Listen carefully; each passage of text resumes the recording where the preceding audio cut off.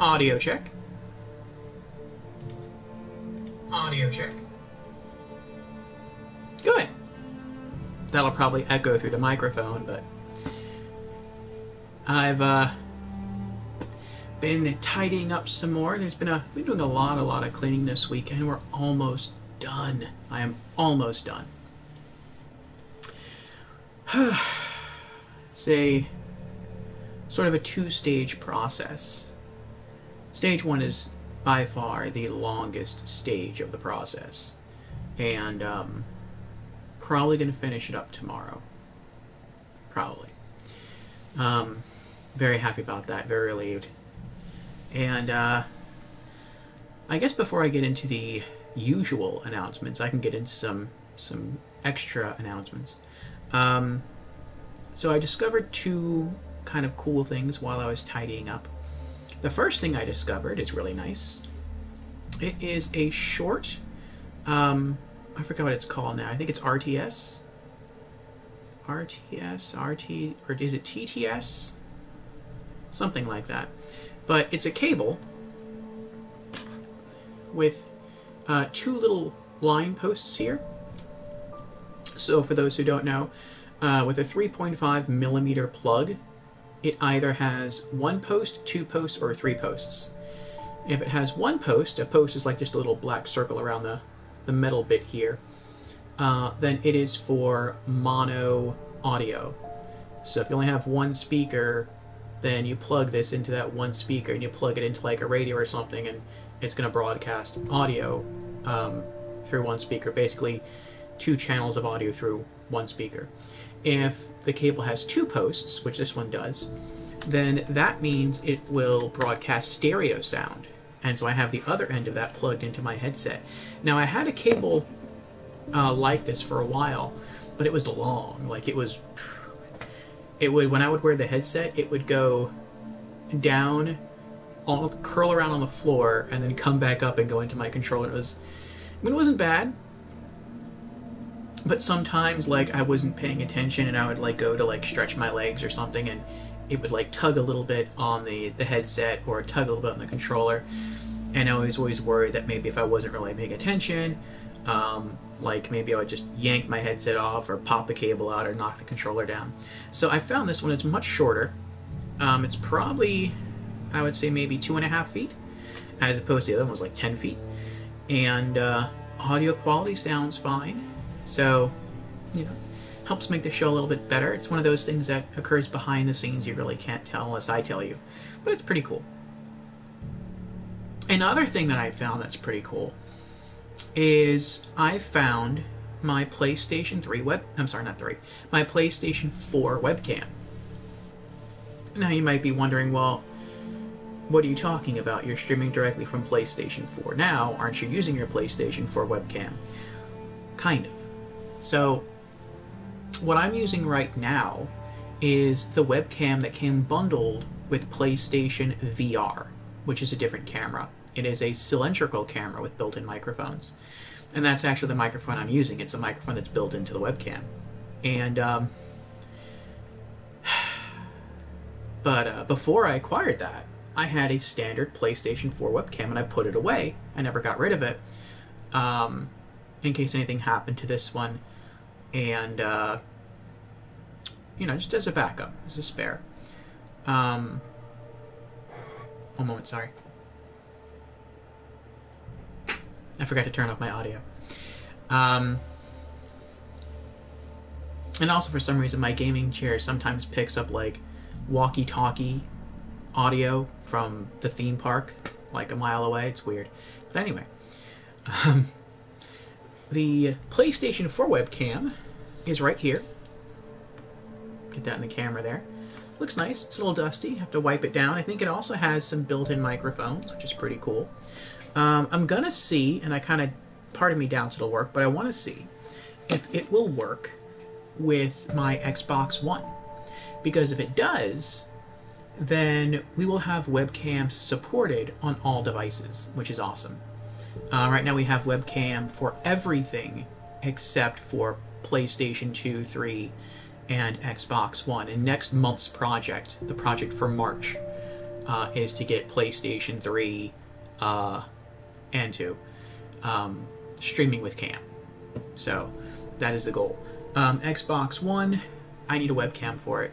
But if this webcam works, that could be a solution. Now, I know that when it comes to microphones, being USB microphones, they do have to be specifically licensed to work on Xbox, which is fine because I have one. So I'm wondering, I mean, this is a PlayStation product, so it may not work as far as the microphones in here working. But if the microphones don't work, that's fine. I can just use the standard microphone I've been using for Xbox One. But will the video work? If it does, that'd be awesome, and boom, we'd be up and going. So I'll be testing that out probably sometime on Tuesday. Tuesday will be the next time we'll be streaming directly from Xbox One with Blockman 1989 for our Retro Reminiscence game day.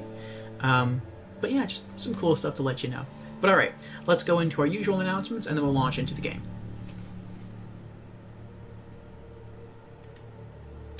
So, good evening everyone, and welcome to Spooky Saturdays.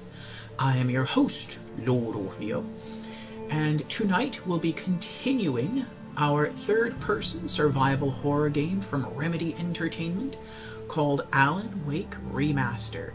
But first, our usual announcements. So, as I just said, my name is Lord Orfeo. I stream 7 days a week, Monday through Friday, from 6 o'clock in the evening to 9 o'clock at night, and Saturdays through Sundays from 8 o'clock at night to 11 o'clock at night. And then 2 things to keep in mind about my stream times. 1, all stream times are for the Eastern U.S. time zone, so please do adjust accordingly. And 2, the end times to each of my streams may be extended. It really just depends upon my personal energy level and on the level of enthusiasm for whatever it is that I happen to be streaming that night.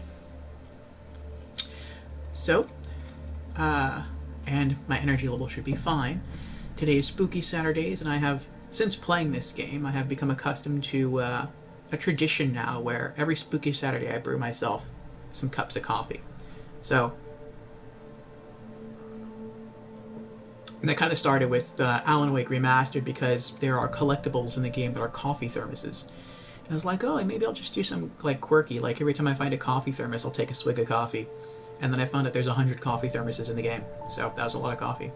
But ever since then, I've just, it's become tradition. Every Spooky Saturday I drink coffee. But anyway, back to announcements. So, something else of importance is that I stream something different every day of the week. So I know not every game is for every person, not every game genre is for every person. So I try to offer a little something for everybody. So Mondays, I typically stream indie games. Tuesdays, retro games. Wednesday, a just chatting stream. Thursday, role-playing games. Fridays, AAA games. Saturdays, horror games. Sundays, full motion video games. So if any of those other stream themes are of interest to you, then I'd like to see you again sometime during the week. And now with our announcements out of the way, let us return to the stream of the day. Again, we are here for Spooky Saturdays, a stream night dedicated to chills and thrills. A quick note about my horror streams. I know some of you love horror and some of you hate horror. For those of you who hate horror, I'd still ask that you see exactly what game I'll be streaming on Saturday nights. And the reason for that is sometimes I will stream a game that is rather dark and gory. But other times I'll stream a game that's more family friendly, like a Scooby-Doo game. And so you might find that not only acceptable, but funny to tune in and watch. So, you know, just throwing that out there. But if you are indeed here for a good spooktacular time, then we'll be starting Alan Wake soon. First, a bit about Alan Wake, exactly what it is and what our goals are for the night. So, yes, tonight is Alan Wake Remastered from Remedy Entertainment, where troubled author Alan Wake embarks on a desperate search for his missing wife Alice. Along the way, he'll battle crazed humans and beings of darkness, whose only weakness is the light. Tonight we saunter back through the spookiness of Episode 3, Ransom, trying to survive and locate 3 missing manuscript pages. Is my eyeglass dirty? No, it doesn't look like it. Not really. No. Okay. For some reason it looked like this lens looked a little extra grayed out. I don't know. But alright. Now let me don my headset and we will hop back into the game. I don't know why it's at this screen though. It should be at a different screen, but whatever. If we hop into the game and something's weird, then I'll just reselect the episode from the main menu. Okay. Continue. Oh, maybe? I think I know why. I don't think we went... Did we go all the way through? Now I don't remember. We'll see what happens.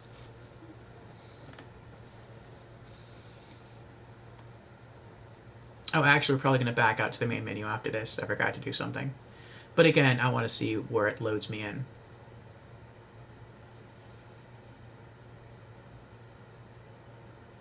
Help you folks? Name's Randolph. I'm the manager. We're looking for Rose. Works as a waitress down at the diner. Rose, sure. Nice girl. Who wants to know? I'm Alan Wake. The writer, huh? I heard on the radio you were visiting. Well, I'll show you her trail. That Rose, Hold on. She's a nice girl. Always pays her rent on time. As I was saying, Al, I found all sorts of weird stuff from the local newspaper's archives. This place is crazy.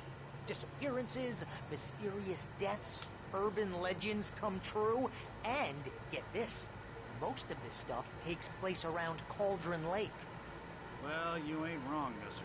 The Indians thought the lake was a doorway to the underworld. I'm the God-fearing type myself. I don't hold with that sort of thing. Yeah, okay. Anyway, there was an island there owned by a guy called Thomas Zane. Now, some of the articles I found about him make him out to be a famous writer, but I ran a bunch of... I'm sorry, you can still hear me, but there's 2 things that need adjusting real quick, and I forgot about this. So, I'm going to move the camera image over to the right side of the screen, that way I can see my mini-map. And then I might need to switch to a different cable.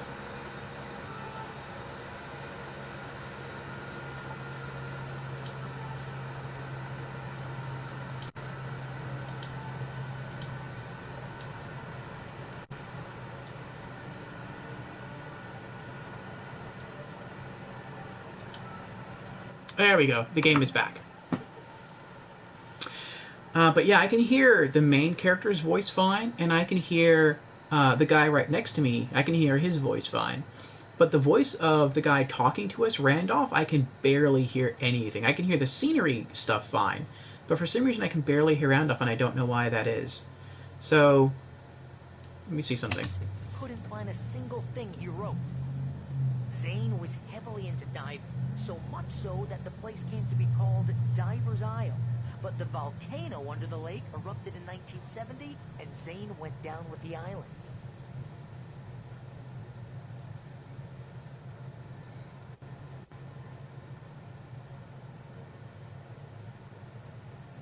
Come on, mister. I'll take you to Rose's trailer.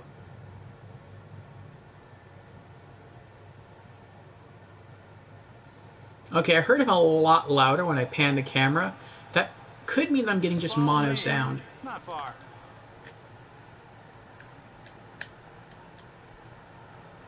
I did think it was a little strange because the cable doesn't seem loose exactly, but it doesn't seem like it plugs in all the way. I got things to do. This place don't run itself. This end seems like it plugs in all the way.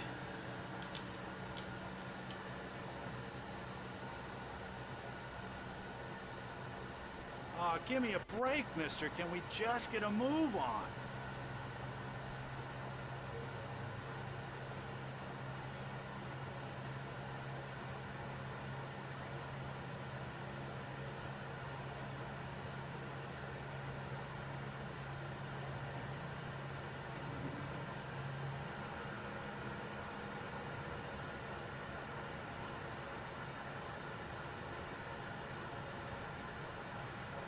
Hmm.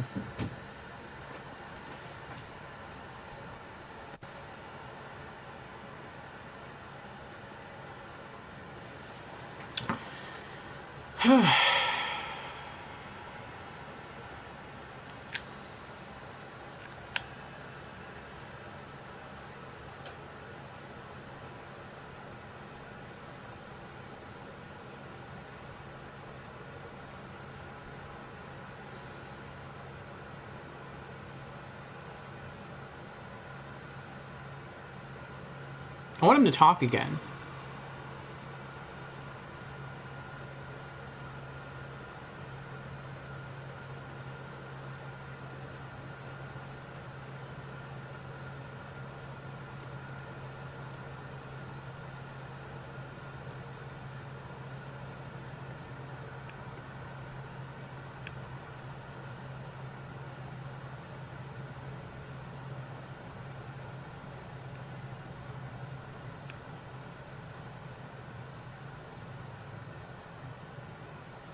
No, I don't think it's going to work. I'm going to have to go back to using my other cable. That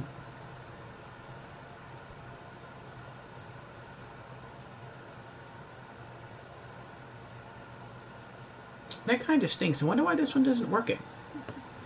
I wonder why... It is a stereo cable. And it seems like the volume on here is like, it's muted. To some extent.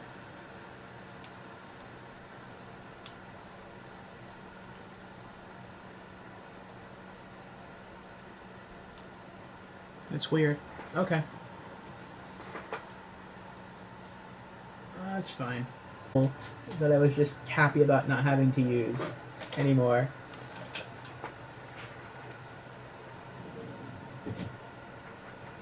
But it's a good thing we have cables like this.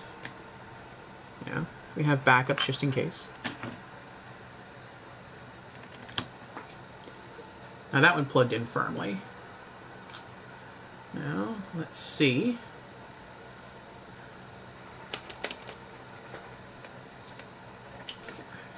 If I'm exaggerating or not.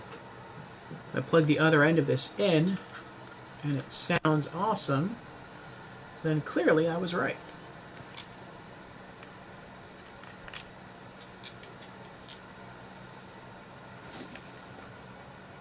Same environmental sounds.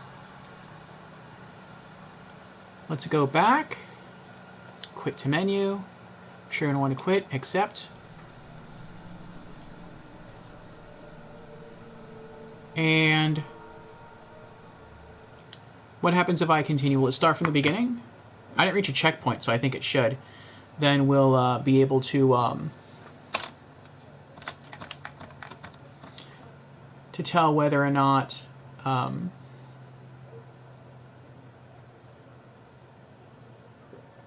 the audio is okay.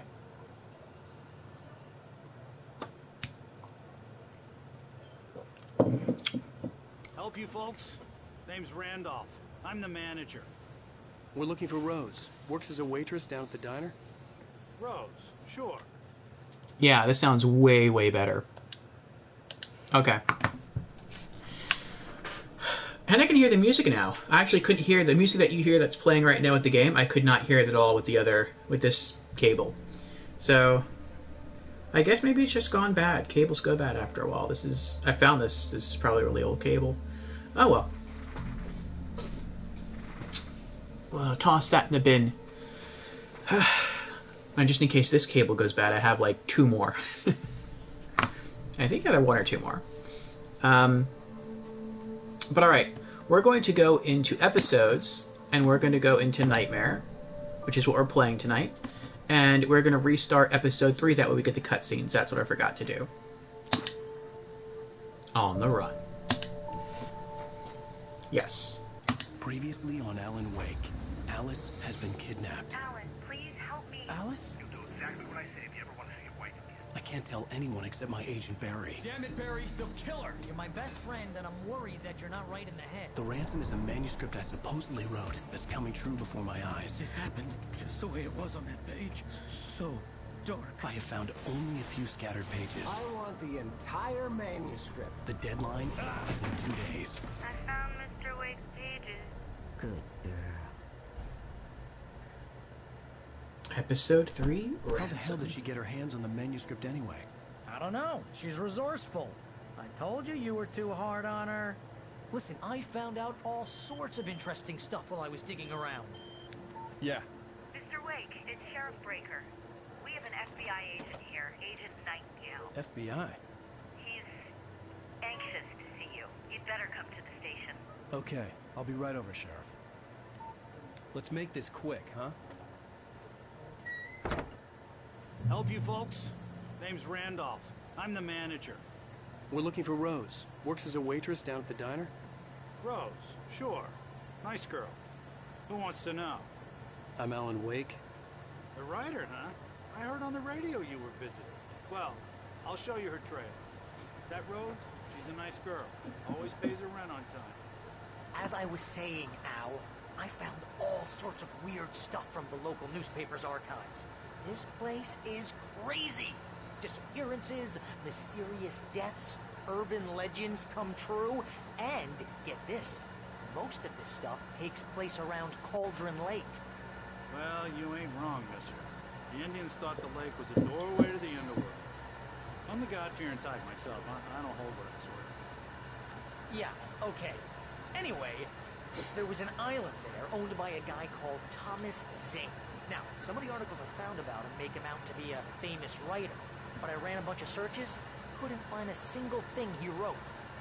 Zane was heavily into diving, so much so that the place came to be called Diver's Isle. But the volcano under the lake erupted in 1970, and Zane went down with the island. You can see why Alan and his agent kind of get along, because they're both a little rude. They have that element to their characteristic. Come on, mister. I'll take you to Rose's trailer. Alright, let's go. Sparkling River Estates. Mobile home court, spaces, and rentals. Slot manager Mr. Randolph. Follow Randolph. Wake and Barry have arrived at the trailer park to meet Rose, who says she has Wake's manuscript.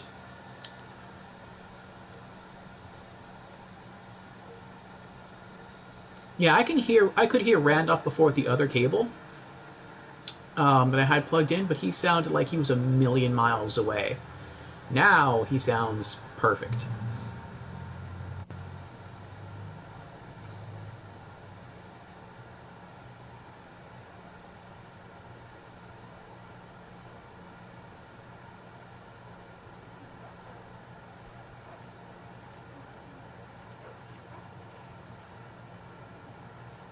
There are so many hints in this. How about that?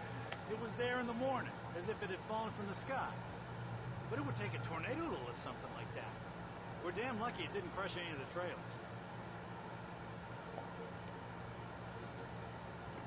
Just follow me. It's not far. You would think that, what was I going to say? Oh, I was going to say that there's so many hints in this game that you're going to face dogs and wolves, and you never do. And I feel like we're definitely going to face them in Alan Wake 2. I feel like maybe they were going to put them into Alan Wake 1, but maybe they ran into technical difficulties, or maybe they just ran out of development time, I don't know. It gets better. A local girl, Barbara Jagger, drowned in Cauldron Lake just a week earlier. They were lovers. Sure, Jagger's a local spook store. The Scratchin' Hag. Comes for you in the dark. Childish stuff. Anyway, Al, I'm just getting to the best part. All of the articles about this stuff were written by Cynthia Weaver. I asked around, and she's that crazy bag lady you met. What, the lamp lady? She can be a little loopy, but she's not homeless. Yeah, anyway, she knew both Jagger and Zane before they both died, and she had some kind of a breakdown.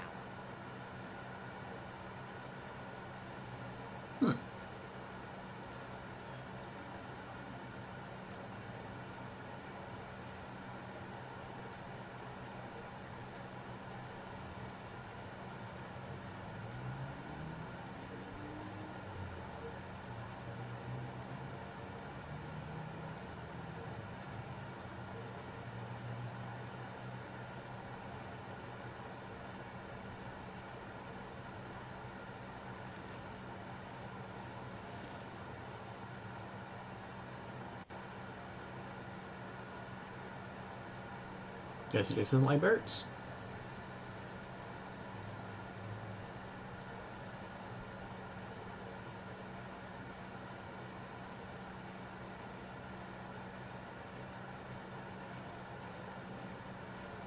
Well, mister, this here's Rose's trailer. You mind me asking what you want with her? We're just here to talk to her, pal. Talk to Rose.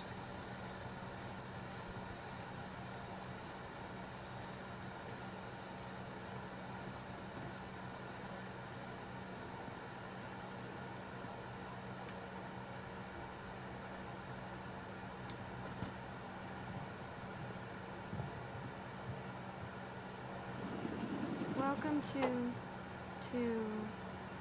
Oh dear. Mr. Wake. I'm so glad you're here. Rose, you have my manuscript?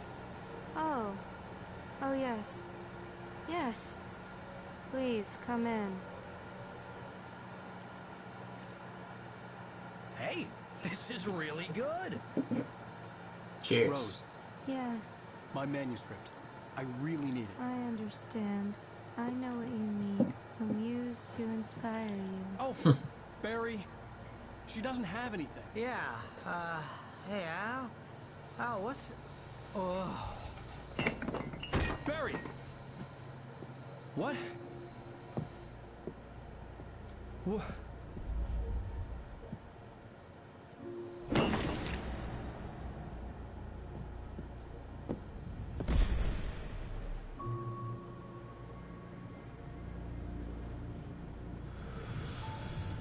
It's coming for you, hiding in my barber's skin. I'm too weak to stop it. You must turn the lights on. I promised I'd come visit you and your lovely wife. You must finish what you started. I insist. You must turn the lights on. Turn the light on. Back to work, boy.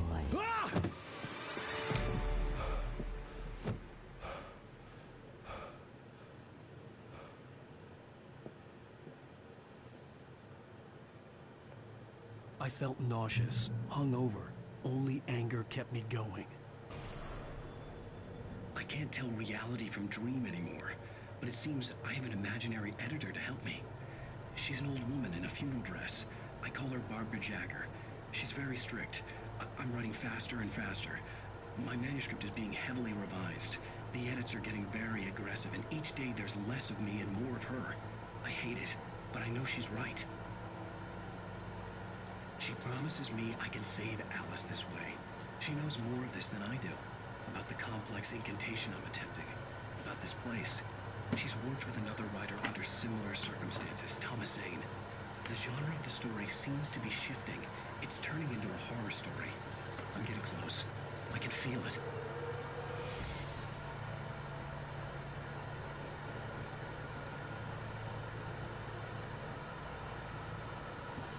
Those are old school TVs. Look at that.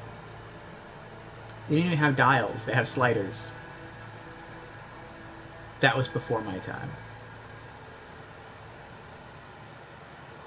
Leave the trailer. There was no manuscript at Rose's trailer, only a trap. Running out of time, Wake must now try to get Barry and himself out of the trailer park. So I am using a bit of a walkthrough here, but the only thing I'm using a walkthrough for is the location of the 3 manuscript pages that are only obtainable in Nightmare mode. And it looks like the first one isn't obtainable for quite some time. And I'm not even sure where it is. All I know is the description here is, after you cross under the bridge with the train tracks above you. I have no idea where that is. I've beaten this game twice so far. This is our 3rd playthrough. I have no idea where that is.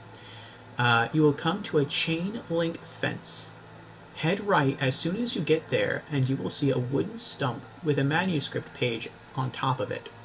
The stump will be right above you as you exit the bridge and follow the trail. I don't know. But we're gonna try. Because we are going for the Platinum Trophy. And all we have to do is survive the game on Nightmare Mode difficulty and find the few manuscript pages that are only obtainable in this mode, and that's it. We've done everything else. So we're gonna try and do our best. Looks like Rose has our little shrine at the head of her bed. And all our books.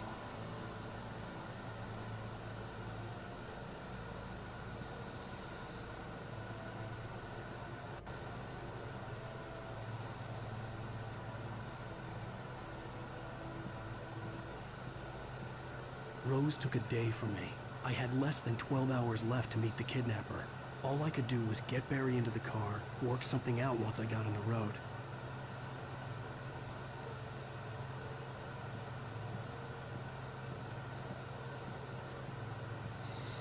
Barry was out of it. He was way too heavy to carry. Right. Deserve more. So handsome. That's Barry.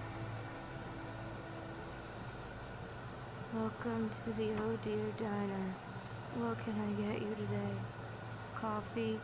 I couldn't work up much hate for Rose. Something had used her to get to me and left its mark. First refill is free. Milk and sugar on the counter there. Would you like to hear today's specials? Thank you. Have a nice day. Come back soon. Aw, poor Rose. Oh, I didn't notice this book before. Cooking with Corn, 72 Tasty Recipes. I guess she really likes corn. Or maybe that's just what she can easily afford. Alan Wake.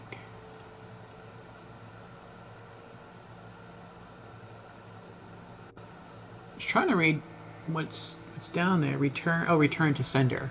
Gotcha.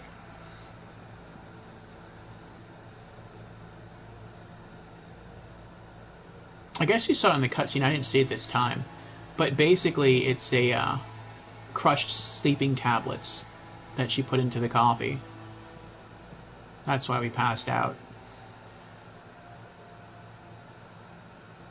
You'd think that kind of stuff would have like a flavor to it, like they would notice it in the coffee. Maybe the coffee's just really strong with a lot of sugar. That's probably what it was.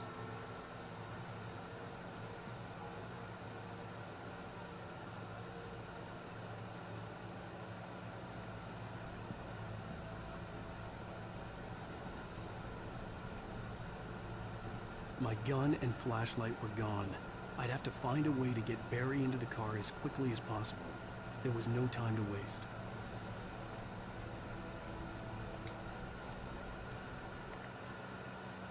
Randolph calls the police. Mr. Randolph liked Rose. That little smile she had. How she was still sweet when life had tried so hard to make her bitter. It wasn't any of his business what she did in her trailer. But those strangers, the writer and his smart-ass sidekick, looked like trouble. And they'd been in there for hours, way past her normal bedtime. He reached for the phone and called the sheriff's station.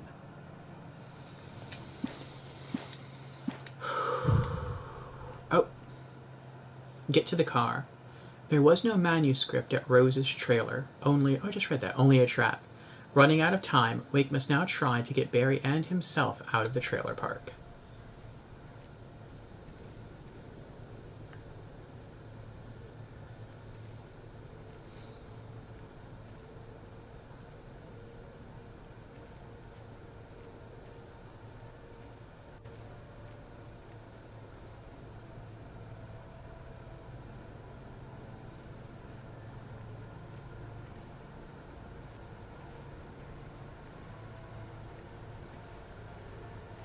Great sound design. I love hearing the crunch of the gravel underneath his boots.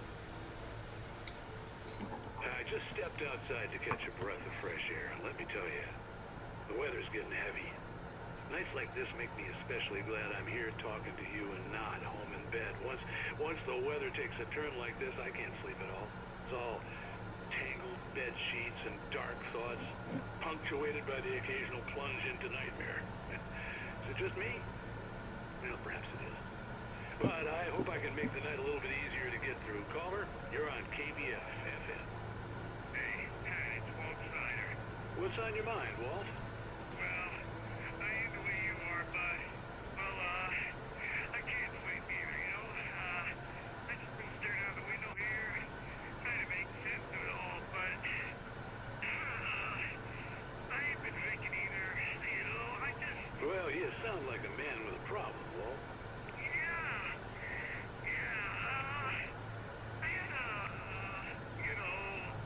argument with Danny. You know Danny, and then I got in trouble with the law. You know, and I'm just, well, I heard something like that, Walt. yeah. Well, you know, Danny's my best friend. I know who this is. They let me on bail today. And now I'm just alone here at the window, you know, waiting. Man, and there's something in the air tonight, man. I was just outside looking up at the sky above our broadcast tower thinking the same thing. What are you waiting for, Walt? I don't know. You know, something's gonna happen. You know, I think I better go. Well, maybe... No, thanks, Pat. Well, good luck to you, Walt. Hang in there. Let's take a little break, folks. This weather's really something else, huh? That was the guy we saw in jail last episode. I keep discovering more things the more I play this.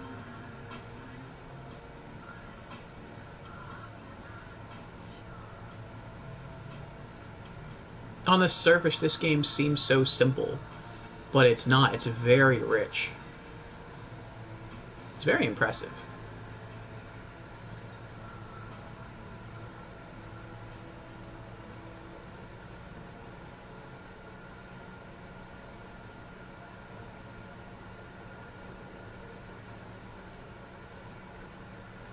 And there's Randolph, waiting on us.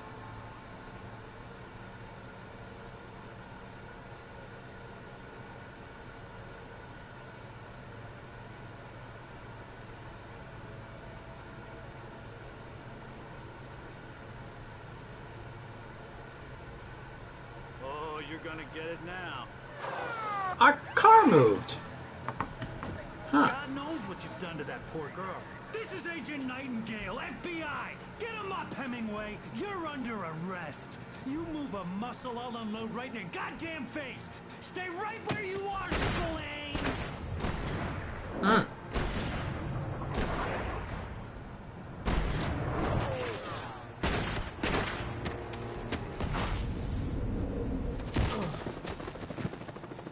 What are? I'm standing right here, you goddamn maniac. Right? That seemed a little unnecessary. I hated to leave Barry behind, but there was no way I'd miss my appointment with the kidnapper. Give it up, Mr. Wade. Come on. Don't let him get away. Move it. Here they come. I'll have you shot if you let him get away. Search the area.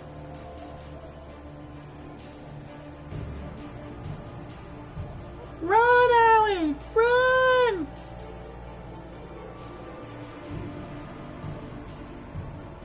Escape the police.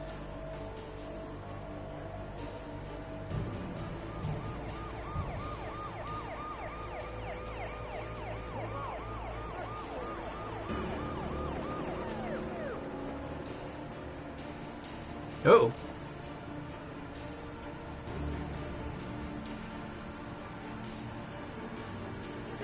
Ah!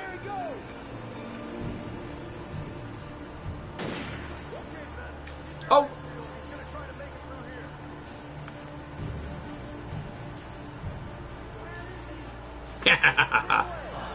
Damn. Crap. You see, they're right up there. See them?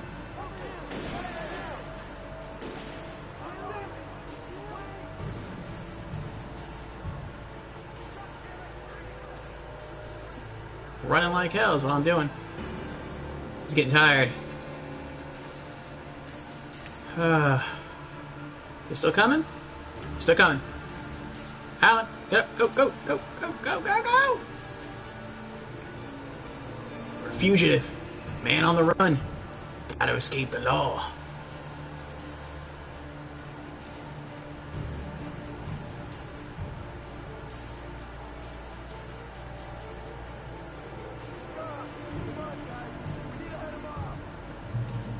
Checkpoint reached.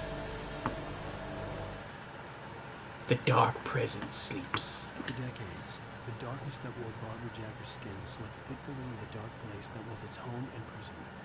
It was hungry and in pain. It dreamed of its nights of glory when the poet's writing had called it from the depths and given it a brief, terrible taste of power and freedom. The rock stars had stirred it from the deep sleep the poet had sunk it back to in the end. When it sensed the writer on the ferry, it opened its eyes.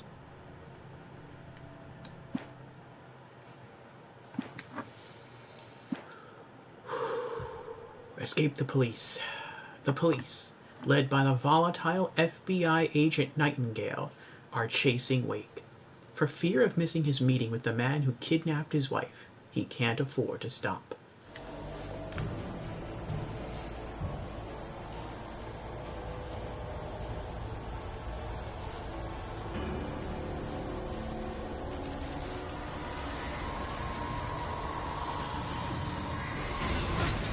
Oh! Like a glove. Come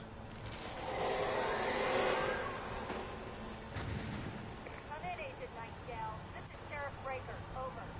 Nightingale, over. What on earth is going on? My deputy's coming to fire at Wake, and he didn't have a gun. You almost hit a civilian instead. Over. Sheriff, Wake's running. I'm giving chase. I don't have time for this. Well, make the time. Can't just go shooting at people in my town. Over. I'm a federal agent pursuing a fugitive. You want to discuss my message, Sheriff? Make an appointment. Over. Stay right where you are, Agent Nightingale. I'm on my way. Out. I like the way they keep saying over. The suspect is last sighted running along the Oh. forest west of the trailer park. All units are advised that the suspect may be armed. Closely caution is being out. Interesting, I never heard that part said before. But I also never got spotted before.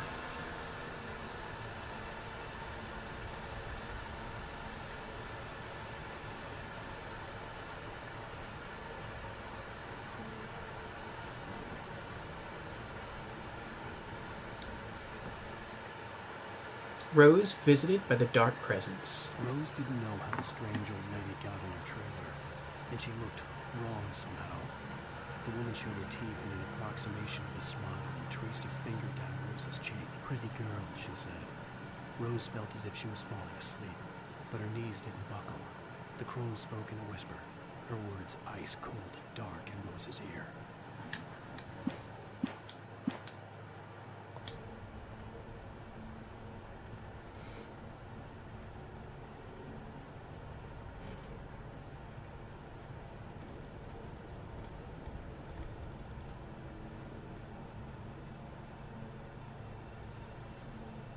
I'm going to admit, part of me is, I kind of regret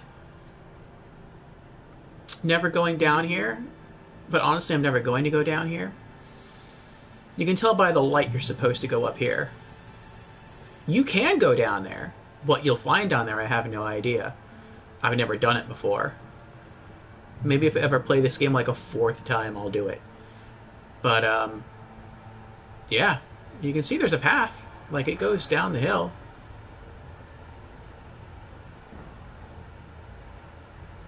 Flare.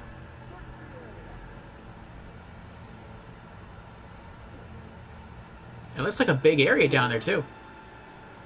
Look at that. Oh, there's the darkness.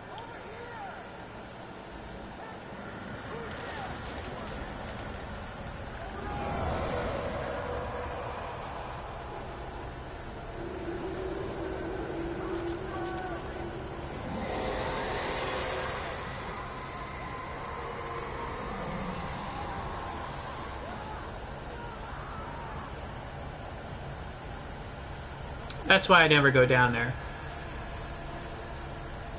This horror was everywhere I went, circling me.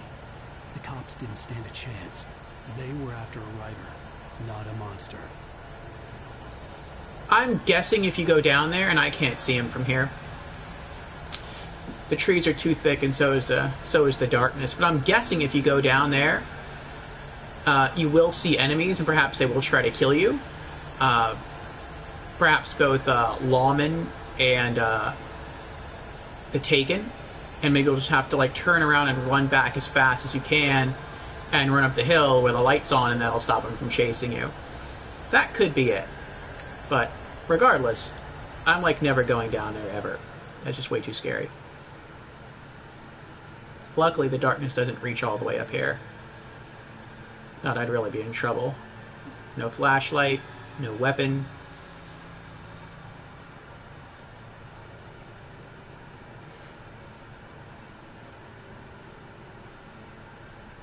Can't see anything down there. It's too far away, too dark.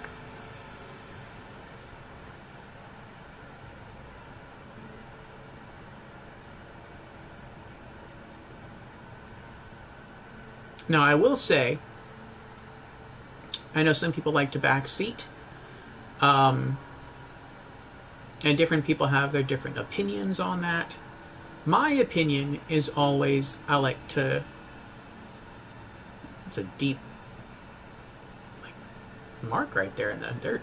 I do like to figure out enemy strategies myself. I like to figure out the story myself.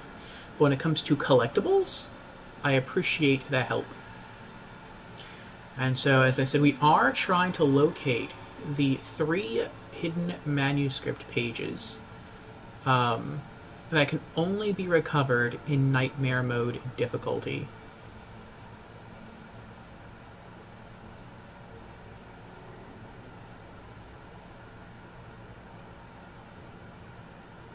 It's amazing how much of this game I don't remember.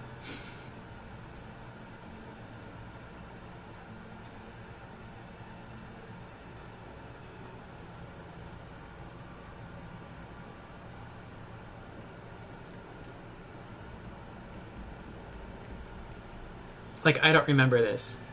I remember them getting attacked down there, but I don't remember, like... You know what would really suck? And I'm very grateful for to the game for doing this, and to the developers for doing this. If they put, like, manuscript pages or collectibles or, like, coffee thermoses down here, that would so suck. Looks like there's a bright light over there, though, doesn't it? I think maybe that's where the flare went off. Maybe there is something over there. I don't know. Like I said, I've never come this way before. Never gone down there before. But yeah, you could have. You could have run all the way down over here and then just gone towards where the flares or that bright light is. Maybe there is something over there. Who knows? I will never know. Because this game tends to scare the crap out of me. The only reason I'm not shaking right now is because, again, this is our 3rd playthrough. We played through the first time on normal mode. Because I always play a game through on normal mode, I always want to experience the game the way I believe the developers intend you to experience it, which is whatever they deem to be normal mode. Then, to try to clean up some more trophies, we played this again on easy mode. That was our 2nd playthrough. And now for our 3rd and final playthrough, we were on Nightmare Mode. Just trying to snag the last 2 trophies of the game, which is just to beat Nightmare Mode, and to find the Nightmare Mode manuscript pages.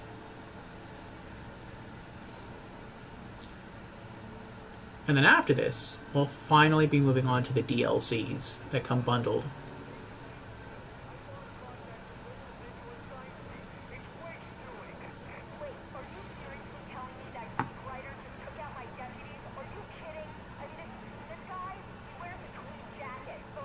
Hey!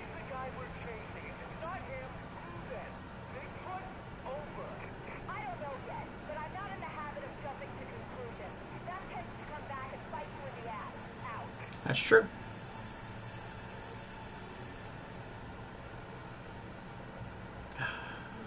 But yes, after this playthrough, we'll finally move on to our to the 2 DLCs that came bundled with Alan Wake Remastered, being the Signal and the Writer. We'll probably, I don't know if we'll do like the DLCs and all the difficulties and try to get all the trophies in the DLCs. It really kind of depends on how much we fall in love with the DLCs. But the game, this game, is an absolute masterpiece. It's wild to me that this game was originally released back on Xbox 360. I don't think it was ever that successful in terms of sales. It did develop sort of a cult following, and I can definitely see why after playing it. I think the reason it didn't sell that well is just because of the platform it was released on. Look at that, how cool is that? That's the trailer park where we were earlier. We're making kind of like a circle around it, but we're just going higher and higher. Point of no return, drop off. Checkpoint reached. But yeah, it was on the Xbox 360 as an exclusive, and it was also released on PC. And I don't think either of those are very good markets, in all honesty. When it comes to the Xbox 360, that's a good market, but it's not a good market for this game. Xbox has always had a reputation for like the dude bro gamer audience. Like, they're looking for high octane, high action games, stuff like Gears. Uh-oh. Hide behind that rock there. Like Gears and Halo. And yeah, there's some other interest in it too, with like Fable and Forza, but even Forza's like high octane. Here come the crows.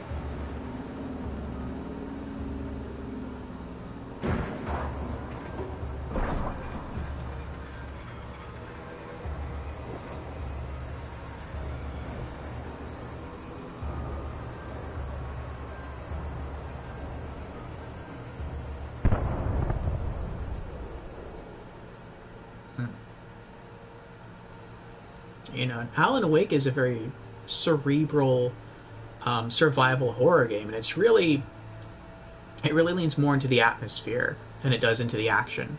So I can see that's why it didn't really take off, at least not on Xbox. And on PC, PC's such a big market. It's almost like the mobile market. Yeah, it's possible your game could do really well on there, but you can have a really high quality game and it just be missed because it's such a huge market.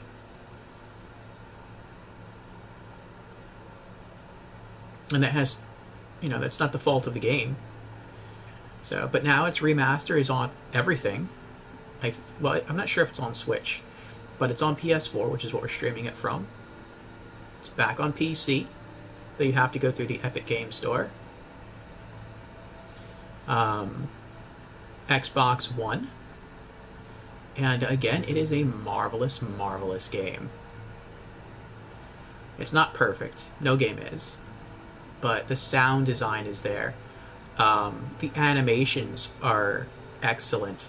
There's a lot of detail on the animations. The graphics, at least in the remaster, are spectacular.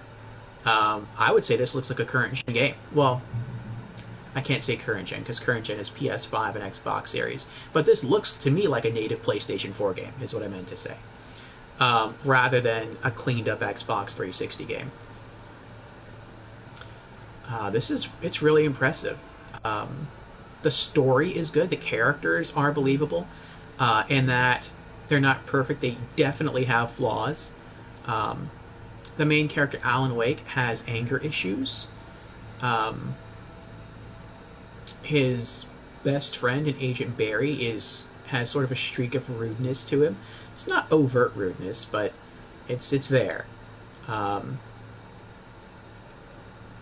He has a wife that's incredibly understanding, but a little stern too, not in a bad way. I think her sternness helps to round out Alan's persona in a positive way.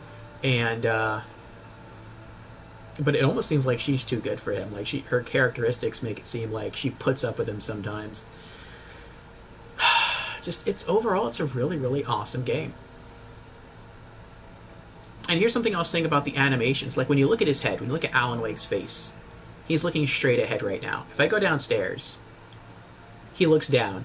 He actually tilts his face down to look at the stairs to make sure he's not going to trip as he descends the stairs. That is so cool. Like, it's a little thing like that. It's the little things in games I look at. And when he goes up the stairs, well, doesn't really do much. But if you choose to run down the stairs, instead of just, like, walking down only at a faster pace, like what would happen in most video games, he actually, like, sidesteps, and he goes down almost 2 steps at a time. I don't know if it's going to do it on such a short staircase, but let's see. There. See that? See how I did a little hop? That's cool. No other video game I've played puts that much attention into just descending stairs. Like, that is crazy. And this is back on the Xbox 360. I haven't seen a PlayStation 5 or an Xbox Series game pay that much attention to character animation. That's impressive. It's mind-blowing how good the different characteristics of this game are. The story's interesting. The soundtrack is on point. The sound design is really, really good. It messes with your head. I have a love-hate relationship with this game, and I've said that multiple times on stream. Oh, that last stair is tricky. Get up there. There you go. Come on. You can do it. There you go.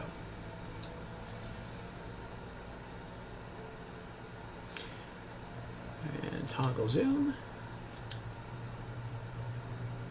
Oh. And trying to think. I think, and I could be wrong, but I think that's the gas station from the very first episode of the game that we ended the game at. We're not going there this time, but I think that's it. That's where the helicopter crashed. Back out a little bit.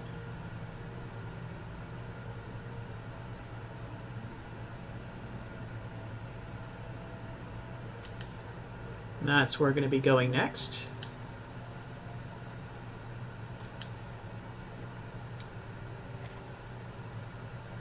But yeah, I've said it before, I have a love-hate relationship with this game.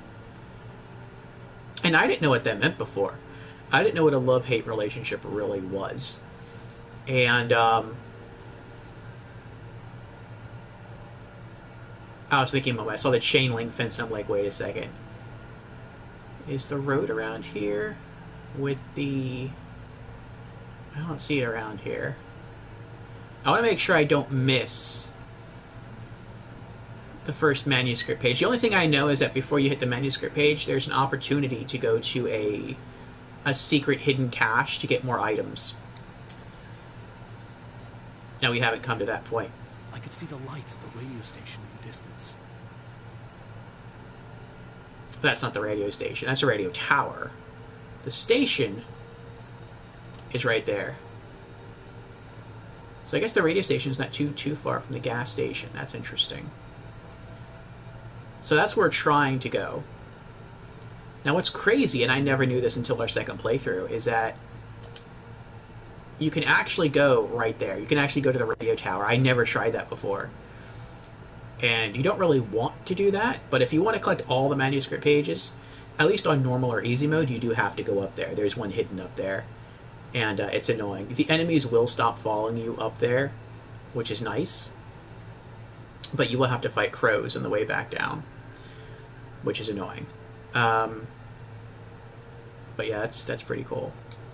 Oh yes, but back to the love-hate relationship with Alan Wake. So, with Alan Wake, like, I love everything about this game. I love the soundtrack, I love the sound design, I love the graphics, I love the gameplay. Gameplay's not quite perfect, but it's pretty close. Just everything about this game is an absolute masterpiece. The only thing I would say that's not perfect is when you're attacked, if you time your dodge at the right time, you can tap like the run button and he'll duck and he'll maneuver out of the way of items. That doesn't always function. So like sometimes someone will go to swing and you'll think you have the timing down, and you'll go to dodge and he'll still get hit anyway. And I feel like that's a development fault. It's not perfect, and that can be really irksome. But that just kind of means you can't get all that comfortable with the dodging and just like play around with the enemies. Because if you get really, really good at it, you would think, well, you could just do that and just never get hit. But who knows? Maybe it was intentional to make the dodging at some points broken. Maybe it's inconsistent on purpose. That could be. Could also be I'm just giving too much credit to the game. I don't know. But just that was something I never thought of before. But aside from that, this game is awesome. The hate part of the relationship for this game comes in not from the gameplay, because I still really like the gameplay, despite that one little quirk, whether or not it's intentional. It's because this game scares the hell out of me so much. Like, even playing it like multiple times, it puts a knot in your stomach every time you try to play through an episode, and that knot will stay there the entire episode. And sometimes these episodes last for hours, and it's wild, and you're just left feeling sick and scared the entire time. And this game will push you to the brink. It really, really will, with its atmosphere and its jump scares. Great combinations. And yeah, it's like on the one half I love it and I want to keep playing it. On the other half I hate it because I'm so scared and I don't want to play it anymore. And those two forces continue to battle within you. But generally the part that loves the game wins over. But this is an excellent game. Anyone who likes horror games or survival games, do not pass this one up. Especially if you find it on sale. And get it. Definitely pick it up. This is one of the best survival horror games of all time. As far as survival horror action games where you can fight back, because I know some of you can't fight back. Some is just like a camera like Outlast. But as far as games where you can fight back, this is one of the best. I can't say it's the best because I haven't played all the survival action horror games out there. But from the ones I have played, Alan Wake is the king. Alan Wake beats everything else. It beats Resident Evils 0, 1, 2, 3, 4, and Code Veronica X. And it also beats Silent Hill Origins. Though Silent Hill series is really more atmospheric. It's not that actiony. But yeah, it's... I would say the only one that's probably greater than Alan Wake would be Dead Space. Dead Space really, really kind of well, not really. In Dead Space, I feel like you have more control, like the weapons are stronger, and I was never really all that scared with Dead Space because the ammo was so abundant that I could just enter a room and I felt like I knew where the enemies were going to come from, and I always had a solution to take them out, and I almost never... I don't remember really dying that much in Dead Space. Though, to be fair, I guess I don't really die too much in Alan Wake either. But I almost feel like in Dead Space, so long as you know where the enemies are coming from, it's just all about skill. In Alan Wake, there is some luck involved. And that, I think, is also part of the magic of Alan Wake. Because in a horror game, you should never feel all-powerful. Alright. Another radio. This is James. Mulligan, Thornton, come in. Over. Thornton here. James, we got both Wheeler and Rose in custody. They didn't put up a fight or anything. But it was... Hey, would you... Come on. Sit down and give me that. James, Mulligan here. Over. Go ahead, Mulligan. Over. We got Wheeler and Rose here. Wheeler's drunk or hopped up on something. Speaking of which, that Fed had a pretty distinctive whiff of Otis Scotch about it, you know what I mean? Over. I don't have anything on that, Deputy Mulligan. Over. Well, whatever. Anyway, Rose is just being plain weird here. You better get Doc in to take a look, folks. Over. Gotcha. You better get them here quickly. The Fed's gonna want to interview Wheeler. Over. Oh, yeah, I'll bet he does. Looks like they have a lot in common. Mulligan out.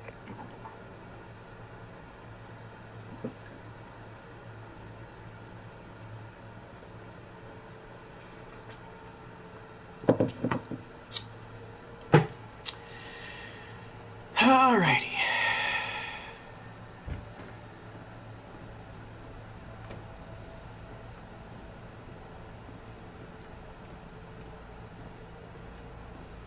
Again, really good details, graphic details.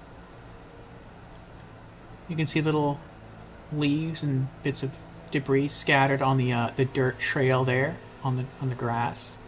You can see the river as it runs along. Like, that's pretty cool.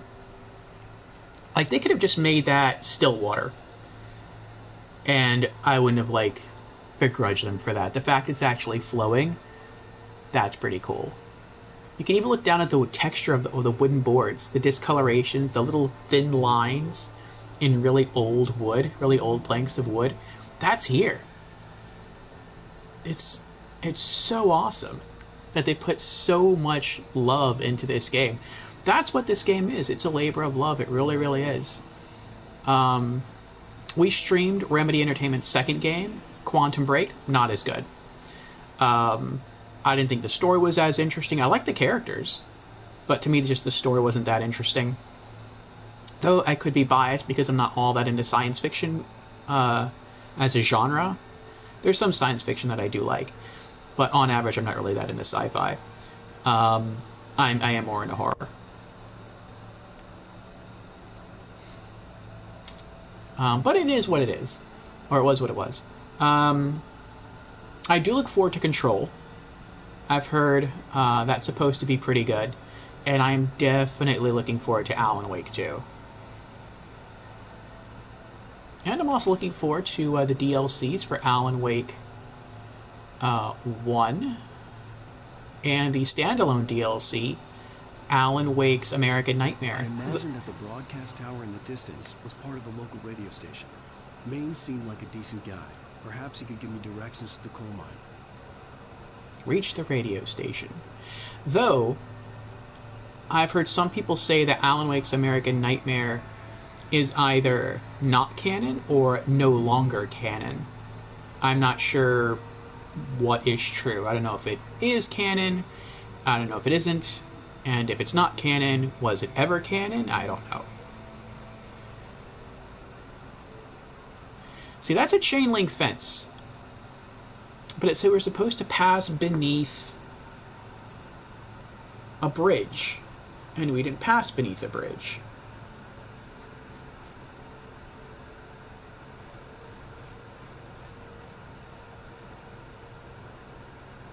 No, okay. Yep.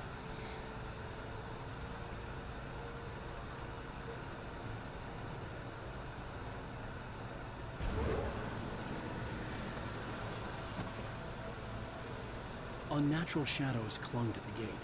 The darkness that was after me was trying to stop me. I wouldn't get through without a light.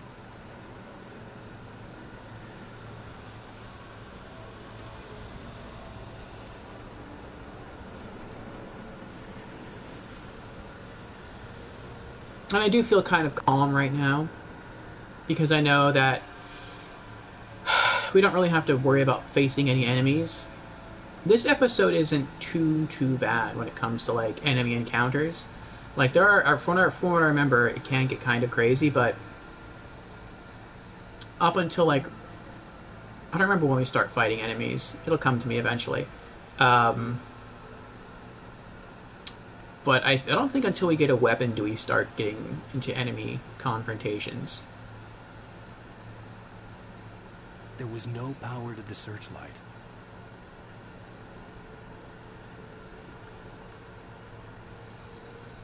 Now this is kind of annoying, and if I'm right, and I could be wrong, you might actually get into enemy encounters here. You have to turn on the generator, and that gives power to the spotlight. But the thing about the spotlight, or not the spotlight, but the cable, is that it has a bunch of holes poked in it. And so when you start the generator, the oil starts leaking out, it depressurizes the generator, and then the generator shuts off. And so you have to run back and then restart the generator again. And if you're good, if you're lucky, as soon as you turn on the generator, if you sprint to the searchlight, you can point it at the gate, and you can destroy the gate in one go. But if it takes you too long to destroy the gate, I think that the Taken start to spawn. Like, I think once I get further back, the darkness actually reaches up here. But as long as you destroy the gate quickly, you don't have to worry about enemies spawning and trying to kill you, which is nice.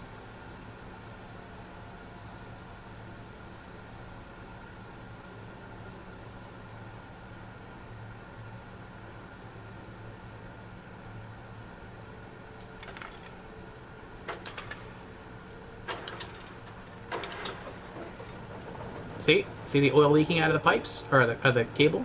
Sprint over there, as fast as we can. Use. Bam. We got it. And then the spotlight breaks.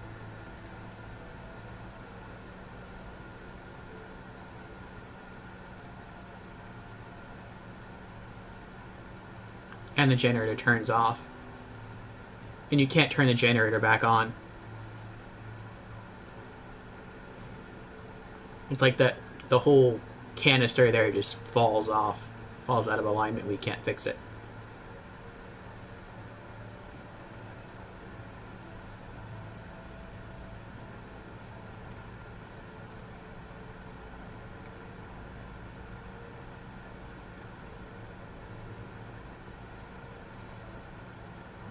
Now I know we don't have to go up there, but I know once we have the opportunity to go up there, we are by that time getting attacked by enemies.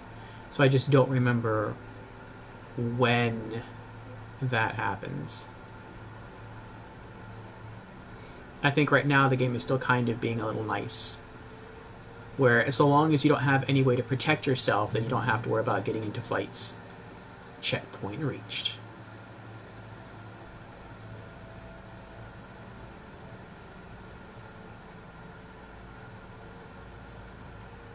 I said before, though, that in Nightmare mode, there are a lot of creative ways for the developers to really make this, or amp the difficulty up. And it's kind of surprising they didn't do a lot of things I thought they might do. But I'm grateful they didn't do them, because it would have made this a lot harder. Okay, we're going to go downstairs. There's a wooden fence. What was that? There's a light there. I thought I saw, as I was descending the stairs, I thought I saw a person walk across the light, but that may have just been the wind pushing some boughs of the tree back and forth. I'm telling you, man, this game will do that to you. Every once in a while you don't hear it now, but because if you heard it all the time, you get accustomed to it, and then you wouldn't fear it anymore. But every once in a while, you'll hear like breathing come through one of the earmuffs of your headset, and it'll sound like it's coming from right over your shoulder, like someone's breath is on your neck, on the back of your neck. It's creepy. You'll hear like a rustle in the bushes off to one side. Like, there's so many things this game does to just freak you the heck out. It's crazy.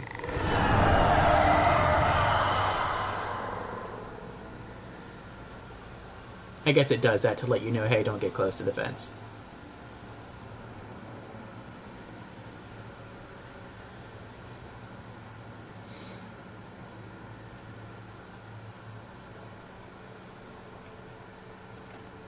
Alright, we finally have ourselves a standard flashlight with 5 batteries. Another thing that I think is really, really cool about this game, actually there's 2 things. As it relates to gunplay. Let's get rid of these gates here. They're disturbing my train of thought. Is that first off, Alan Wake admits, and I don't remember in which episode it is, but he admits that the first time he ever really used a gun was during the events of this game. So that's kind of the reason why he's not as good a shot as someone like maybe a special forces agent or a police officer in like a Resident Evil game, because he's not really supposed to be that good a shot. So the further away from the target he is, the greater likelihood that you will miss, which is pretty cool. But something else I like is that there's no crosshair in the game when you get a gun. He aims the gun wherever you're pointing the flashlight. And like a normal flashlight, the further away you get from an object, the larger the bloom of light, or the larger the circle of light attached or pointing or hitting that object. And it's the same with his aim.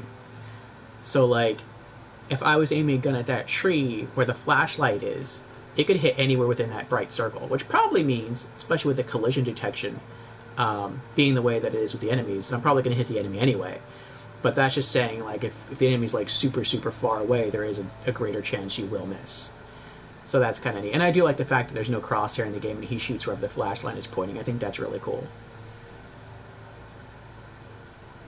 But alright, we got rid of the gate.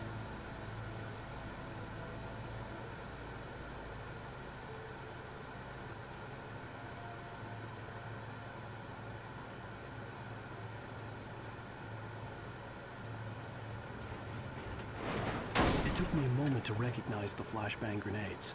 They were an ideal weapon for my situation.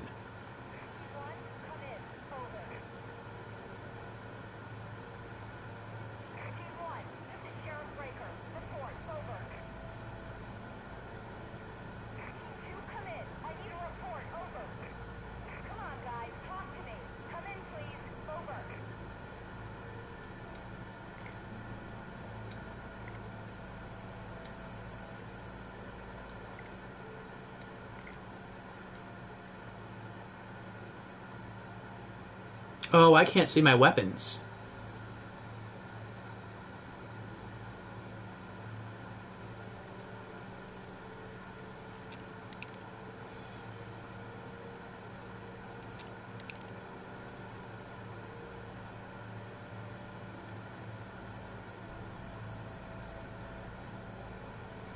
I don't suppose it's too bad, because I can still just tap the D-pad whenever I want. That'll show me how much ammo I have left.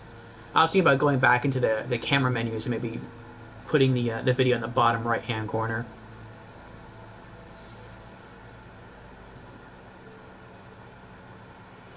So now we can get attacked by enemies. We have a slight way to defend ourselves here with half a dozen flashbang grenades. We have a flashlight that can stagger enemies back. Checkpoint reached.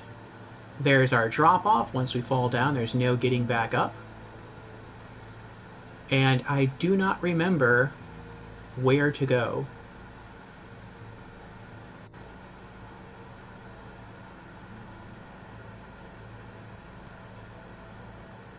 I don't remember where to go.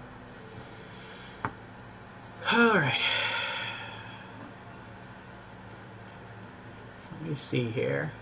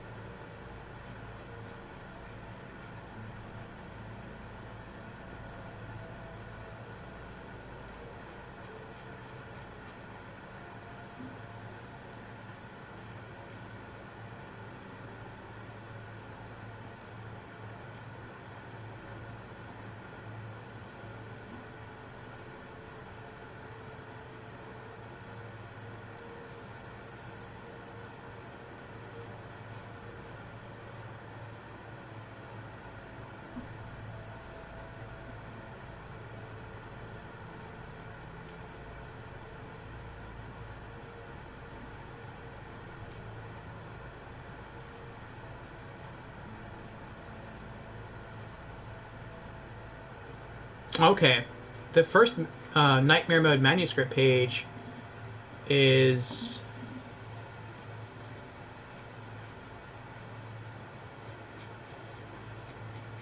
really far away.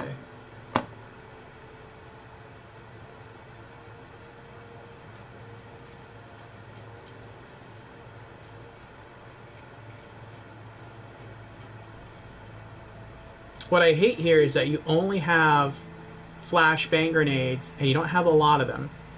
And so you're really supposed to just run like hell. And I really don't remember where to go. And I should. And I'm not going to have a lot of leeway. Because, again, this is nightmare mode.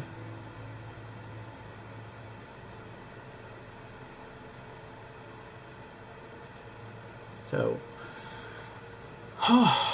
we'll see what happens.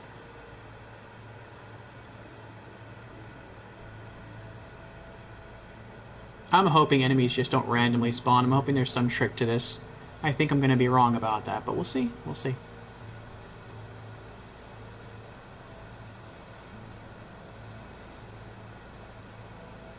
And the thing is, if possible, you always want to stick to the main path. To the main path is a surefire way for the Taken to spawn and try to kill you.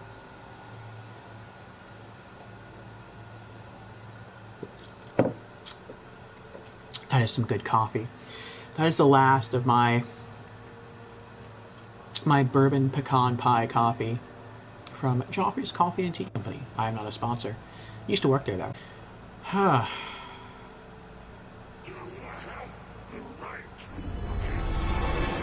Here we go.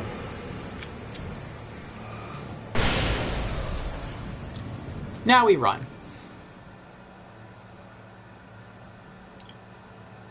Five flashbangs left. You hear the darkness?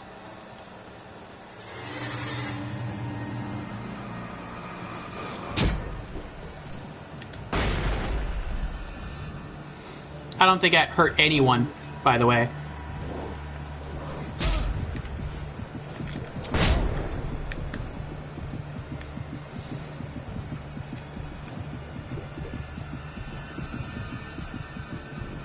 Run, Alan. Run! Go to the light, Carol Ann. Go to the light is good. Oh my gosh. Alright. We used 3 flashbang grenades just to get here, and that wasn't that far. But we're up to 7 now. Picked up 4 more. We got ourselves a radio we can listen to.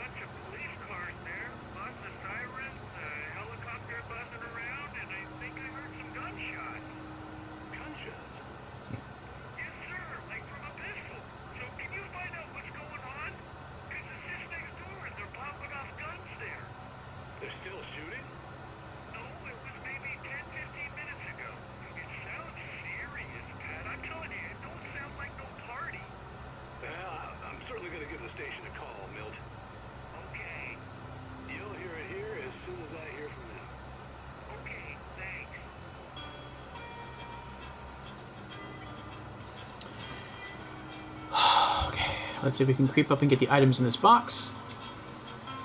We got... That's it. All I had was batteries. That's wonderful. Alright, so where are we going? We going back that way? Or are we going...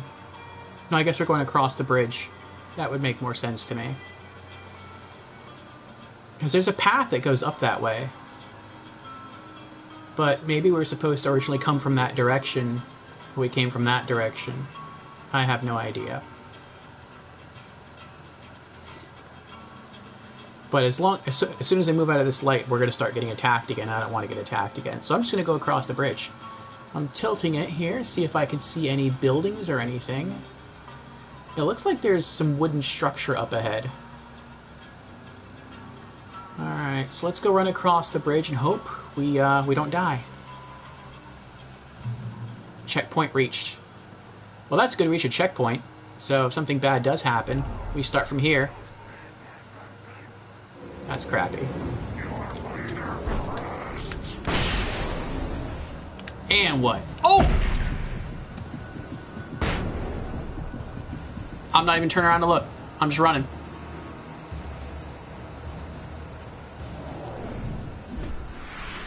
Oh, crapola. Get out of here, man. He gets so winded. Oh, hit the other guy in the back of the head. That's funny. There's our light.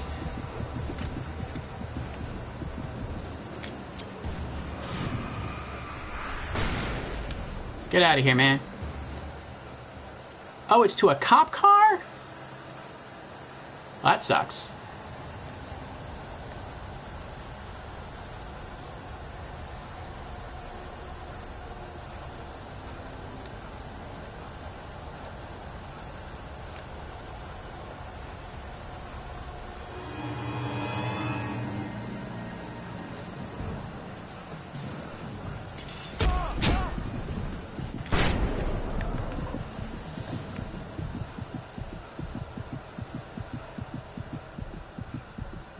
Darkness is going away. Oh, there's one.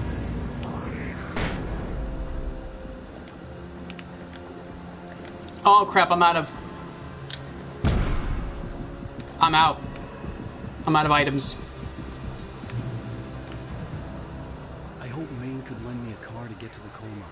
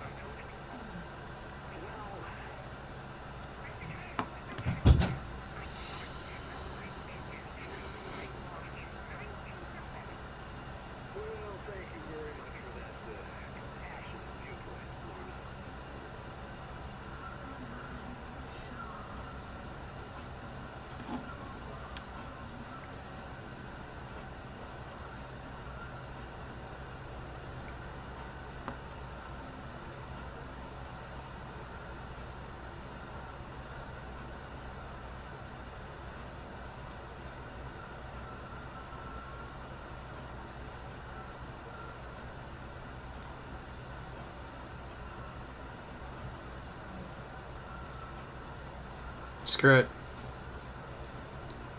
I missed a hidden cache of items. And I could try to go back out, but if I do, as soon as I go back out this door, that big guy that was out here is going to respawn. And it's back quite a ways, too. I have no items to get there.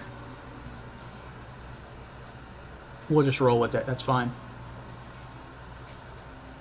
I didn't miss a manuscript page. I just missed a cache of hidden items.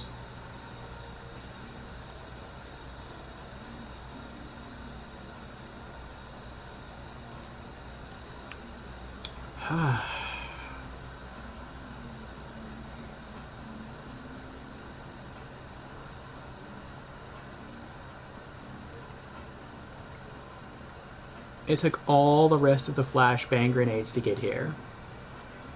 That is crazy. Usually,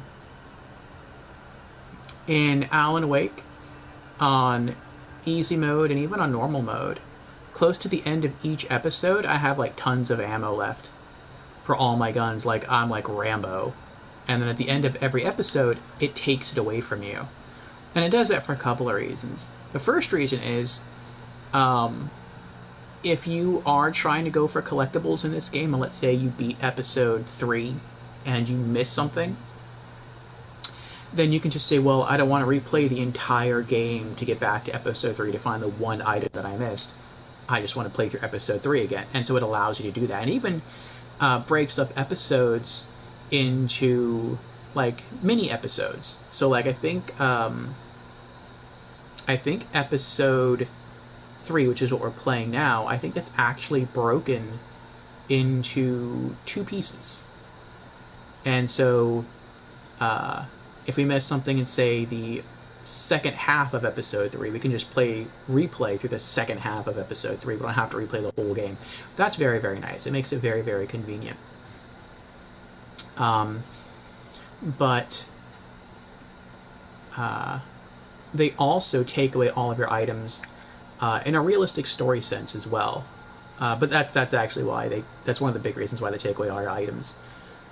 Because they wouldn't know like what items to give you if you just started an episode. They don't know what you're carrying over what you would have had on you from the previous episode.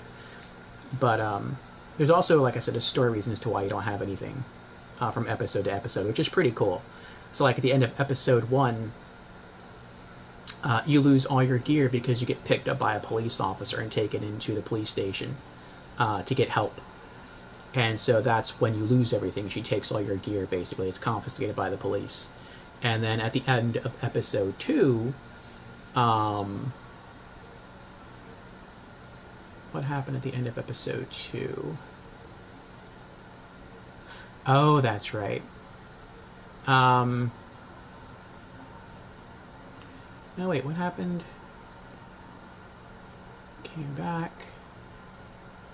Oh, that's right.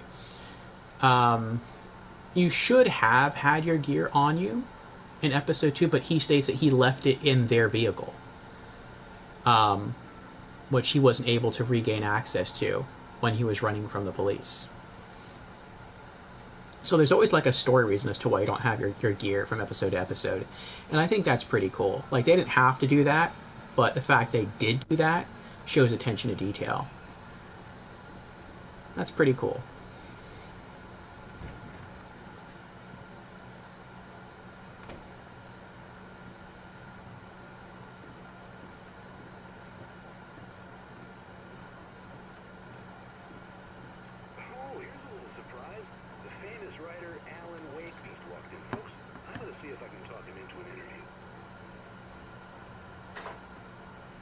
Mr. Wake.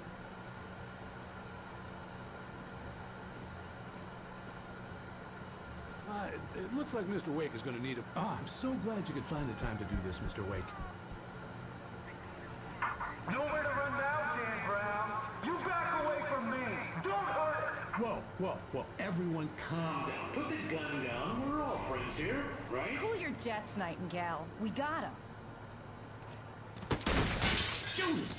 What the hell's the matter with you? There's a civilian in there.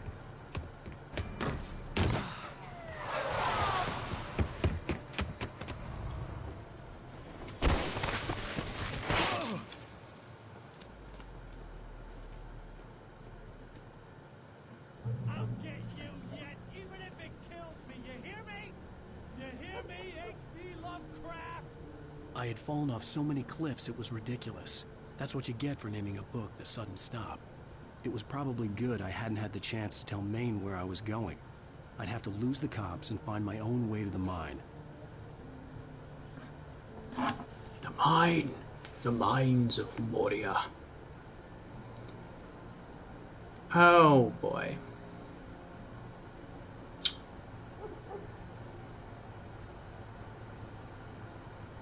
I may now regret missing the hidden cache of weapons, because I only have a flashlight with 7 batteries. I have no flashbang grenades, no road flares. I have absolutely no weapons of any kind. That really stinks.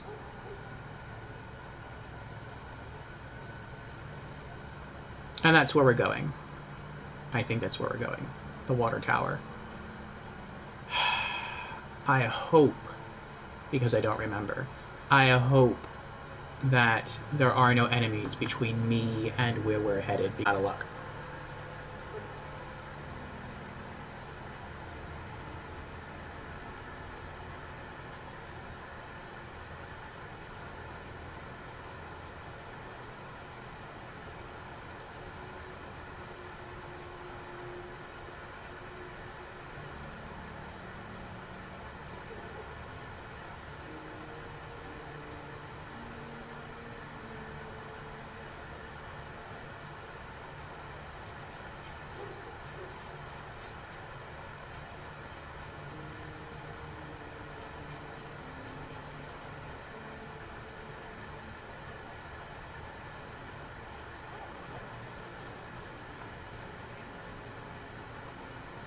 Reach the train depot.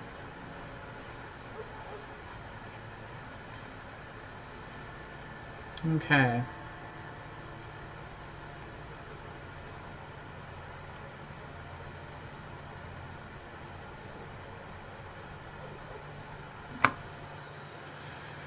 Having resolved to try to find a vehicle from the train depot, Wake heads for it.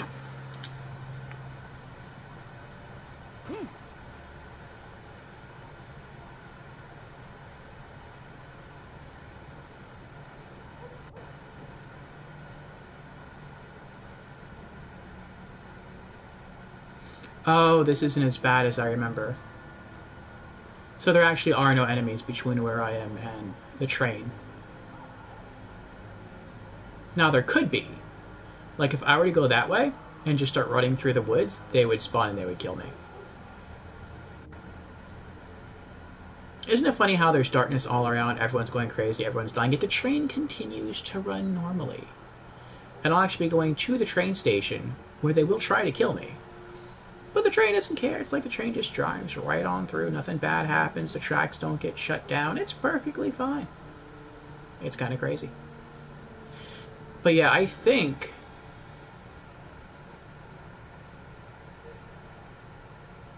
And I could be wrong. Am I wrong? I could be wrong. I feel like maybe the most exploration we could have done was before we hit the radio station. And right now I feel like it's pretty safe.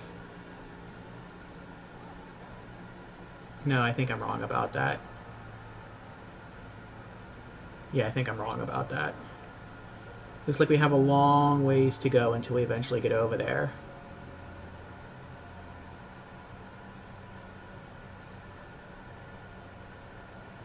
Yeah, okay. I just really hope I find some items soon. Nightingale and the radio station. Nightingale stared through the broken studio window into the dark woods. He turned around, started to walk out, but Maine grabbed his arm. "Young man, you almost shot me. You don't shoot off rounds at people like that. What's the matter with you?" Nightingale shook his arm free, marched out. His cheeks burned with rage and humiliation.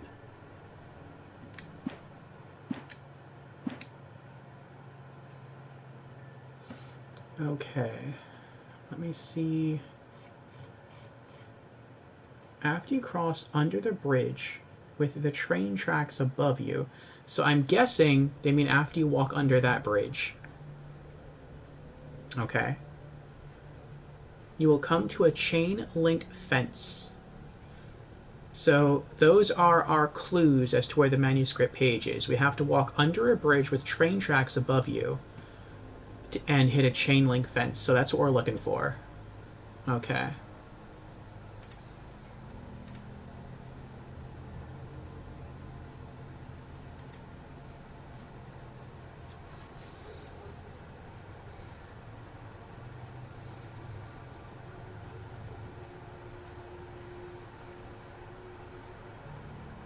Oh, we got some shiners. What do we got here? We got a couple of road flares. That's not a lot. That's all we have. A couple road flares to go from point A to point B. Now you can see from here, there's a glowing green light.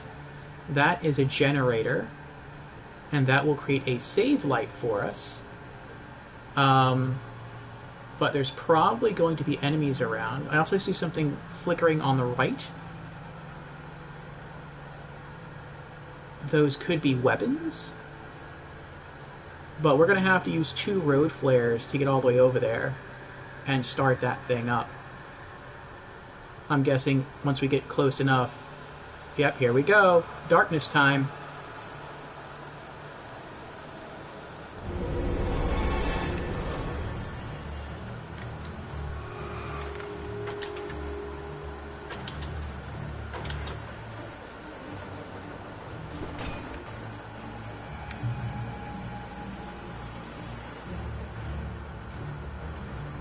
Not too bad. Single road flare seemed to keep him away just long enough.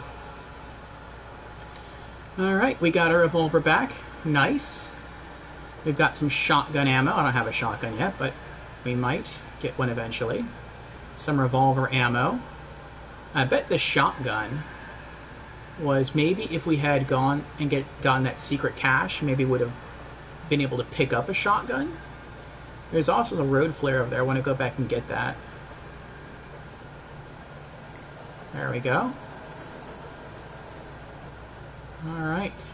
We're back in the safety of the light. Yeah, I'm going to have to blue screen a moment to move my camera image in the bottom right-hand corner of the screen because I can't view how much ammo I have. And I feel like in Nightmare mode, that's really going to be crucial to my survival, is knowing exactly how much gear I have. So, give me just a moment while I adjust where that is.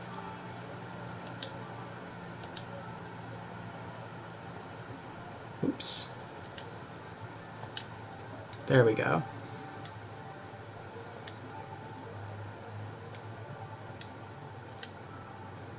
Okay, we're back. I wish I could put it like in the middle on the right, but the PlayStation 4 doesn't allow for that. I believe the PlayStation 5 does, but not the PS4.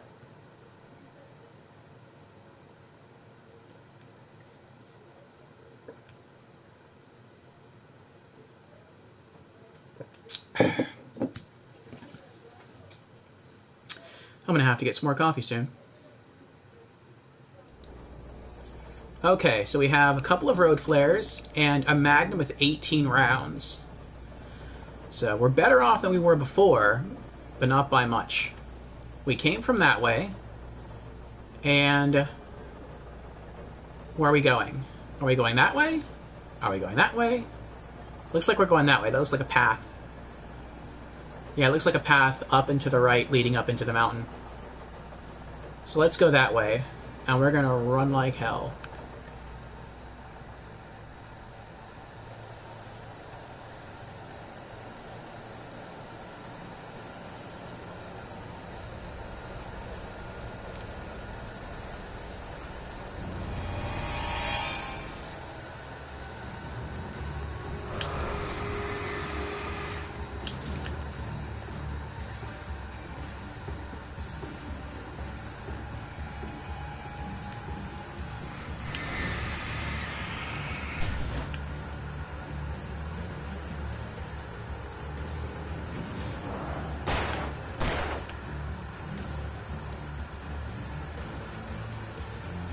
How far are you gonna follow me, bud?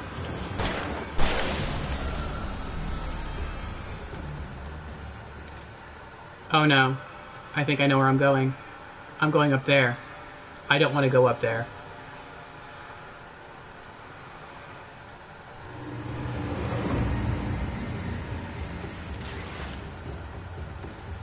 I'll kill this guy.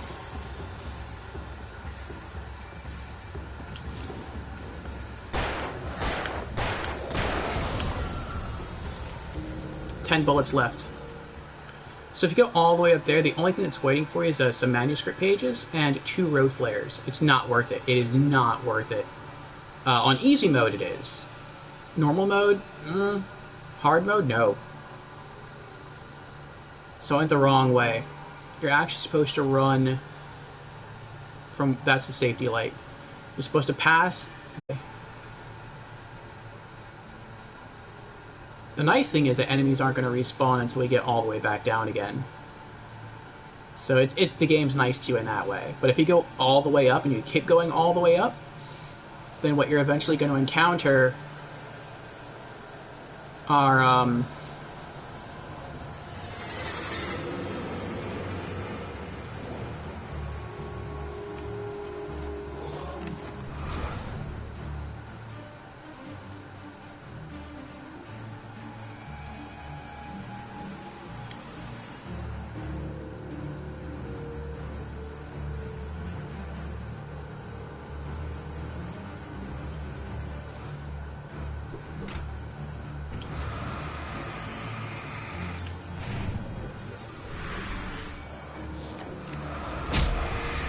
Ow!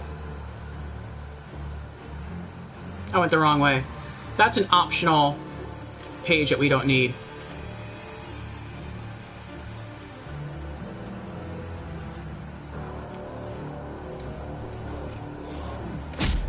I dodged there. I dodged. I just want that to be known.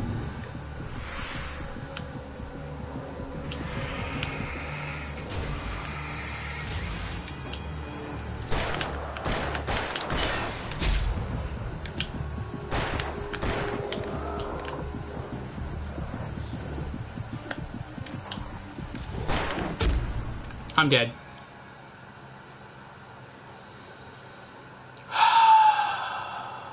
Where do I start from?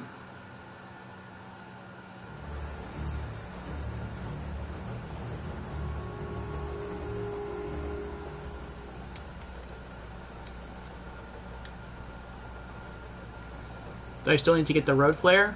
Let's see the generator. I don't know where the generator is. Yep, I do.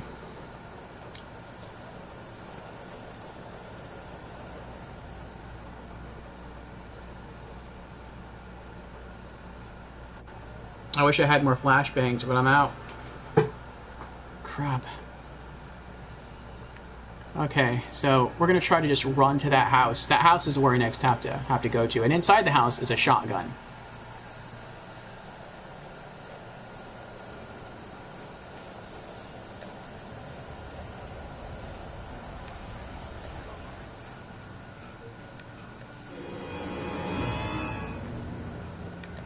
See if I can do this right. There was no sensible reason for the power company woodlights to be here. It was almost as if they'd been left for someone like me to use.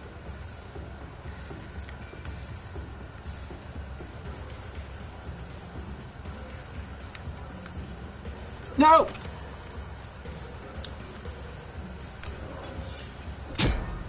No!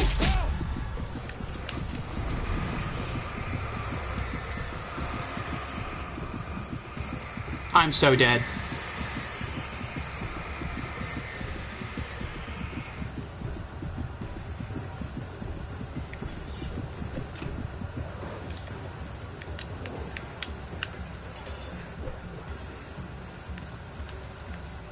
Oh my gosh, I can't believe I pulled that off. So the thing about those enemies is they're not smart enough to climb.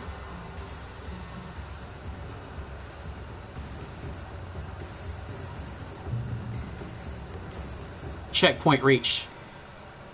The only reason he gave me the bad thing though is if I die and I come back to life, I'm not gonna come back to life here. I'm gonna come back to life down there on the ground.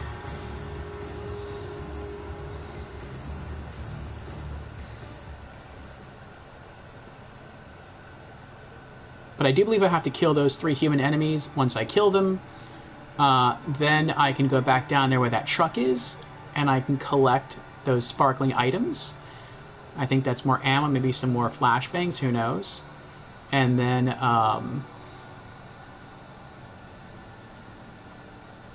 inside this house is a shotgun. I don't know if there's shotgun ammo in here. And then you can choose to go that way for a manuscript page, but we're not going to go that way because we have that one already. We need to go that way. And you can see there's a wooden structure right there. That shows that the path goes that way. And then right around there you see another light. I don't remember. I know one of the lights is a fool's light. Like you run towards it, and as you run towards it, it starts to flicker, and then it busts. And you're like, crap. But we'll see. Yeah, they're still standing there.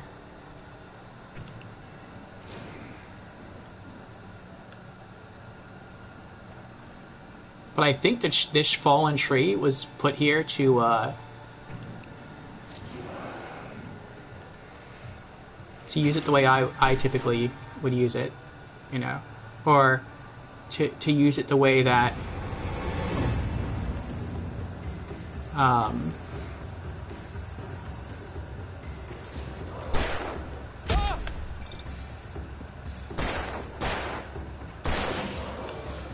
one down, 2 to go.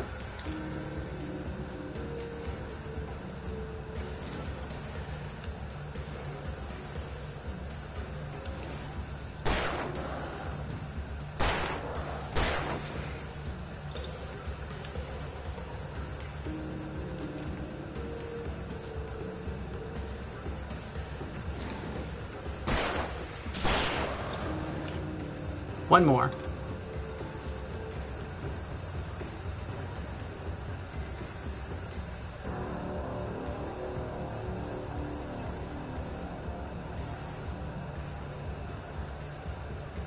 I'm gonna go down there and fight him.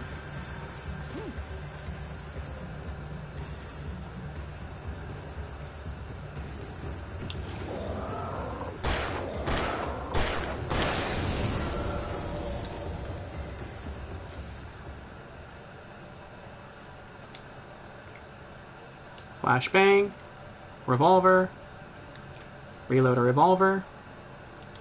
Alright, we have one flashbang grenade and 11 magnum rounds. We're completely out of road flares, which really sucks. We can see more items in there. That looks like some shotgun shells, and we have some glowing items over there too.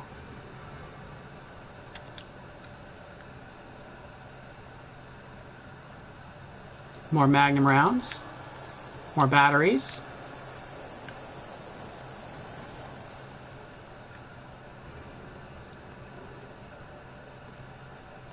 Shotgun.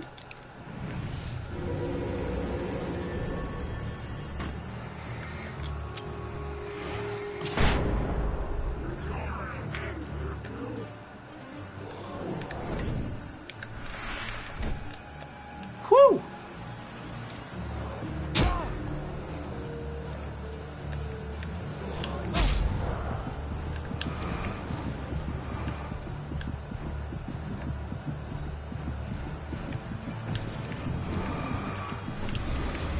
Oh no. I freaking dodged. I freaking dodged.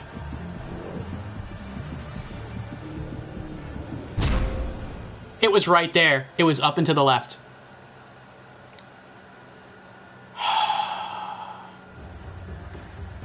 Oh, look at that. I do respawn here.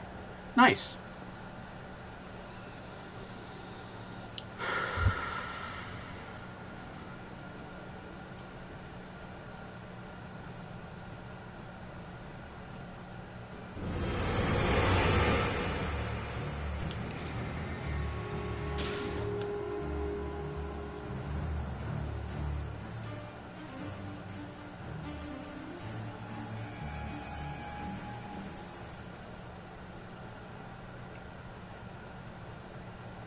You can still see them back there. They're not despawning. They're just backing off. And once they come back down here, they will respawn. They're not even respawn. It's not even like a question of respawning. They're just gonna like come after me. Now, if I'm wrong, that would be awesome. If they stay over there and they don't come back, that would be epic.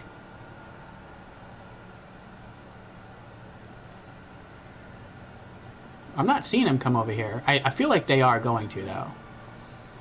And I don't see that third guy anywhere. But I think the one flashbang grenade is there. And a revolver with more ammo. We have more revolver ammo in there. And we have our batteries, which we don't really need. We have our shotgun in here. And what was in here? Our shotgun. Oh, and more shotgun ammo.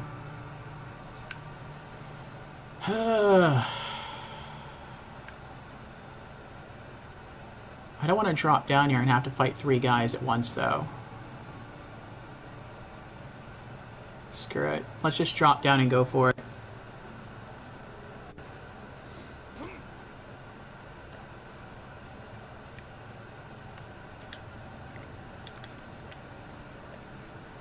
We're up to 24 magnum rounds. In light, you can hurt them. Run back to the house. It looks like they went away permanently, which is awesome. Shotgun, shotgun, revolver, run.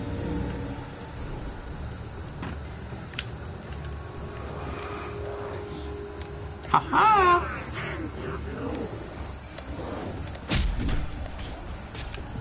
Dang!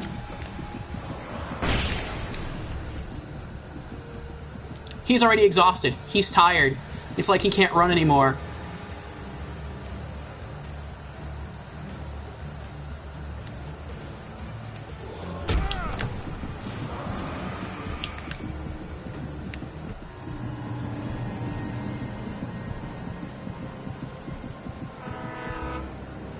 Oh my gosh, I made it. Look at that. I turned around and they just disappeared. They were right on me. They were right behind me. Oh my gosh. This is so crazy. We made it though. We made it to the next checkpoint. And even better, we didn't have to use any items. Like any ammo. Not that I had time to use ammo, but you know, whatever. Alright, we've got a fully loaded Magnum, and we have that's what I like to call a farmer shotgun here with 14 shells. This is still bad. If what's coming soon is coming. Okay, it still looks like we have the opportunity to get one more hidden supply chest, which we really need. We do have a boss battle waiting for us once we get to the railroad place.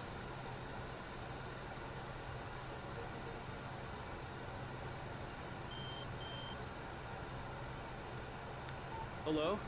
The most stubborn man I've ever met. Alice? Alice? Alan. Alan. I'm so afraid. It keeps me in the dark. Please help me. I look at you, Alan, and it's not you. Something else. Looking out from behind your eyes. Alice, I'm here. I'm so alone here. It's all gonna go to hell. You need to be careful. Cooperate. The connection had been terrible, but that wasn't the only thing that hadn't been right with the call. She sounded wrong somehow, but she had called me.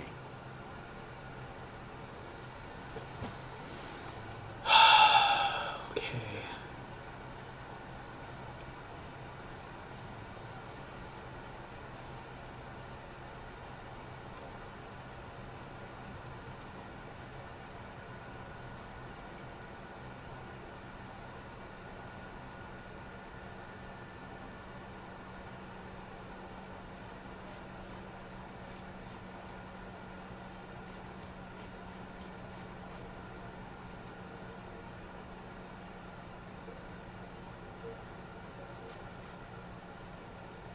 Okay. Again, I could be wrong, but I think from this point there aren't any enemies, not until we actually get into the train station. Look at that. Look how crazy that is. The light there keeps them from following me. That makes them despawn, but I could have ignored that and just run this way, I think. I'd have had to jump off there, but I could have ran here. And if I did that, I think they still would have tried to chase me, I think. I'm not sure. We are starting to rack up ammo, though. That's good. 42 Magnum rounds, 14 shotgun shells. We got ourselves a flashlight. Right now, we are equipped to deal with pretty much every enemy except for bosses. We could even take down a mini-boss. It would not be easy, but we could.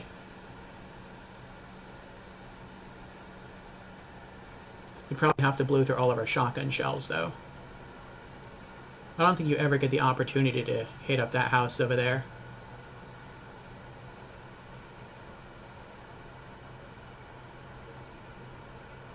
Oh, crud. I don't remember the road turning this way.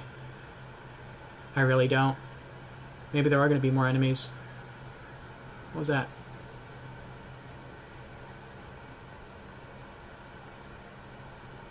I don't know what that is, what that was. There's the radio station we started off at. Made like one big semicircle.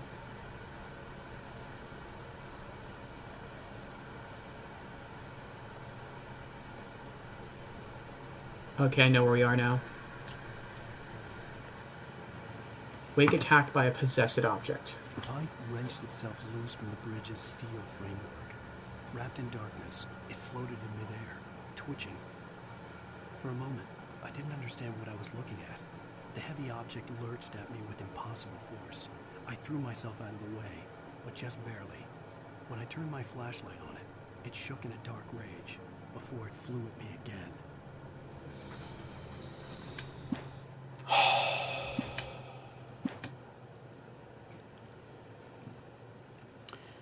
Having resolved to try to find a vehicle from the train depot, Wake heads for it.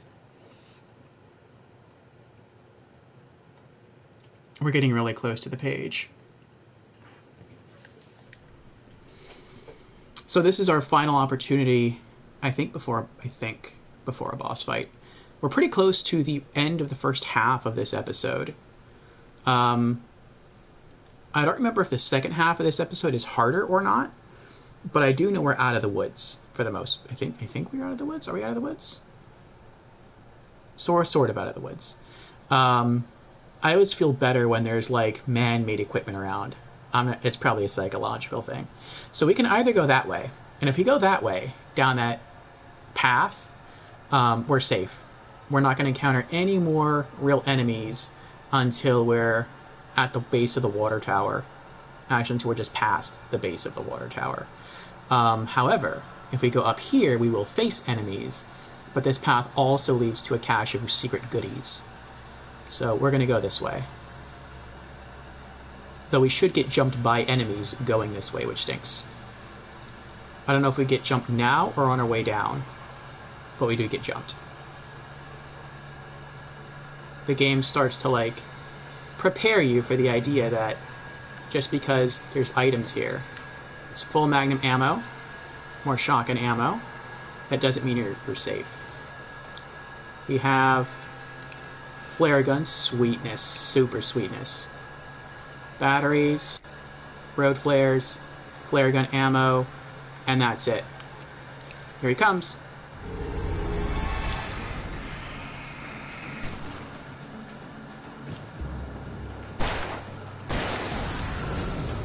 In the face.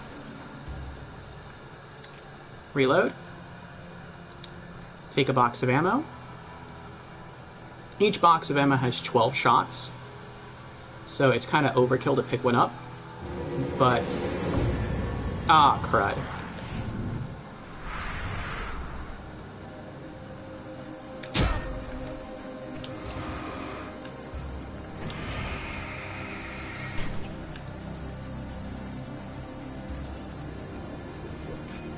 I don't know if they're going to keep coming at me. I could see a railway bridge up ahead and a warehouse of some sort on the opposite shore. I hoped I could find a car from them. Ah! You know what? Come here. Uh-oh. Oh, I still had a bullet left in there.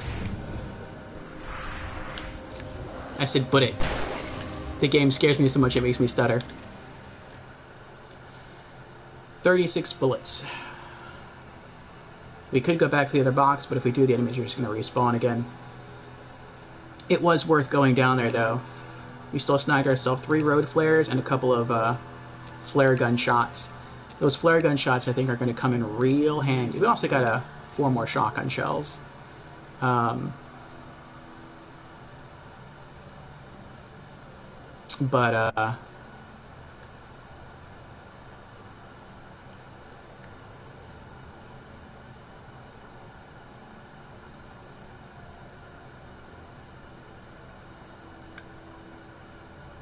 I forgot what I was going to say now. Oh, yeah. But the boss of this level, at least the boss of the first half of this level, is a bulldozer. And so we're going to try...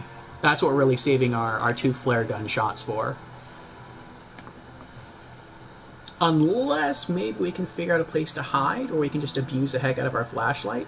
But I also feel like, and I could be wrong about this, that human enemies will continue to spawn into the area endlessly while we fight it, which really, really sucks. I hope I'm wrong about that.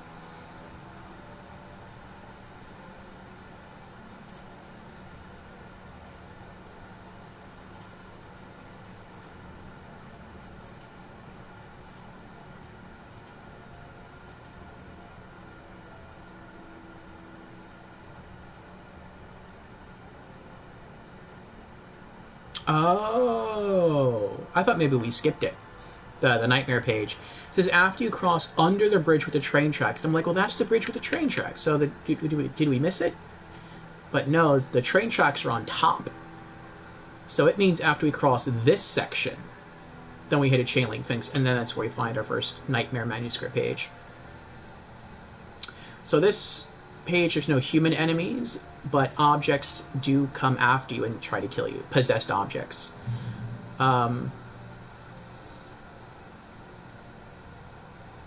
You don't have to use any ammo to kill them, which is nice. All you need is your flashlight. And there are places to sort of hide. I wouldn't necessarily call it hiding, but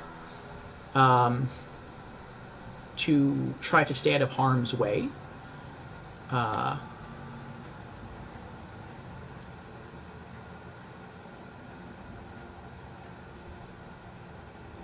Where you don't have to worry as much about some possessed objects trying to kill you. And it's also nice to know that if a possessed object tries to hurl itself at you and screws up and falls off the bridge, it dies.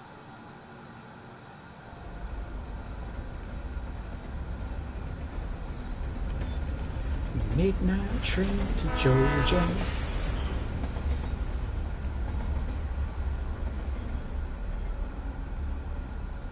And if you just stay here long enough and don't go anywhere, that train, I think, does come back. I don't know if it comes back on these tracks or another train passes by. I don't remember.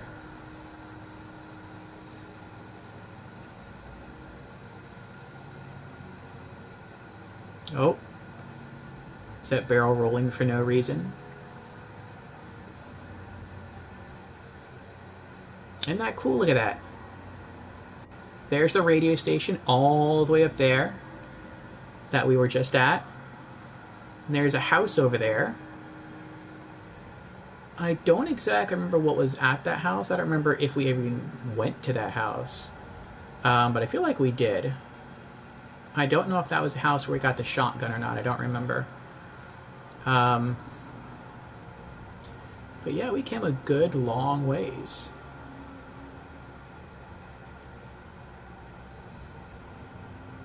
I always like being able to see like earlier parts of a level from later parts of a level, or vice versa, seeing parts of a level that are like way in the future of where we have to go from a very early point in the level. I started to appreciate things like that back on PlayStation 2 with Ego. It's one of my favorite games, ICO. Very atmospheric third-person adventure game.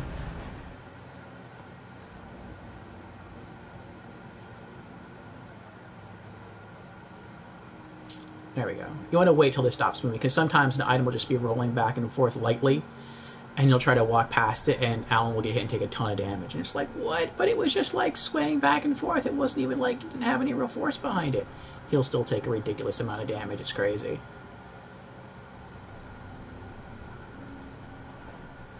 The darkness that was pursuing me was growing stronger, and it was taking over everything in its path.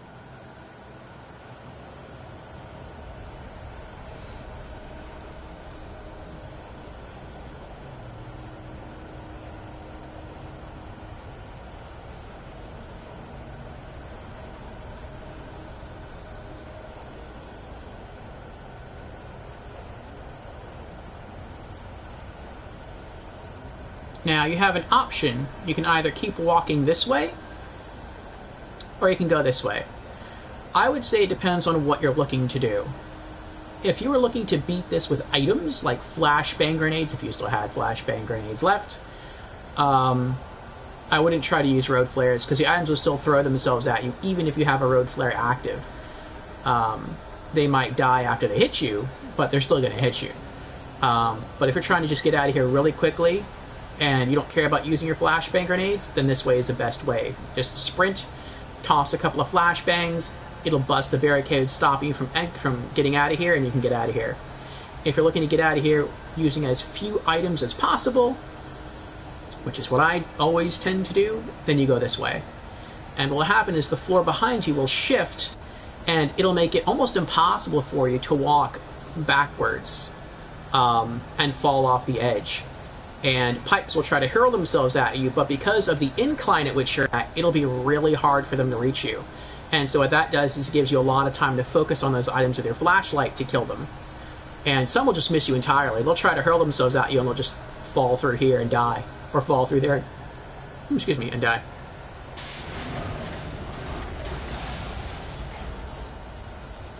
I think that might be meant to deter you, like don't go this way, you want to go that way, you don't want to go that way. Not if you're trying to save on ammo.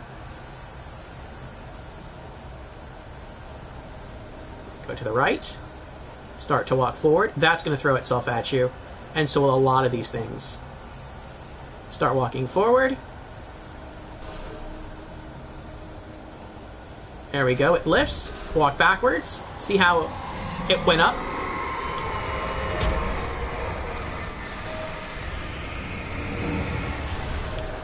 There's one.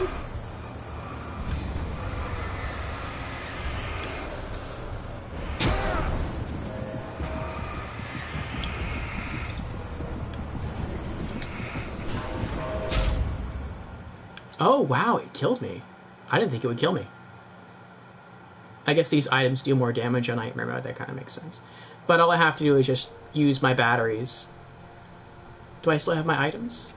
Okay, I still have my items from the, from that place up there.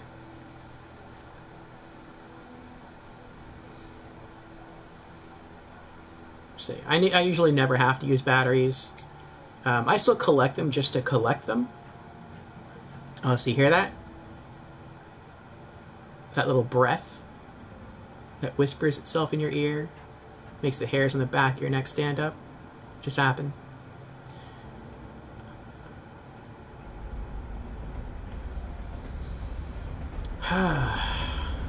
But yeah, I've noticed on Nightmare Mode difficulty, you actually do have to use batteries.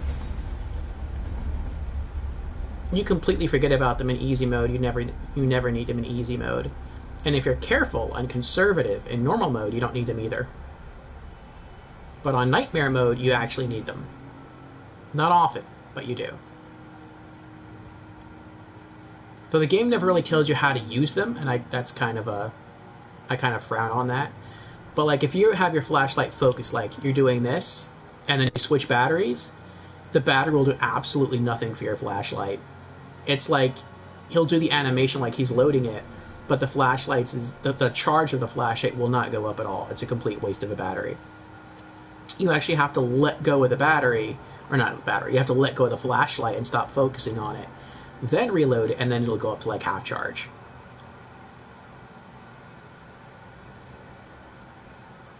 I know when I started experimenting with batteries, originally I wasted a couple that way. I'm like, what's going on? I'm trying to spam more batteries into my flashlight, and he's loading it, but nothing else is going on. It's like the flashlight's like it's not taking any it's not getting a bigger charge or anything. I don't understand what's going on. The darkness that was pursuing me was growing stronger, and it was taking over everything in its path.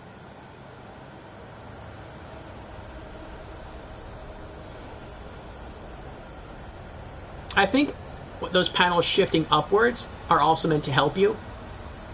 Because if you get scared and you backpedal too much, as you can see, if they stayed flat, you would just run off the edge and die. So it's meant to try to be nicer to you. I think that's why it does that.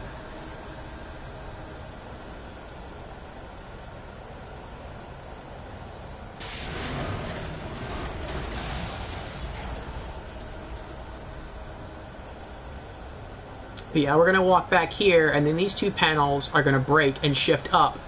And this is basically going to be the roof of that panel. And then from here, it's going to be hard for something to hit you in the face, because it's going to hit the pipe, and that's going to push it down. And it's going to be hard to come straight at you because of the railing and everything else.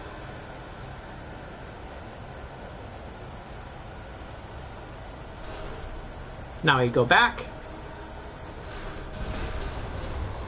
And there we go.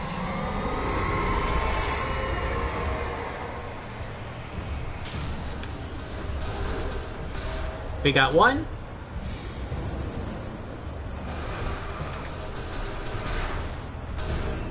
That fell down. That gets destroyed automatically. That also missed us. falls down, gets destroyed automatically. That one might hit us. We gotta work on that. Bam! We just killed it with the flashlight. We used 1 battery so far. There's some items down there. We can just let our flashlight recharge. We don't have to focus the flashlight at all. We can just use the beam from here.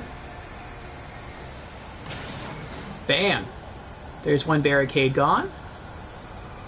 You still want to take out all the barricades if you can, because even if you touch them by accident, you will take damage.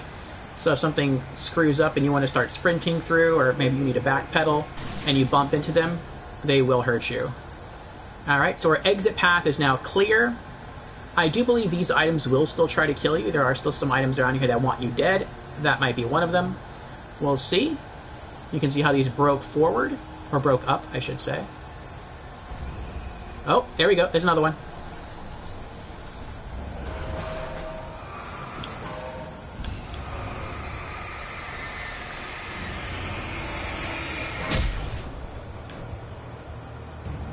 We took a lot of damage, but we did it. We killed it. And again, if you want to be cheap with your items, don't proceed. Just hang out, wait. And so long as you don't get hit, your health will regenerate. There we go. Flashlight's at full. Now we're just going to be cheap and hang out and let our health fully recharge before proceeding, in case we catch another nasty surprise.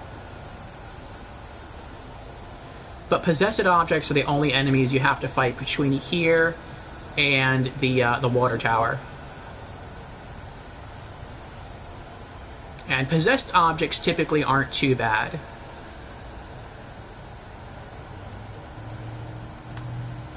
They can deal a ton of damage in a very short amount of time, but they're simple-minded. They just fly straight at you. So if you hide behind something, it doesn't care.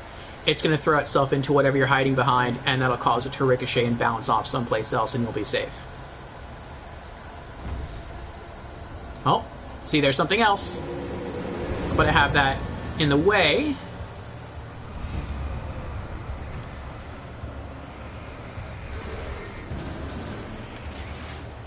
And now it's dead. It couldn't get past those other pipes right there. That's what was going on.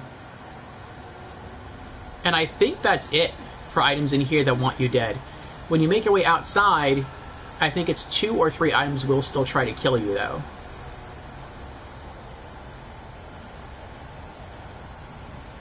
So do be wary of that.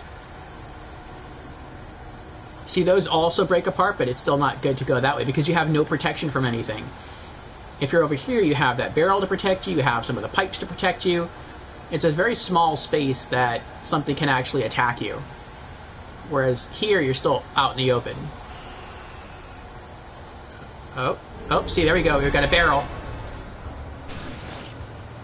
But it fell beneath the bridge, and it disappears. And we should have, I think, 2 items left. I think there's a wheelbarrow and another barrel.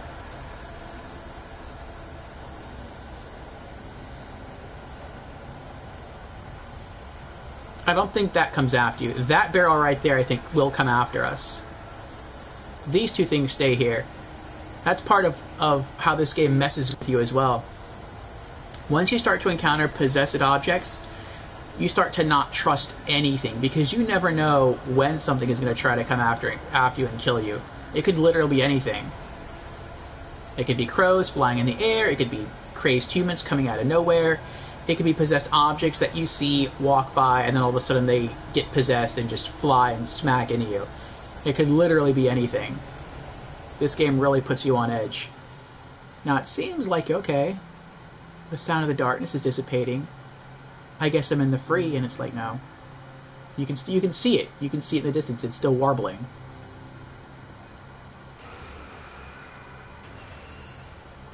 There it is, the wheelbarrow and the barrel.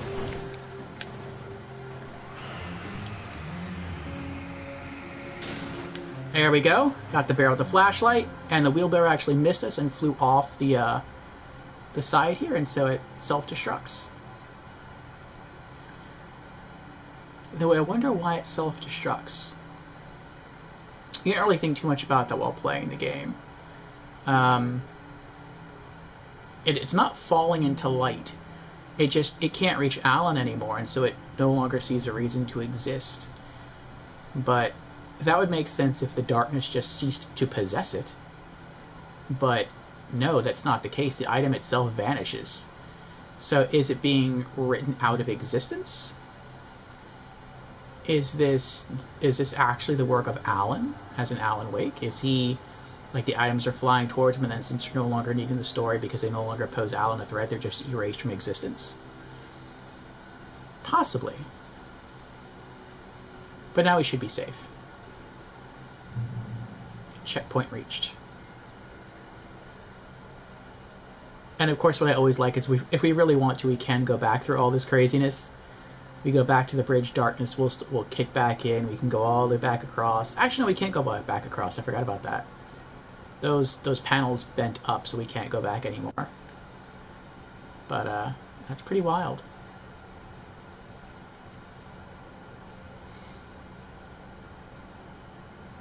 And we made it, we're at the train depot.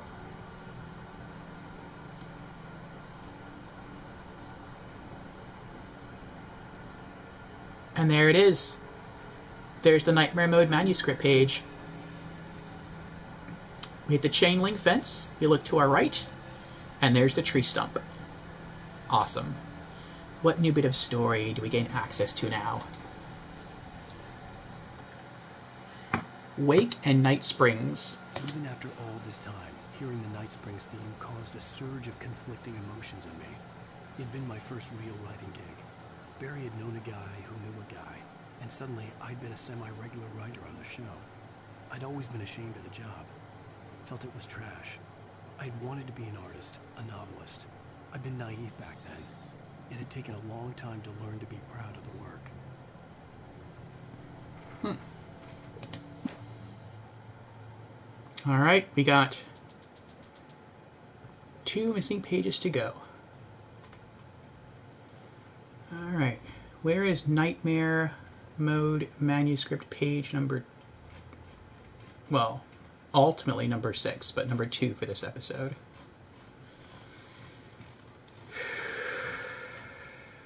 Oh. Okay. It looks like we don't find the final 2 pages until we are finished with this half of the episode.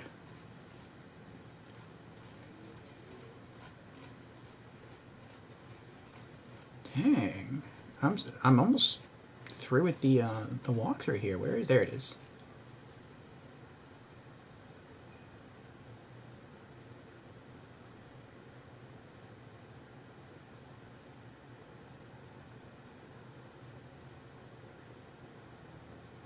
Okay.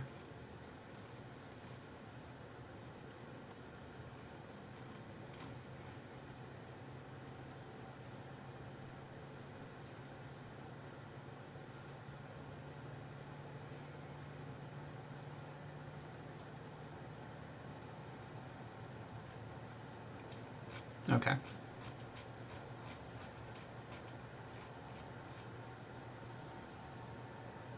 Yeah, we have a long way to go. I've been shooting out for almost 2.5 hours. I don't know. Should we chop this up into 2 segments? Like, I am feeling a little stressed from this game.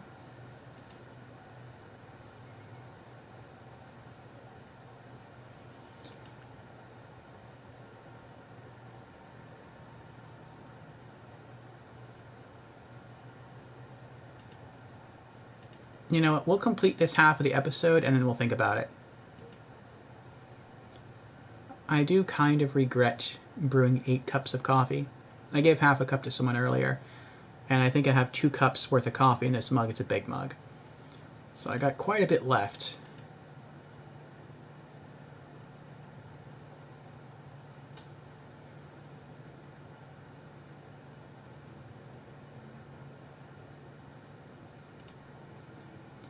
But maybe we will stretch this out a bit.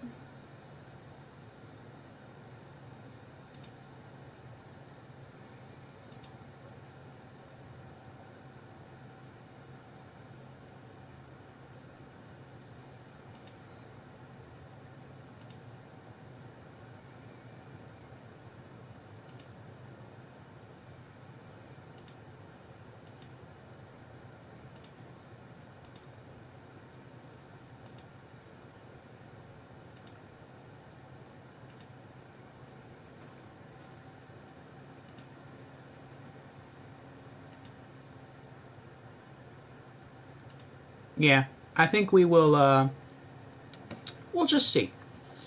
We'll complete this half of the episode, and we'll see what happens. What we might do is make it, yeah,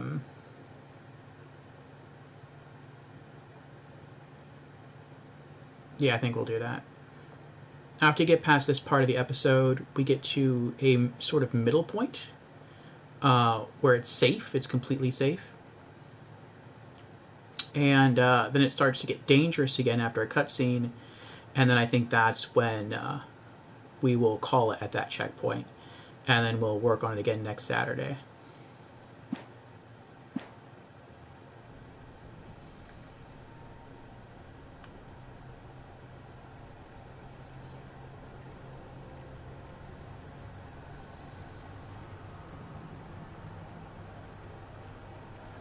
What did the page say? I totally forgot the page said wait. Oh, Night Springs. Yeah, that's when he had to take him a while to learn to appreciate the writing assignment. There's another manuscript page. That's just a regular one, though we already have that. When it comes to the collectibles in Alan Wake Remastered, you like the can pyramids you have to shoot, the coffee thermoses you have to find. Once you find those things, they don't appear in the game again. The exception are the manuscript pages. The manuscript pages will always respawn. I don't know why. Maybe because they consider it to be part of the story. But yeah, they always respawn. I'm curious. Did we ever run? I don't think we ever ran on the ground. No, we didn't on this side. The river was always separating us, I think, from where we were before. That's pretty cool, though. Okay. Now Alan gets a bit stronger. Not a lot. Oh, wait. Oh, I totally forgot to put the page. Might as well. We don't need it, but we'll pick it up. Wake in the dark presence in the lodge. I slammed the door shut right in his smug face. He pleaded for me to open the door. True to form, the asshole actually thought I would obey. I had no sympathy left, no guilt either, not for him. I took a moment to savor the scream. I bet I had a smile on my face. It was all that I had time for. The dark presence was inside the lodge with me. That's pretty savage. I had no sympathy left, no guilt either, not for him. I took a moment to savor the scream. I bet I had a smile on my face. That sounds a little demented. That's Alan for you. Perhaps that's like that with most people who write horror.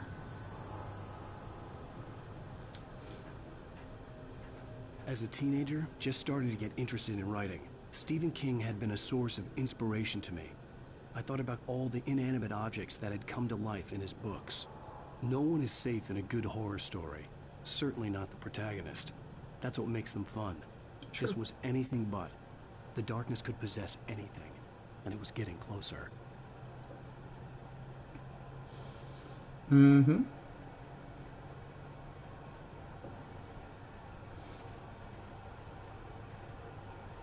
Checkpoint reached.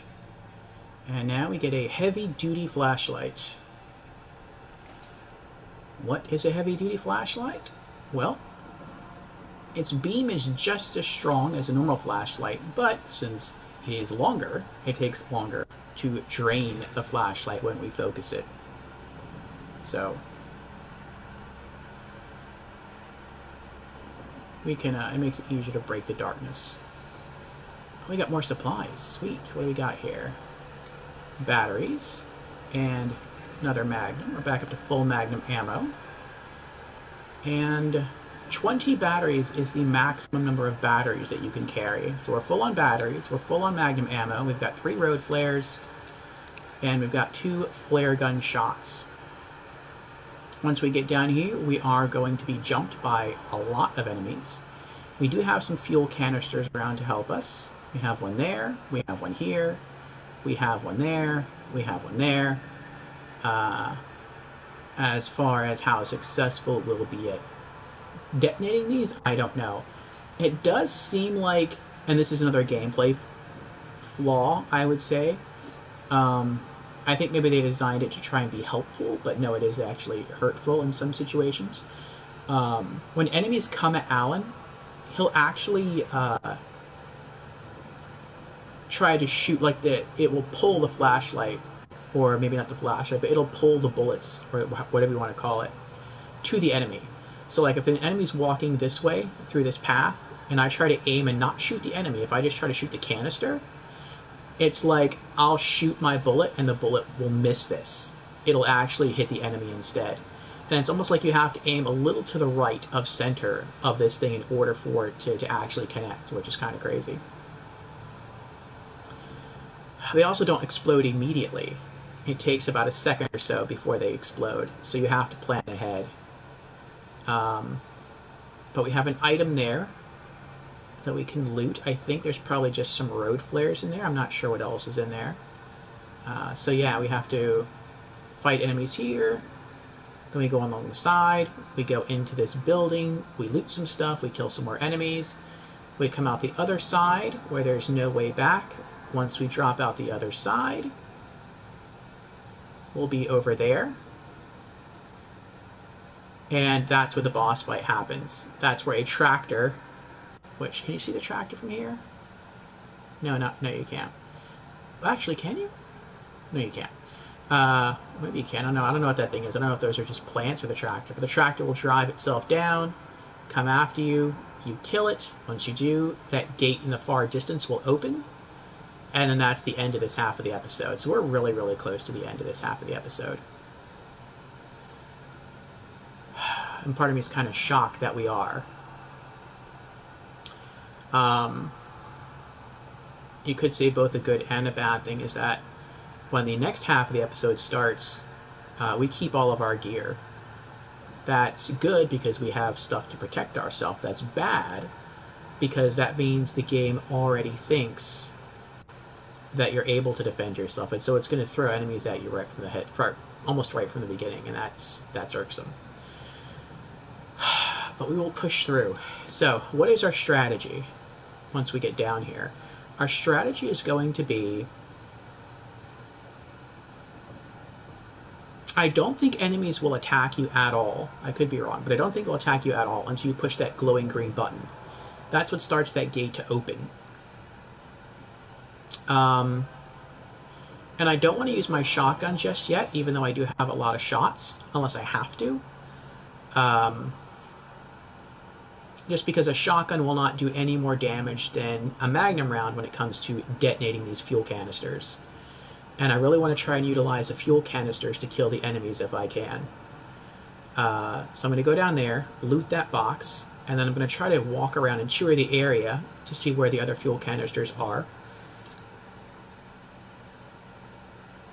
And hopefully that will work.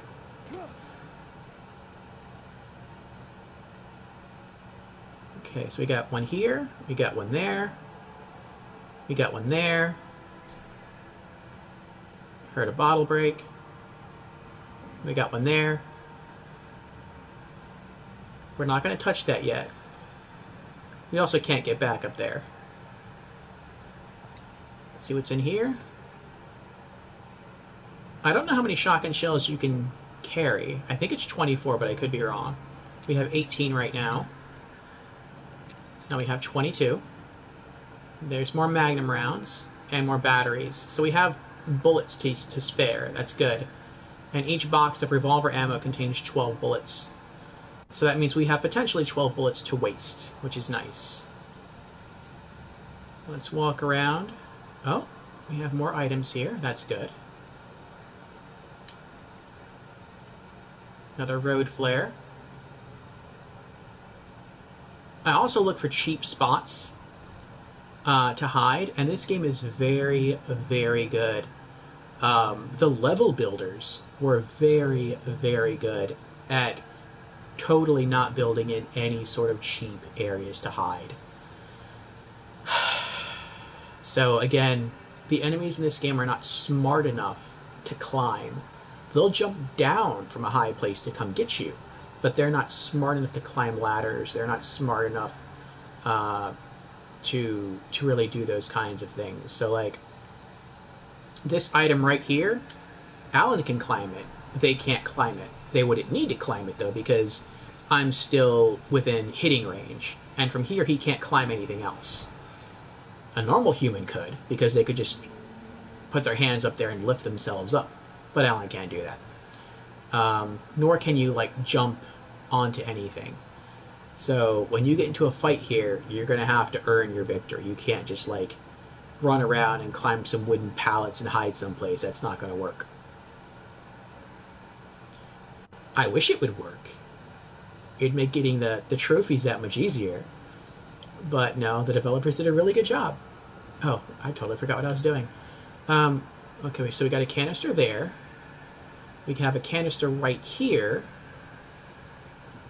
Again, look how cool that is. We can walk this way. And you see that? There's the sign from the radio station, and that's the radio station. That's it. We were there earlier. Look how close that is to where we're standing right now. It's like, if there were a bridge from that radio station right here, and we just ran across the bridge, we could probably get there in, what, like 3 minutes? 2 minutes? 2.5 minutes? That's like, it's not that far. But we had to go the long, roundabout way. Okay, enough appreciating level building, I guess is what you'd call it. We got ourselves some propane tanks to burst here. And I think the guy that comes at you first, I don't remember if he's from here or from here, but there's one really, really quick guy that can hit you for like a 2 to 3 hit combo and almost completely kill you. And then the other guys that come at you are slower. Okay.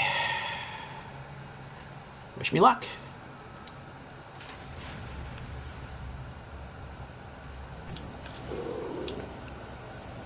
I can't move at all. At all. Oh, heck yeah.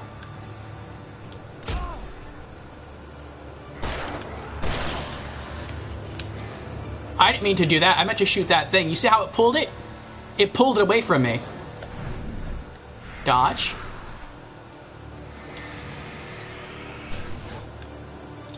I'll kill him. Oh, crap. I got cocky right there. I just started walking forward like, yeah, I got him. I got this. It's like, no, you don't. Okay. The darkness presence is here, but they're not going to respawn. We're full on magnum ammo again. We're still full on batteries. We're good. We're good. Now here is where I toggle to my shotgun, because I know it's going to come next. We got a big gun. I call them big guns. A big guy that can take a lot of hits is going to come at us once we go through there. Go. Darkness went away. See, that's the boss area over there. Checkpoint reached. And we're back in the darkness area. There he is. We got ourselves a full... Oh! Oh, dear. Oh, crap.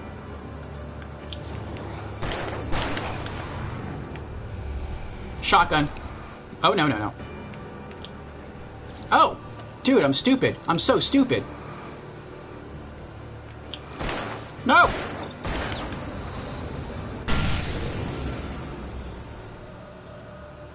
Reload. I was like, I could just backpedal to one of these things and then shoot it and kill him instantly instead of having to use shotgun ammo. That just didn't occur to me till later. And you saw that? You saw how I tried to shoot the barrel that was right next to me and I couldn't do it? It like kept pulling the gun away, trying to target the enemies. It's like some sort of weird auto aim. And there's no auto aim. Like, look, I'll go into the options menu, controls. There's nothing in here about auto aim. It does it. Like, I guess to help, or supposed to help you, but at points it can hurt you. There's video commentary? I totally forgot there was video commentary. I wish I would have remembered there was video commentary. I would have left it on the whole time. Ah, well. If we ever play this a fourth time, and I say this, no, we're never going to play this again, because this game just scares the hell out of me too much. But if we ever do, someone remind me, and I'll have audio commentary running the entire time. Are all of our guns loaded? Just want to make sure they are. Yeah, they are. Okay. Okay, we have no flashbangs. We have 4 road flares, 37 magnum rounds. See, now I regret picking up that box of magnum rounds. We would have had we'd be full of magnum rounds right now. But, oh well. So even playing this game twice, and this is my 3rd time, first time on Nightmare Mode, I still have difficulty remembering where everything is. In light, you can hurt them.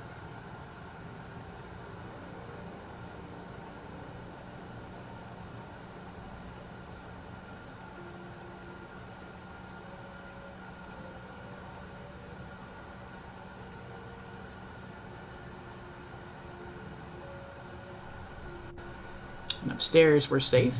Checkpoint reached, since there's a light on. And, yeah. Good, we're full on magnum ammo again. We can't pick up the batteries because we're full on batteries. We have another couple of road flares. There it is, you see it? Oh no, that's still a log. I thought that was, oh, you can kind of see it. So if you look at, no, you can't even, can you? No, you can't. But up there in the grass is the boss. And it's going to try to kill us. Looks like we have some items right there. We have a red item box. I don't know what's in it. We have a red item box right there. Once we beat the boss, that gate that's in front of us will open. We can climb into the truck and drive away. And that will be the end of the first half of episode 3. I think we also have a red box of items attached to this red container. But, hold on. We're getting ahead of ourselves because we have a TV show to watch.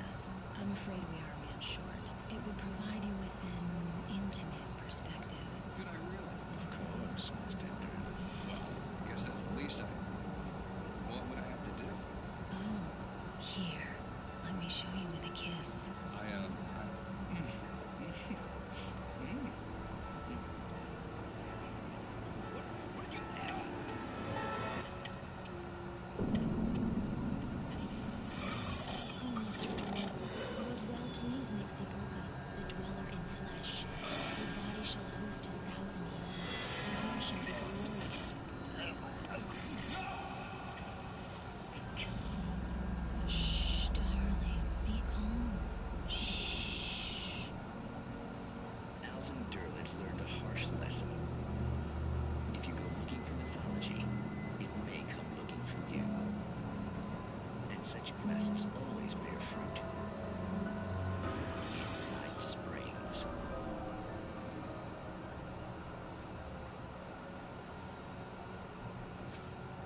Notice how all this stuff takes place in Night Springs? Oh, you would not want to get lost there. Of course, that's supposed to be based off here, off Bright Falls.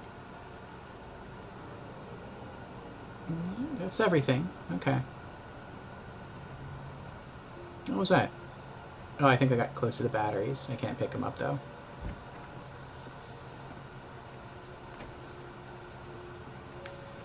And there we go. There's another manuscript page. Wake attacked by the dark presence. The darkness surged towards me, sucking everything loose from the ground into its depths, tugging at my clothes. I saw the flare the kidnapper had dropped and threw myself towards it just as I felt my feet leave the ground. The darkness embraced me with the force of a tornado. Somehow I managed to light the flare. The darkness roared and cast me away. I fell toward the dark waters of the lake far below. Maybe we will keep going after this.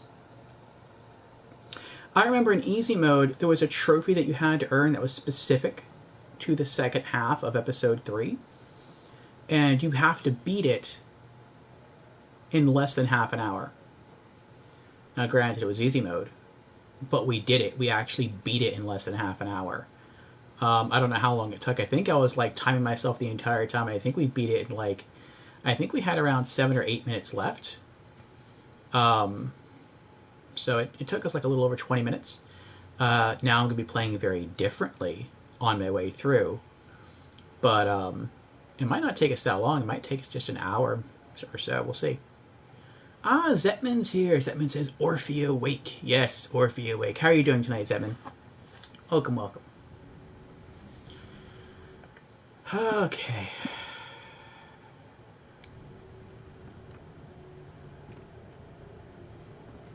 Ooh, could I do that? Could I be cheap? They're not going to let me do that. I would love to do that, but they're not going to let me do that. Oh! Crap. I meant to jump from there up there, and I fell. Which is fine, there's no items up there anyway. But still, I didn't mean to come down here so soon. This sucks. Let me get ready. Flare gun and road flares.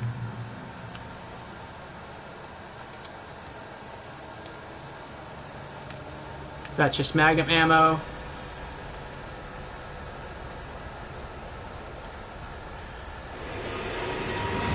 Boss time.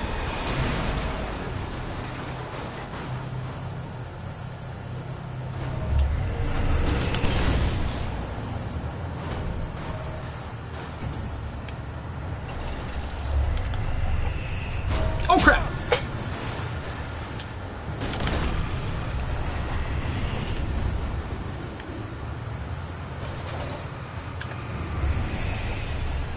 Ah!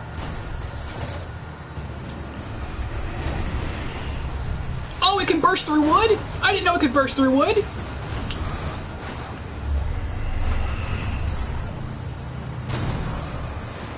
Eat flare.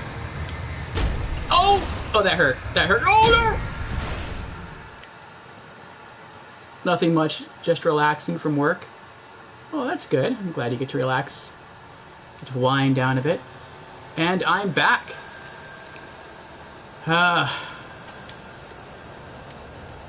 Flares. There's nowhere I can easily hide.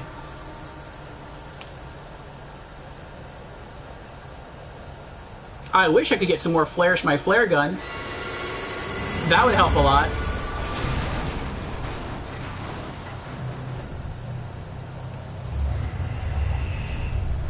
Look at that. It's targeting me. I can't do anything. Reload.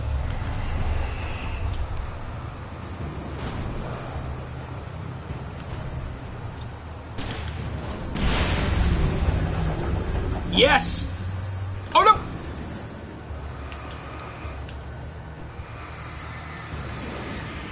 Back up. I think he's the only enemy that's left. Oh no! I was wrong. You know what? Road flare.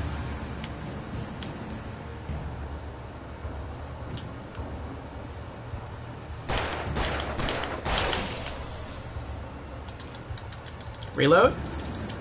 He's a last one. And he's a quick one, too. He can kill you really quickly. The good thing is that he's also... he has very low defense. It's kind of like this game's version of the glass cannon.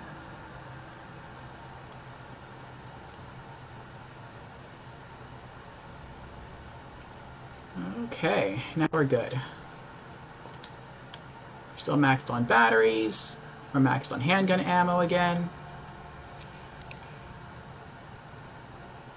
I thought I heard someone else running up behind me. We're out of flare gun ammo, but at least we have a flare gun, which is good. Because if you find flare gun ammo and you have no flare gun, then you don't get to use the flare gun. What's in here? More road flares. Nice. We can't pick up anything else. Have you ever played Alan Wake? I think I asked you that before. I do wonder what's in here. I know there's no collectibles in here, but you can see it looks like flimsy wood. I can't get back there at all, but I'm sure the truck could. The bulldozer could. More road flares. That's it. Alright. We're at 14 road flares now. That's pretty good. What was that? Oh, that's items I can't pick up. Those are more batteries and revolver ammo. Alright.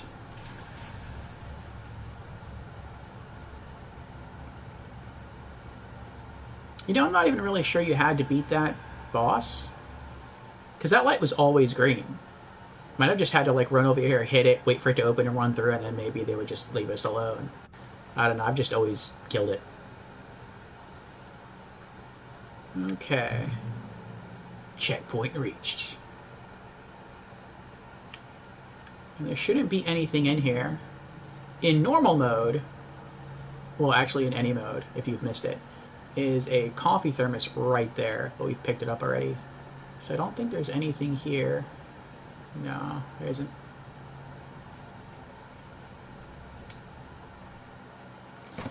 And here we go. We did it. We beat the first half of episode 3. I had never been this glad to see the sunrise. I had a couple of hours to get to the coal mine.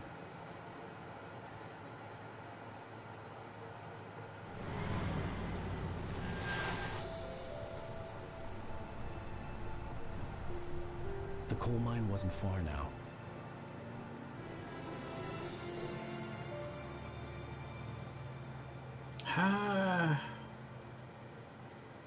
We've made it to the day. Today, I would meet the kidnapper, and he would give me Alice. I wouldn't give him any other choice. A drowning man will clutch at a straw. Welcome to Bright Falls. Go to the coal mine. Wake is on his way to the old Bright Falls coal mine to meet the kidnapper.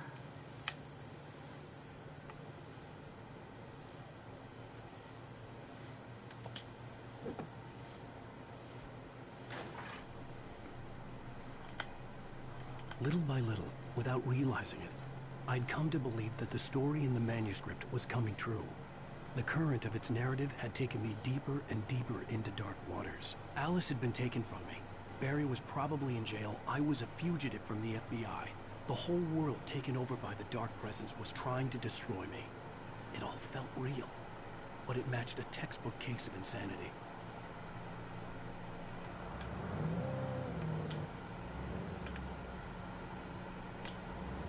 Coal Mine Museum. Oh, I hit the wrong button. Let's go back from whence we came. A little bit of an Easter egg here. Even during daytime, I was being stalked. The bridge must have collapsed only moments after I'd crossed it. It's a cool little narrative reason why you can't drive all the way back. because the darkness is still falling even in the daytime, and it caused the bridge to collapse.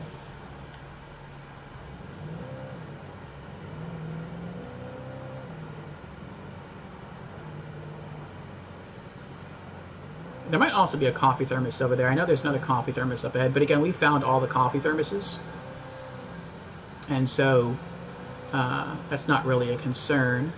We do still have 2 manuscript pages to find, 2 nightmare mode manuscript pages to find, but those will not appear until enemies begin appearing again.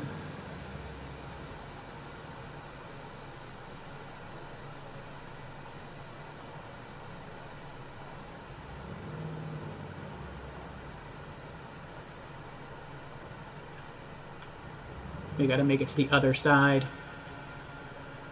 The path is closed. That's fine. We'll go this way. There's nothing over there from what I recall. There's a Jeep over there.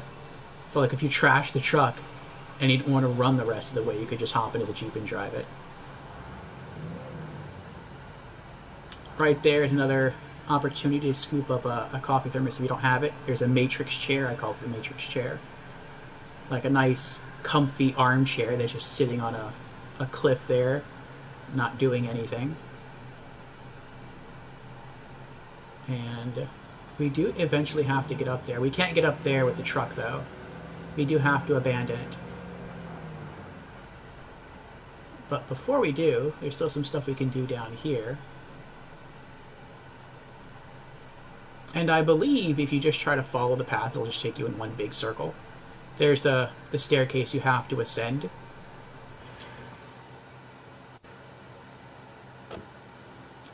Now, I could be wrong,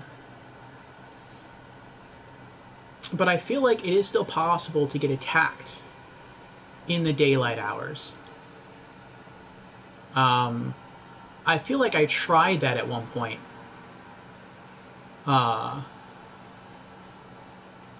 And I think I did. I'm pretty sure I did it on stream too, where I was like, "Oh, good, it's daytime. Enemies don't attack you in the daylight." And I think I went up to a cabin to loot stuff in this level because there were items there, and I'm like, "All right, Chad, I'll be back. I'm gonna go get something to drink real quick." And I left, and then when I came back in time to see my character getting killed. And I was like, "What? But it's daytime!" And I think it was because the cabin was in the shade. Like, these trees can get really thick and create some good cover. And I think that's what happened. Like, even though it was still daylight, there was still enough darkness for the Taken to spawn and kill you.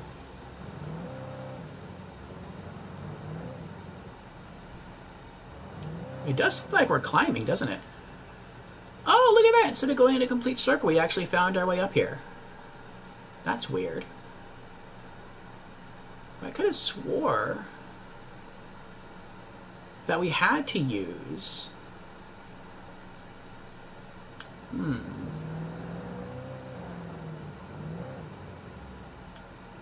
I could have swore that there was a cabin down here that had items. Now we're on the other side. Was I wrong? Let me get out and check real quick.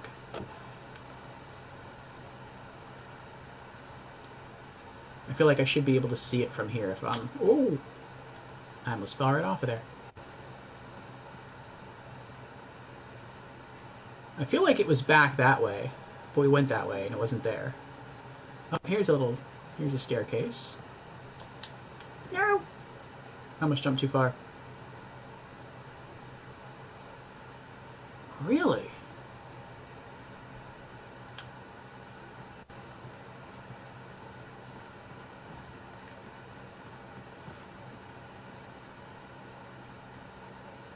What about over here to the left? We went up and to the right. What if we go to the left?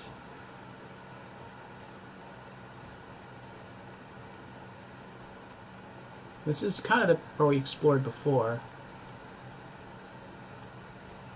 No, I'm wrong?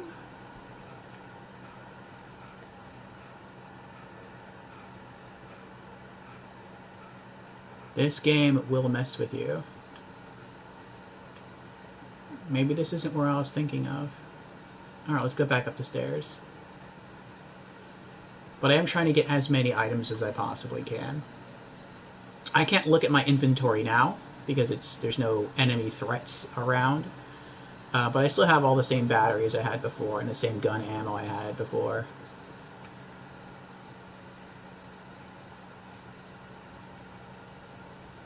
There are items in here, though. Checkpoint reached. Aren't there? There's no items in here either?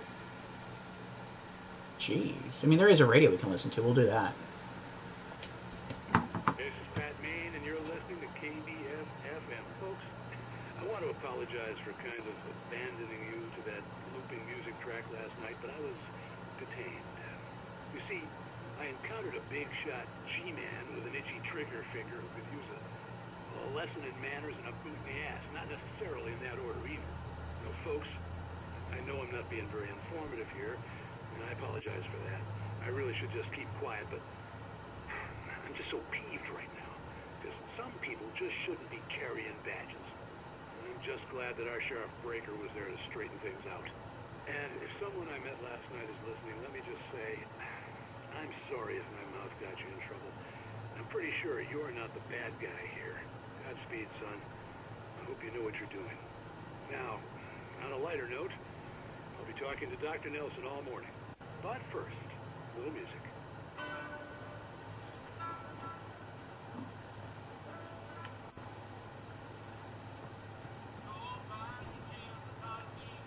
I do like the music, but once it starts to play, I just leave. You can also take this car if you want to take this car, but I leave it here. I don't need it. I usually take it, but that's because this is the first time I've ever discovered that you can drive the truck up here. Where's the truck? Where'd the truck go? Did the truck despawn? No. There it is. I was gonna say, vehicles don't typically despawn in this game. That's not how things work here. Running them ragged, he doesn't really need to run. There we go. You know what? Maybe there were items there originally. Who knows? Maybe there was even a cabin over there with items in it, but maybe that doesn't exist in Nightmare mode.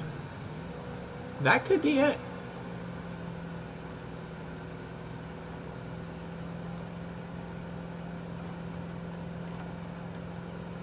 That was a nice touch, the squeaking of the wooden bridge as you drive over it. The reason I don't stay around to listen to the music is it seems a little boring. During my normal mode playthrough, I did do that, and I just listened to the entire song, but I don't think everyone enjoys sitting around just hanging out, chilling to the music of the radio in-game, so that's understandable, that's fine.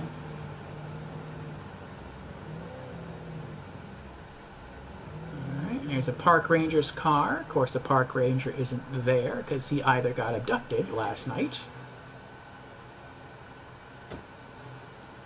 or he is checkpoint reached, or he's unloading himself here in the outhouse.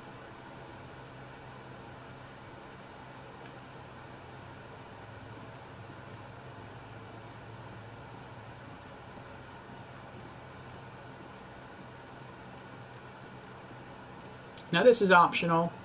Going in a little house was optional, but it adds to the story. And I don't remember if there are any items you can pick up in this place. I want to say maybe there are no weapons. I mean, that would kind of make sense since you can't equip the weapons, and typically he does equip a weapon once he picks it up.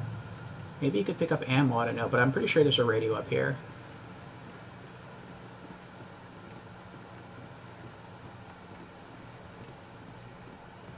Come on, get up there. There you go.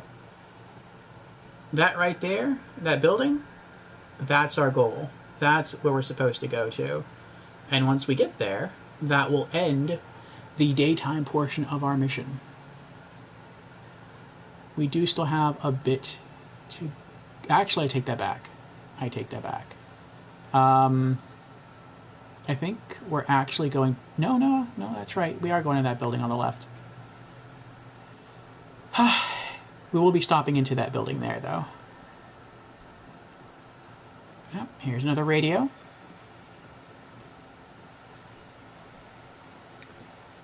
Welcome back to KBF FM. Hope you enjoyed that too.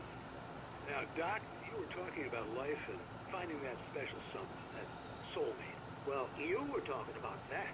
I was saying I don't buy it. Well, see, to me that's strange because I always paint you as a hopeless romantic. You got me there, Pat. But I think love's where you look for it. And you need to do a lot of looking, sure. But the idea that there's that one special person out there for you, and if you miss that chance, it's gone forever and you're forever incomplete. I mean, isn't that depressing? Or it is. Heck, childish even? There's plenty of fish in the sea. And apparently a fisherman has a fishing analogy for everything, but what you're saying, isn't that a little harsh? Well, no. What I am saying is that your potential for finding that connection isn't limited to what's essentially a chance encounter. How is that harsh? Yeah, well, I guess that's a nice thought, but let me say something personal here. Okay. Now, well, I don't disagree with you exactly, but I can't really fit that together with what I feel, what I felt for someone, because she was the one, she was. And I let her drift away from me. Maybe I didn't put in the work, I don't know, but, well, since then, and it was a long time ago, but since then, there hasn't been anyone, not like her. And I'm not saying I dwell on her or haven't moved on. I like my life, I'm not living in the past, but I do miss the way she completed me. You can't argue with the heart, Matt. I'm sorry, folks, I had kind of a scary experience last night, and let's just say it's shaken a few things loose.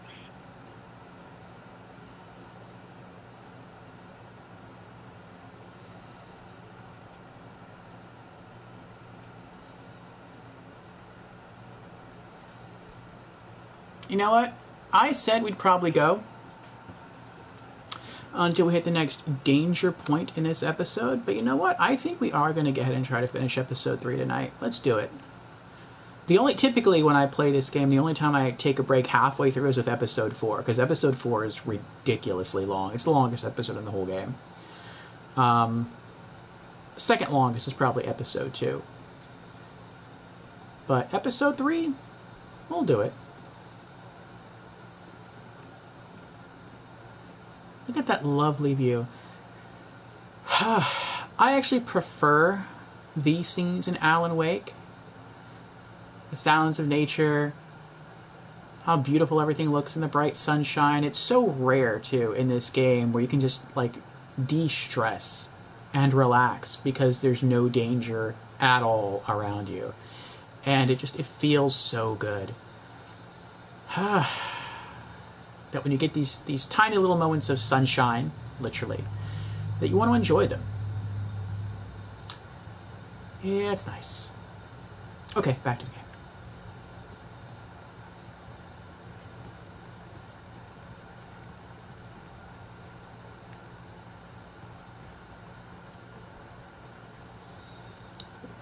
And we're not going to steal the park ranger's car. I wonder why only the Lights and Power Company have trucks.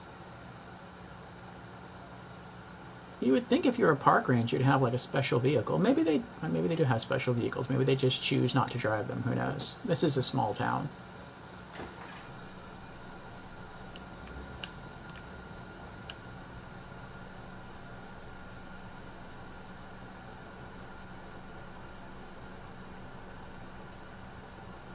Hello, Mestre dos Magos?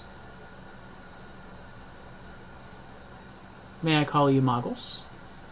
Welcome. Magos says, hi all, from Brazil. Ooh. Hello, Magos from Brazil. How are you doing tonight? Are you a fan of Alan Wake?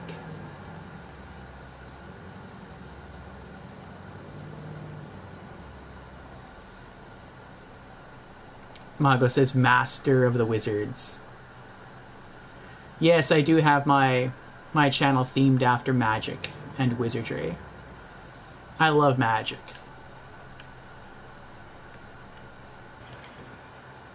In nearly all of its forms. Nearly.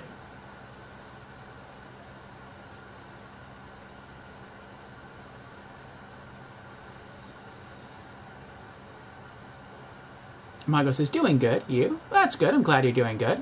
I'm doing alright. Just enjoying some Alan Wake Remastered. I love this game. Right now we're playing on Nightmare Mode difficulty. And we're just trying to survive Episode 3 and to collect the missing manuscript pages that you can only find in Nightmare Mode. I'm streaming this directly from a PlayStation 4, and so I'm trying to go for the Platinum Trophy. And I only have 2 trophies left until I have the Platinum.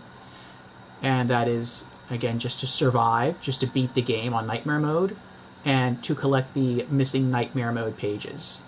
And then that's it.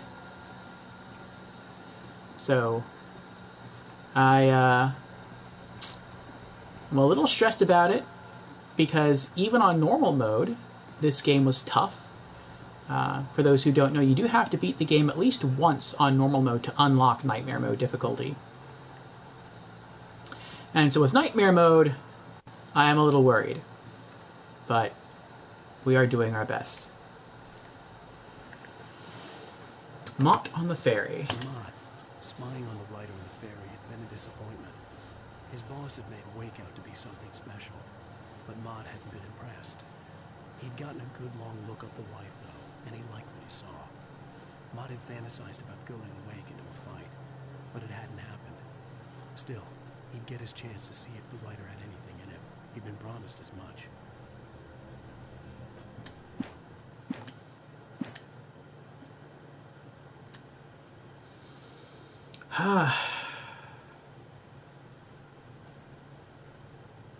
Mago says, I love Alan Wake. Played it when it released in Xbox 360. Really? Nice. I never had an Xbox 360.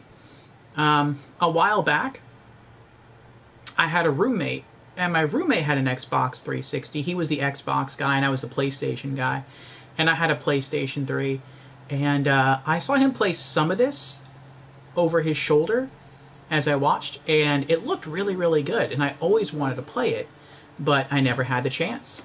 And so now the remastered version is on PlayStation 4, and as soon as it hit, I scooped it up. And I'm really happy I did. I've fallen in love with this game. This is one of the best games I've ever played. So I'm very excited to be going through this, and I'm very excited for the release of Alan Wake 2 next year. So, yes, I'm very, very hyped for this franchise.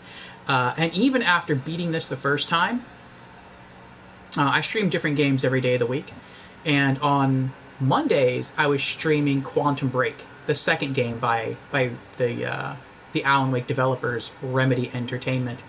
And we beat that, and I really liked the Alan Wake references early in the game. I thought that was a lot of fun. And eventually, once we finish with Alan Wake and the 2 DLCs that are bundled, which I haven't played through yet, The Signal and the Rider, we are going to move on to Alan Wake's American Nightmare, which has not been remastered, but I do have an Xbox One now. And so we're going to play the Xbox 360 version. And then eventually we're going to play Control, which is the 3rd game from Remedy Entertainment. I was told it also references Alan Wake. So I'm looking forward to getting more into the Alan Wake mythos and more into the general Remedy Entertainment mythos. I think it's a lot of fun. Mago says, your English is very clear. Good. Oh, thank you. Well, your typed English is very good.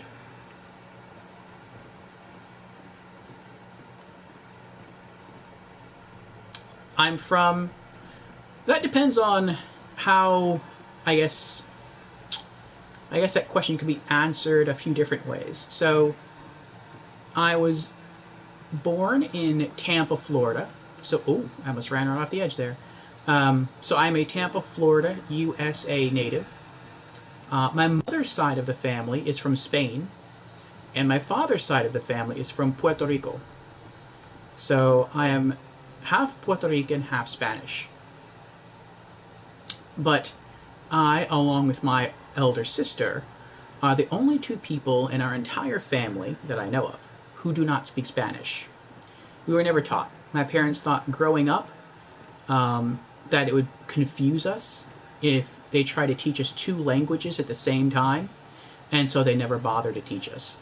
I did try to take Spanish in high school, but for some reason I never really understood it that much. But I think it was just the way it was being taught to me. I did take some Latin classes in college, and that was a lot of fun. And I understood it far more than I did anything else. And I think if those same learning principles were applied to just about any other language, I think I would be able to learn it.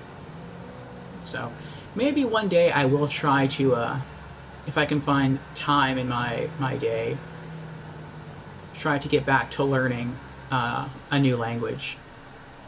Either maybe Spanish, or maybe I'll try to pick Latin back up, because I really, really did enjoy Latin. You can probably guess why I like Latin, because it's like a magical language. I was supposed to meet the kidnapper at noon in the main building. The coal mine was quiet. It was a museum now.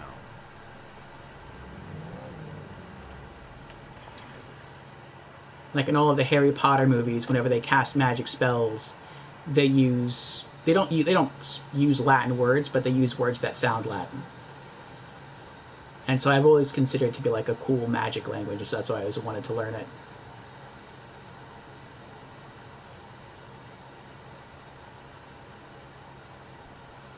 Look, there's all the weapons they're going to try to kill me with later. That's great.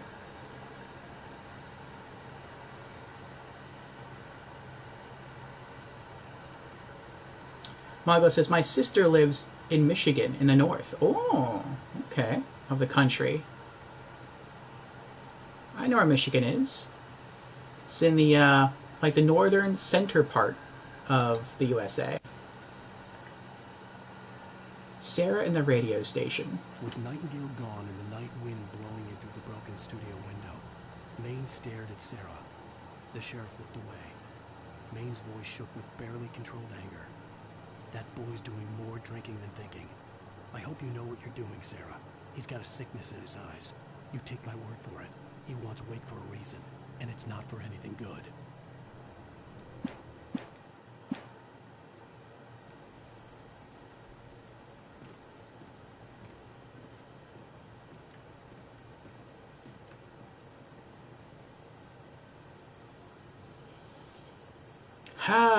Everything is so neat and orderly for now.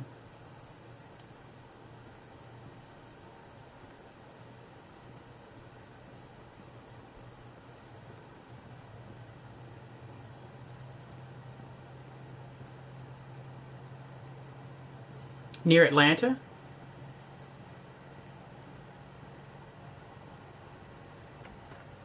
Maybe. The only Atlanta I know of is Atlanta, Georgia, and that's pretty far south. But I know there's multiple Atlantas in our country. I didn't want to go outside. Cops had to be looking for me. The noon sun turned the place into a sauna. The day dragged on.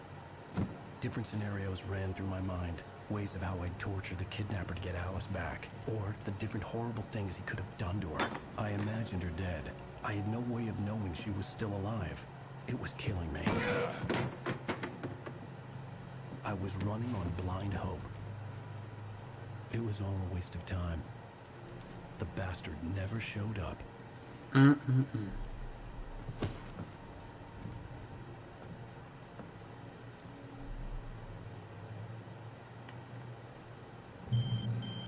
Checkpoint reached. Wake. Where the hell are you? Change of plans. You know where Mirror Peak is? It's a big mountain north of where you are. You follow the path from the mine, you can't miss it. There's a lookout point there. I'll be waiting. I'm through being jerked around by You want to you. see your wife alive? Because if you do, you better watch what you say to me. Do we understand each other? I want to talk to Alice. Yeah, and I want the manuscript. Don't keep me waiting, Wake. Hello? Hello? Ah! I'm gonna kill him. I had to get to Mirror Peak. All right.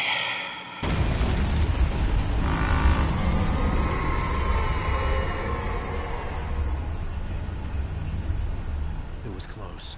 Maybe closer than ever before. I forgot that happened. This game. Welcome to our Magic Menagerie, Magos. Thank you for the follow, Magos. Magos says, I've got to go now, buddy. Keep up the good work. Okay, Magos. Thank you for dropping in. Thank you for the follow. I hope to see you again.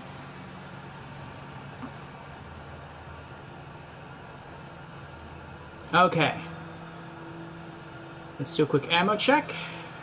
Fully loaded Magnum, 14 road flares, shotgun with 22 shells, and that's it. No flare gun shots. Okay, before we continue, we are going to pause. And since we are continuing, we're not ending stream right now. My coffee cup is empty. There's nothing left in there. I'm going to go refill it.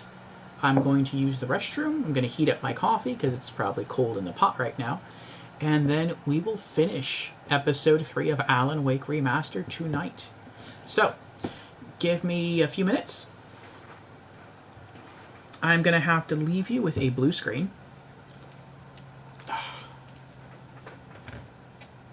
Unfortunately. But, again, I'll be back in just like 4 or 5 minutes. So, yes, I know, since I'm streaming directly from PlayStation 4, whenever I back out to the menu, this happens. But I'm really just doing this to turn off the camera, so when I get up, doesn't look quite so bad. As I am just wearing a robe. Well, not just a robe, but I'm wearing some jammies, but still. I'll be right back.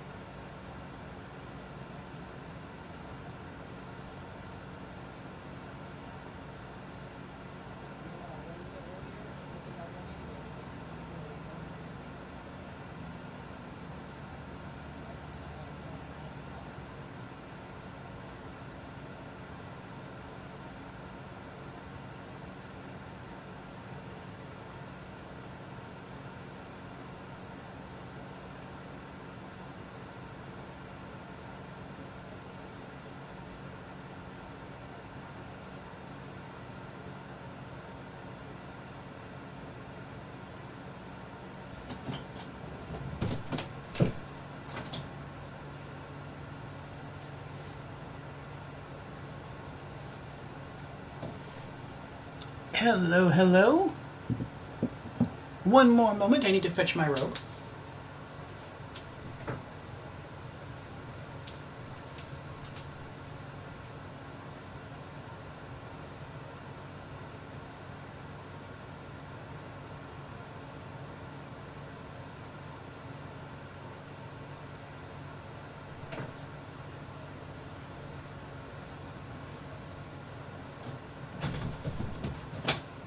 Okay, we are back.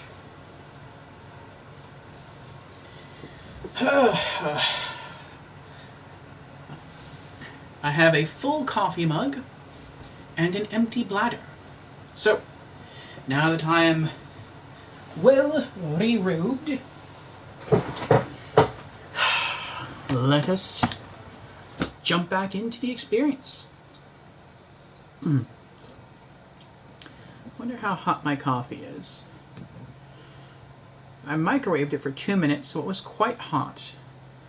But the milk I put in here was literally ice cold. Part of it was frozen. So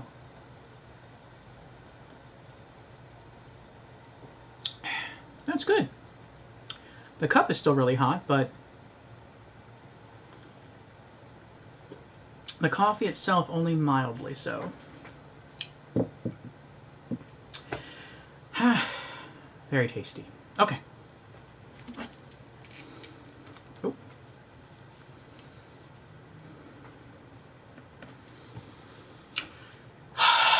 Here we go. Leave the building. The kidnapper never showed up for the meeting. Instead, he wants to meet Wake at the Mirror Peak observation platform. Wake must reach it.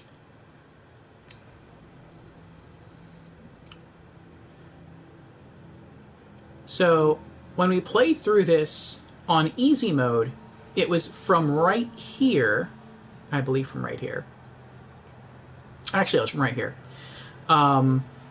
We had to beat this entire episode, the rest of this episode, starting from where we're at right now, in less than half an hour, and we did it. I think, again, I think we did it with like 7 or 8 minutes left to go. So it took like about 20 minutes. But that was easy mode. And right now we're playing on nightmare mode, so it's going to take us probably well over half an hour. It's probably going to take us at least another hour. At least. But we'll see. We'll see what happens. For the most part, I know what to do. But there are areas in this game where I really don't know what to do. Either because I forget what's supposed to happen, or I forget what stuff looks like. But I'm pretty sure I know where everything is and how to get through this part. I think eventually we do find ourselves back in woodsy areas, and that's where I think things get uncertain.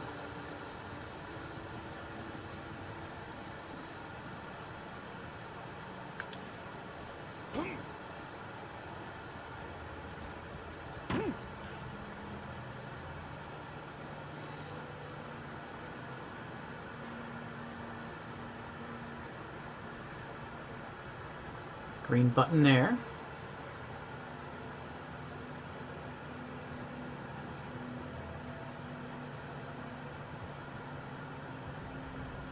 Not sure what it goes to.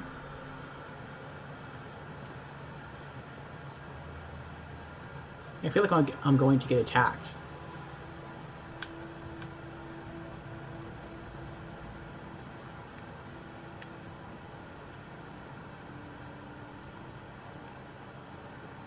Road flare. Good. 15. We're still full on batteries. More revolver ammo, but we're full on revolver ammo. We're still at 22 shotgun shells. Let's go for more shotgun ammo. We're up to 26 shotgun shells. So I guess 24 is not the ammo cap on shotgun shells.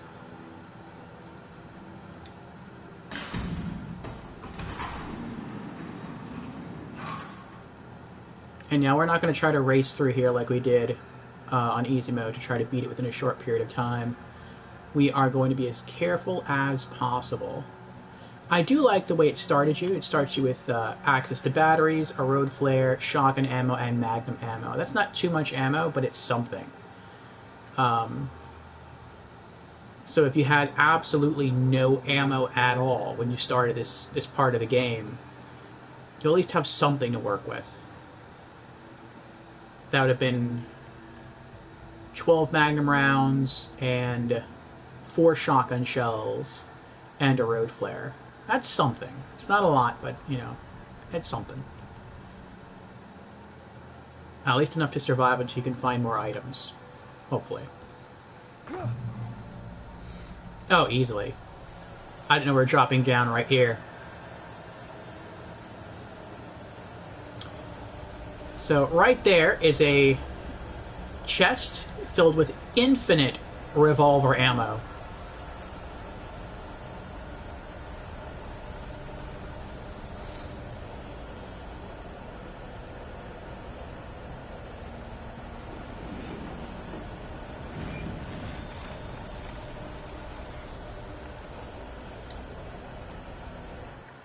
Manuscript page. Thomas Zane in love with Barbara Jagger. When Thomas Zane fell for Barbara Jagger, it happened fast. She was young, vibrant, and beautiful, full of life. He had never been a very happy man, and without any seeming effort, she had changed all that. Zane felt good for the first time in his life. Everything she did was another piece of a jigsaw puzzle he hadn't even known he'd been missing. And best of all, she made the words flow, strong and sharp. She was his muse. Aww.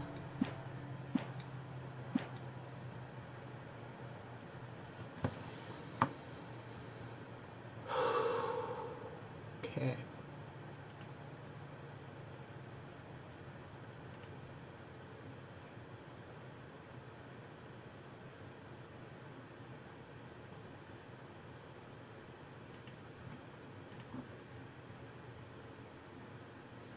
Okay, for the next Nightmare Manuscript page, it says, continue on the main path until you reach a wooden path.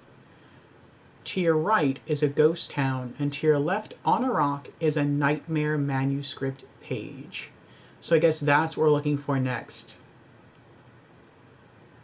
A ghost town. A wooden path leading to a ghost town on the right.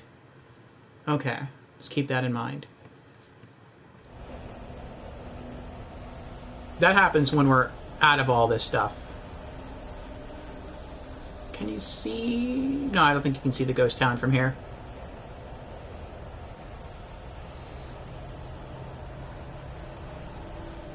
Oh, that's so awesome.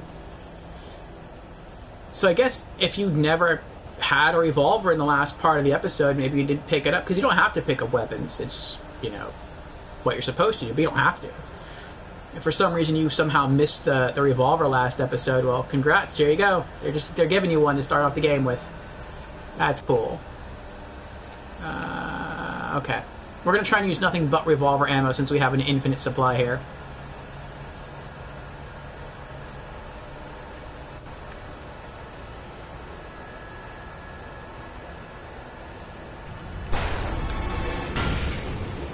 Nice. Uh-oh. Nice, we got 2 of them. Come on down here, fellas. It'll be fun.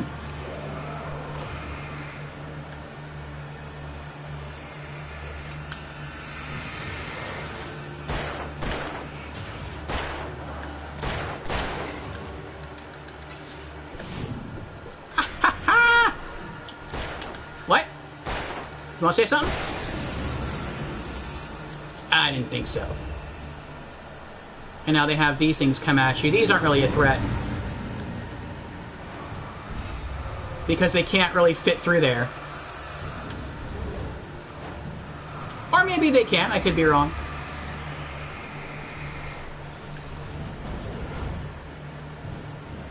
But like I said, they're not all that smart. They do always try and come straight at you. And so if I stand behind there, it'll just keep flying into that thing there. Okay. Full on revolver ammo again. Good. We're not done, though. There's still, I think, at least one more item. I think it's that gear down there that will try and hurl itself at us. There we go.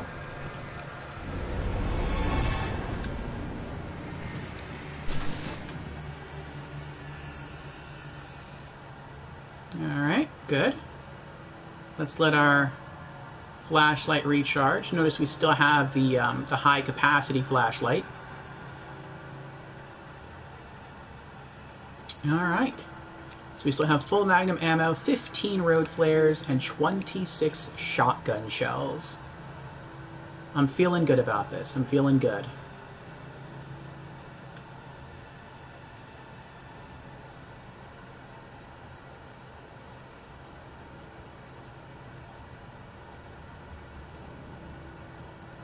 I hope I can stay feeling good about this.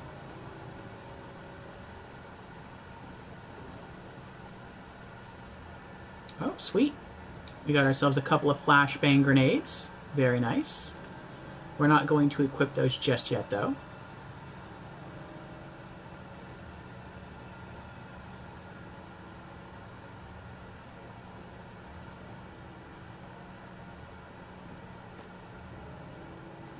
There we go. I believe if you try, you can get back up in there, but once we walk through here, they're going to drop that down behind us, and we're not going to be able to come back. We're going to be trapped. And we're going to get rushed by enemies. So what I'm going to try to do is let them get a little close, not too close, and then try to hit a road flare and use the light from the road flare to break off their shields. And then I'll fall back a bit and try to use the magnum to take them out. See, in Nightmare mode, you're supposed to already have strategies for all this kind of stuff.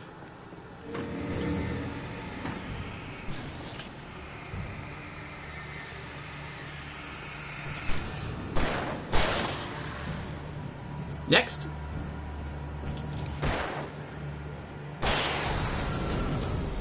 Reload. Those are the glass cannon guys. Weak defense, but they're super fast and they hit super hard. I think that gear's going to try to kill us. Is it? Oh, no, it's not. We have 2 items in here that will try to kill us. But they don't start trying to kill you until you walk around to the other side.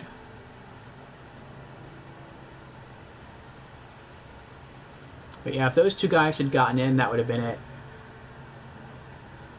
They would have destroyed me.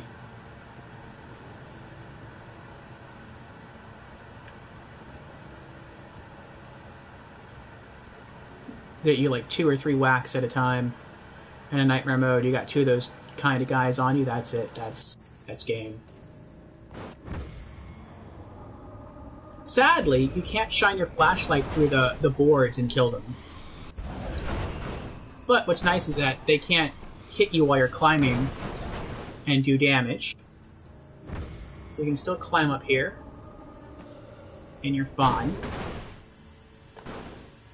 Now, eventually you have to get over there, get inside this building, get all the way through here. And it doesn't take us all the way over there. It takes us probably like right around here, and then it drops us down. And then we have to come out through here. Ultimately, we have to go back in through here, but we can't. We have to get in a Jeep that's parked there, drive all the way down, amidst a whole bunch of enemies, get to the other side, run into the light, they despawn, and then we turn off the electricity because that's going through the power lines, and that's actually electrocuting a fence that's there, and that's what's stopping us from getting up in there. Once we turn off the power, that turns off the safety light. We have to run back down, hop inside the Jeep, drive all the way back with crazy stuff flying at us and people getting in our way. And then we have to get out and hopefully park somewhat decently enough so we can still climb the fence and climb inside the stairwell. We're probably going to use up at least one road flare to do that once we get out of the Jeep on our way back. Now that we're here, we can open this. And I don't think they can come up at you from here. And if you can drop down there and run in through there, and you'll be fine. But if you do that, the items will still try to kill you. And so, if you're patient, I would not recommend doing that. If you are trying to get the trophy for beating this in under half an hour, then you do have to do that. But if you don't have to do that, then don't do that.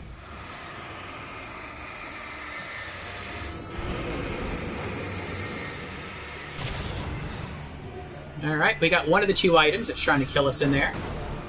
There's the second one.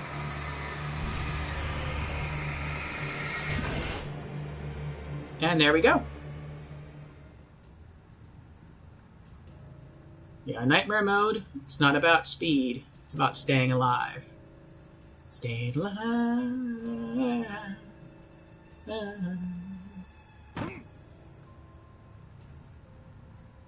Okay. Now, I don't remember if anyone tries to come in here and kill us. I don't think they do. I think it just assumes you're going to try to drop down and run inside, and you have to face those two possessed objects. So I don't think they throw a humanoid enemy at you in here. It would have been nice if they put something on the shelves, though. Some more flares, some ammo, you know, something. What the hell?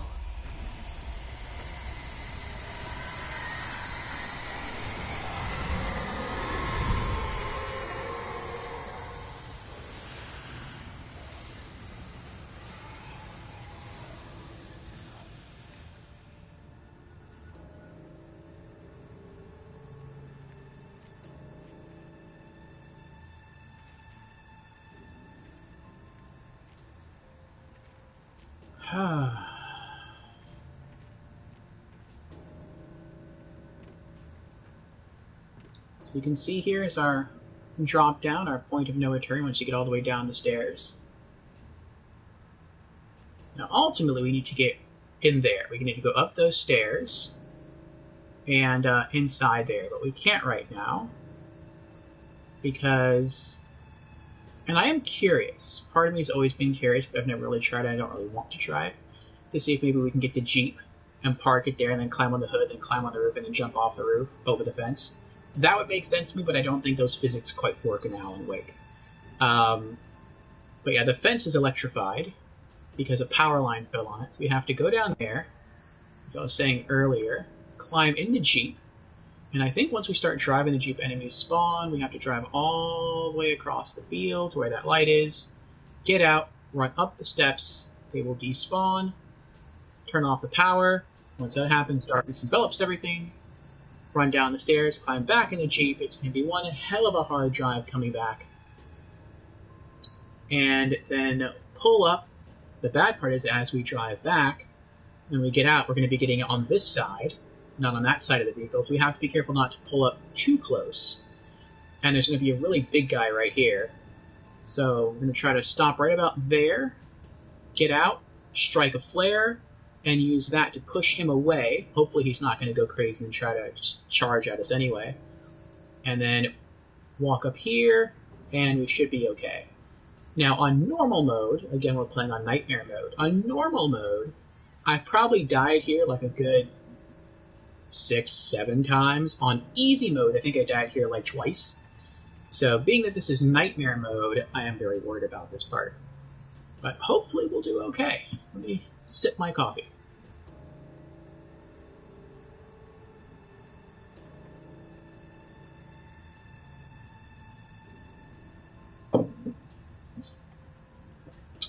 Okay, here we go.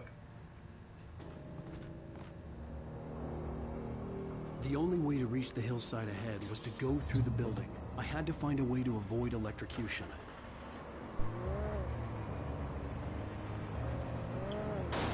Oh, what a noob mistake. How noob was that? I crashed into that thing as soon as I... There they are. Pardon me.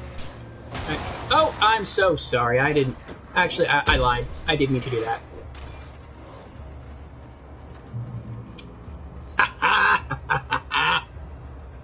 That's right. Despawn. Oh my gosh. Well, that's not very kind, BW. I will time you out for that comment, sir, but I will not ban you.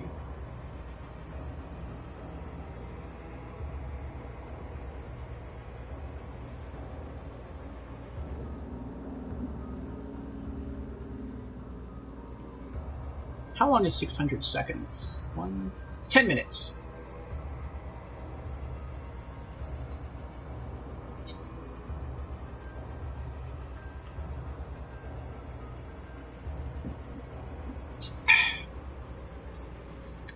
Okay.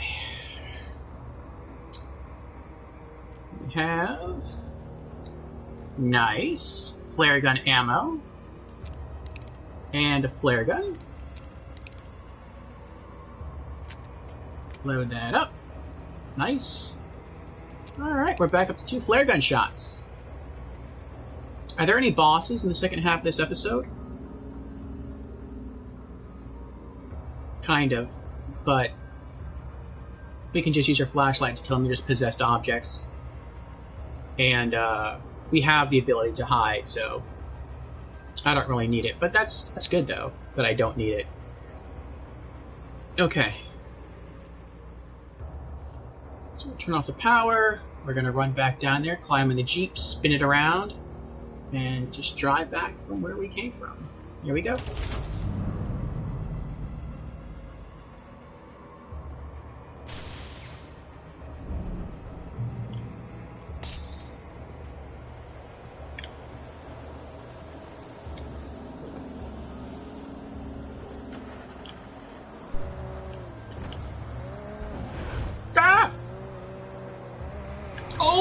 Oh! Why is the Jeep doing this? It's like all of a sudden the Jeep's controls have gone crazy. Move out of my way. Move! Move out of my way. Get out. Strike road flare. Yeah, back up.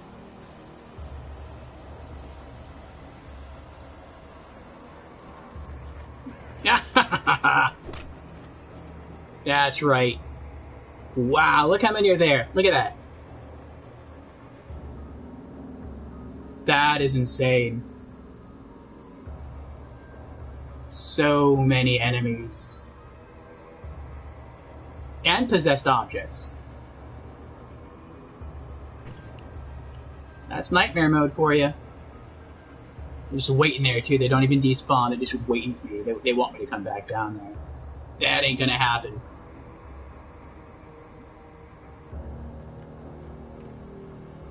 That was not bad. Nightmare mode difficulty. We made it all the way back, and all we had to use was a single road flare. No gun ammo at all. That was awesome.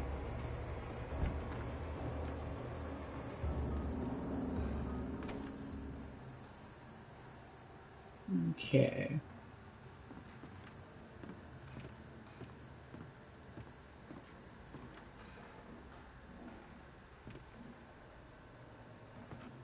I don't remember if anyone tries to kill me in here.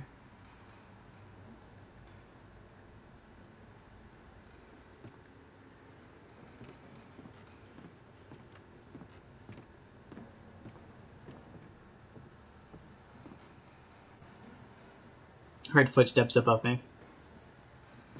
Such great sound design in this game.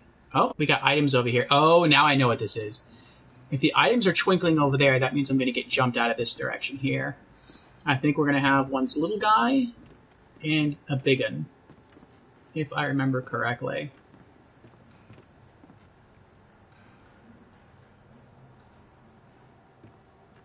No, I think it's just a big one. Switching to shotgun. Here he comes. Come on.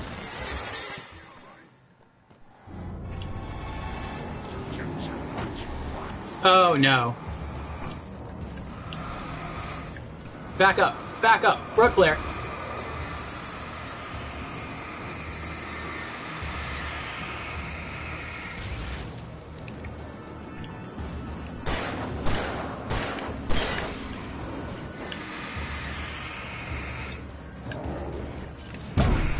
Oh! I should have struck that flare up sooner. I think I broke his darkness.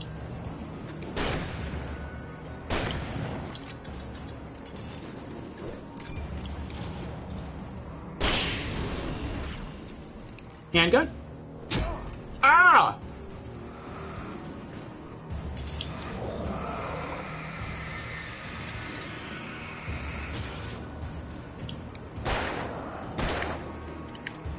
Oh, what a horrible time to reload.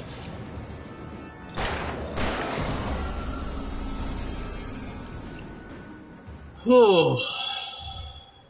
That wasn't too bad. Let's reload. Alright.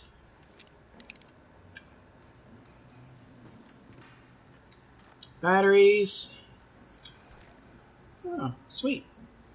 Fallen revolver ammo again, down to a dozen road flares. Still have 2 flashbang grenades, 23 shotgun shells, and 2 flare gun shots. Okay.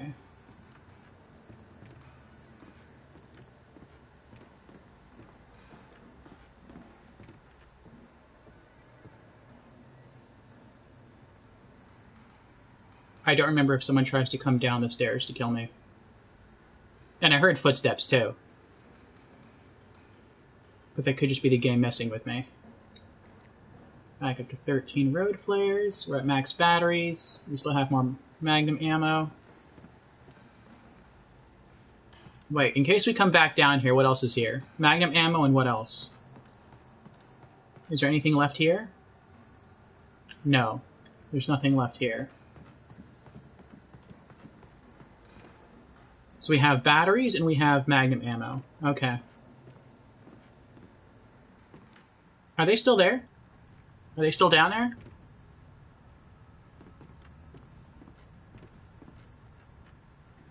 I'm curious.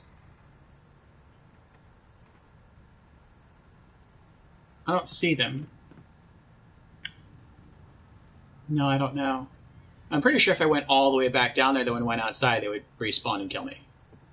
Or try to kill me, anyway.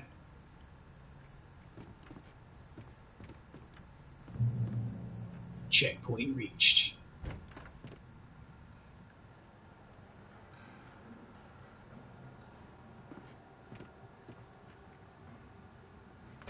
Oh, I know this one.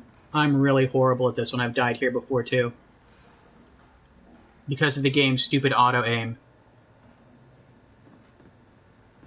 So what I need to do is, as I walk forward, enemies are going to drop down from there. And what I should do is shoot that thing right there. And then they're going to get closer. Then I need to shoot that thing. The chair kind of protects it. And since they're running at me from here, the gun's going to try to pull itself this way, even though I'm going to aim at the gas canister. And it's going to be like, I'll have to fight with the gun, which is just not nice. You know what I could do, though? I've never thought about this before. I don't know if it would work. What if I prep by shooting that, because it takes a second until it explodes? What if I shoot it first, and then I start walking forward?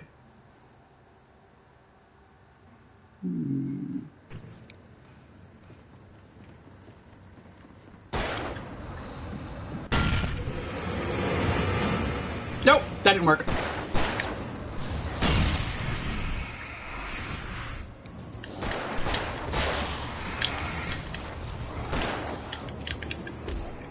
You see how I'm trying to shoot the canister? I'm not trying to shoot them.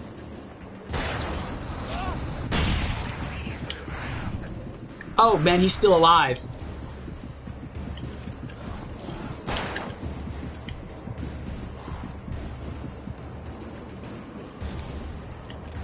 Oh, it wasn't loaded?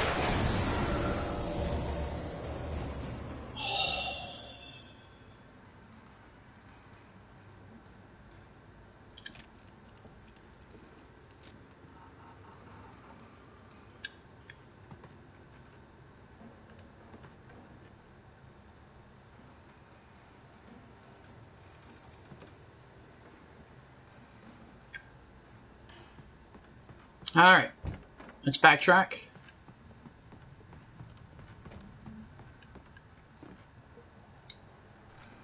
Back up to a full magnum.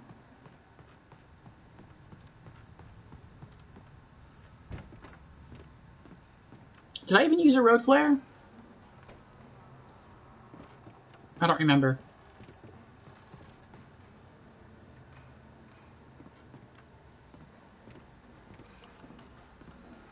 Regardless, though.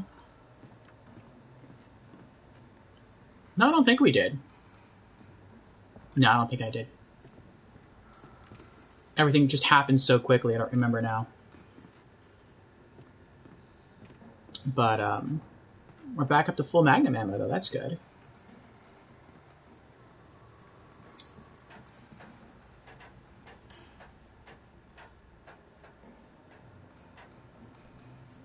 Sometimes even knowing where enemies are and when they're going to spawn and try to kill you isn't good enough. It's still difficult to just do the things that you know you need to do.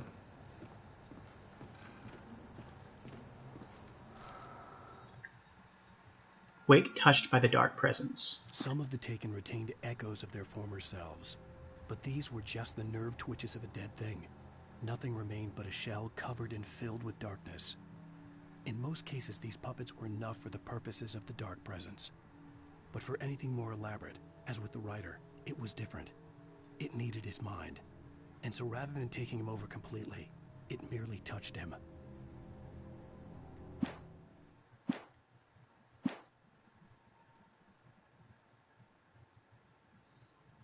Reached the Mirror Peak lookout. The kidnapper never showed up for the meeting.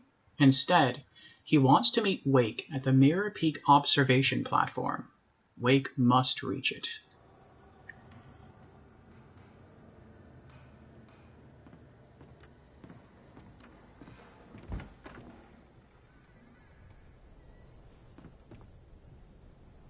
Oh, I remember this point. There's no enemies here.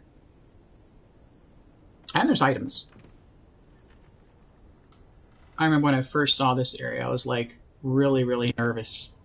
Because I thought, oh man, these stairs, they drop off. You can't get back up once you drop down. It's another point of no return. And I thought as soon as I did that, I bet someone with an axe is going to like bust through that door and try to kill me. But no, that doesn't happen. What I dislike, though, is that once that gate opens and you walk outside, the darkness stirs up. Ooh, you can kind of see the light in the distance there. It's right there. You see through the trees?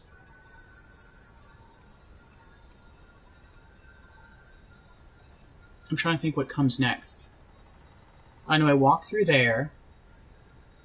I don't think there's anything that way. Actually, no, there are items over there.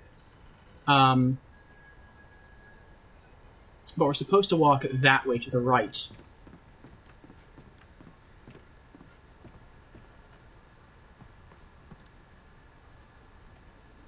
There's some black splotches of stuff, and then as we go to walk through a pass between those mountains, we get attacked. And I think that's when you maybe use a flashbang grenade, or at least I typically use a flashbang grenade because there's a lot of enemies that come at you.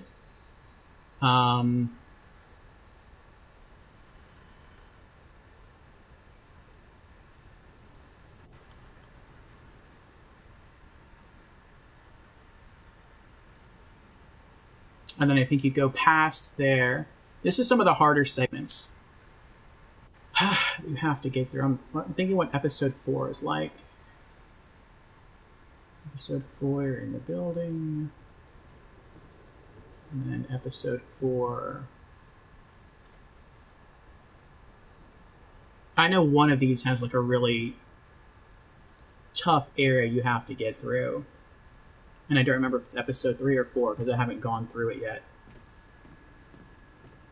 It's like enemies just keep spawning endlessly. And the only way to get away is you have to run through a narrow mountain pass.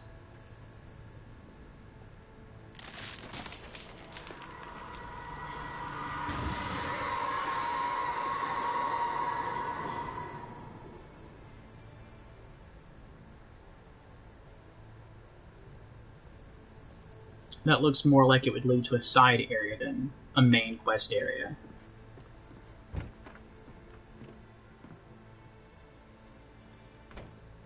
Oh, got some TP up there. More revolver ammo. More batteries.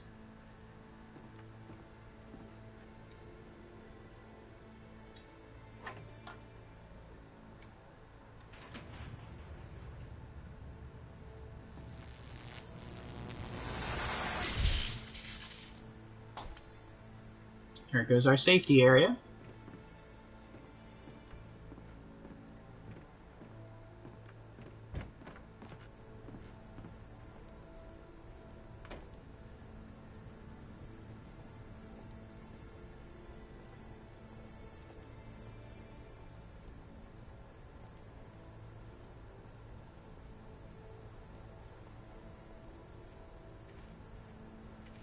There was no way the flashbang grenades were standard power company equipment.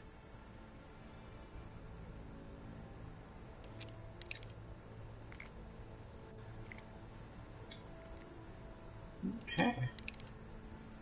Up to 5 flashbangs now.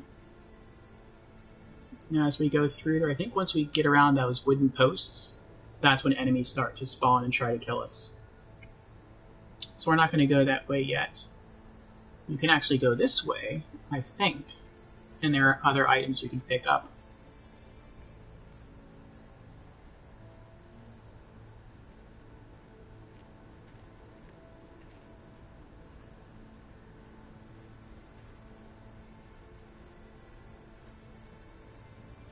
Oh, there aren't? I feel like there was an item here. Maybe it was, No, it couldn't even... It would have to be maybe a thermos, a coffee thermos, if there was anything over here. Because I'm not seeing anything. I thought there was like another chest there. With, maybe some more road flares or flashbangs. Oh well. I think maybe now is when you encounter the pools of darkness for the first time, but my memory's even iffy on that. I know they're here, but I don't know if it's the first time we encounter them.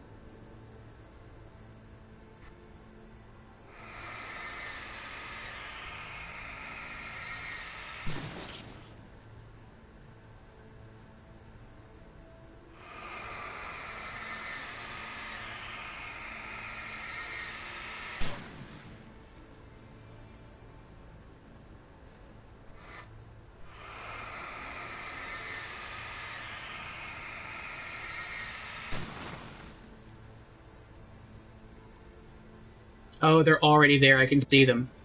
I can see the tops of their heads. I think. Nope. No, I think that's just grass. It's just bobbing back and forth. Okay, that stays open. But there's no safe area in here that I can run to if I need to fall back. I can't get back up the stairs. They look pretty low, though. No. For whatever reason, you can't climb the stairs. I can jump up on the car, but they can easily hit me from there.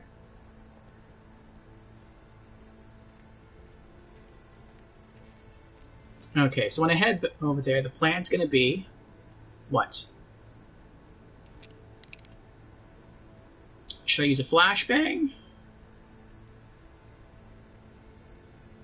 I'll use... let me switch to flashbangs. If I get a large group together, I'll use a flashbang.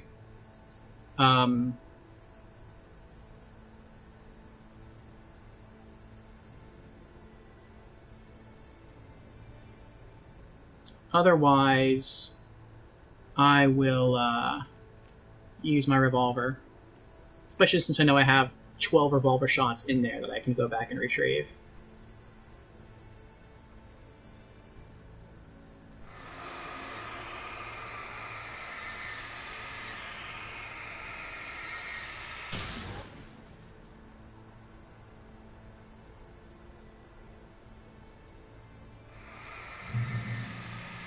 Another checkpoint reached.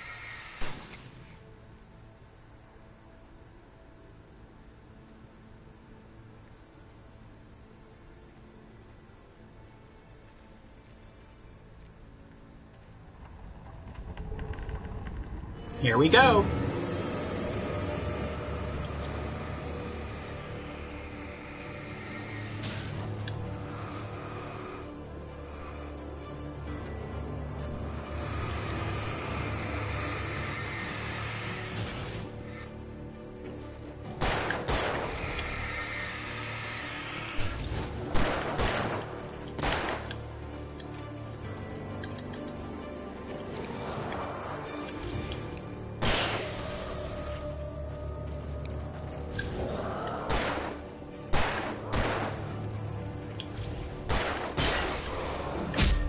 Oh, I dodged that. Don't even. Don't even.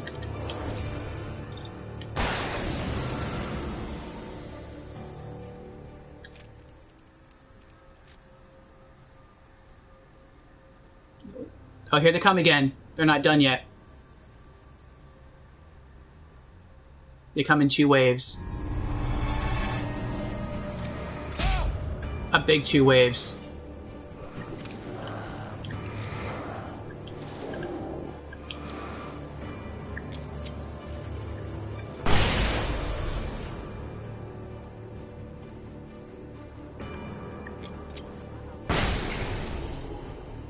Okay, that wasn't fair.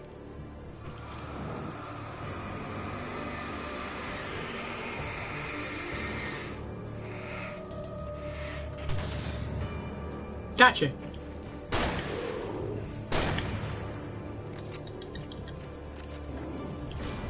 Nope.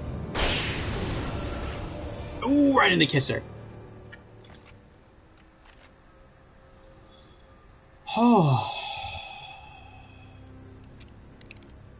Wait, did I fully reload the shotgun? Okay, yeah, I did. Alright, let's double back.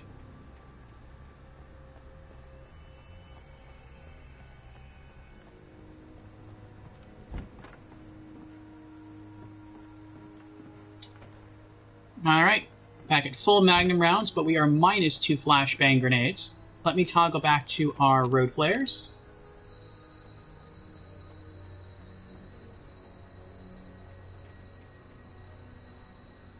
I don't think they respawn. I'm about to sneeze. I can feel it.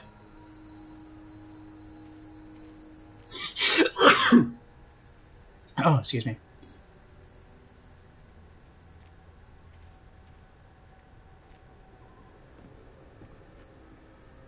Like, I feel like I have some challenges up ahead, but then I also remember that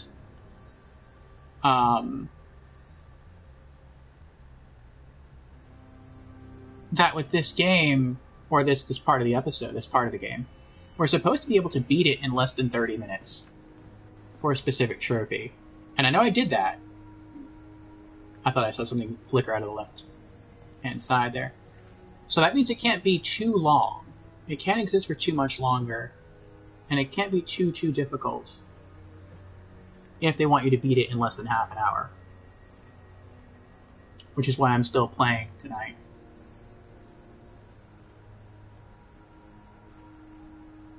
I just hope that darkness music doesn't kick in. I hope I just didn't jinx myself when I said that. We got barrels on our left. That's probably where we have to go. Looks like that's where the path leads.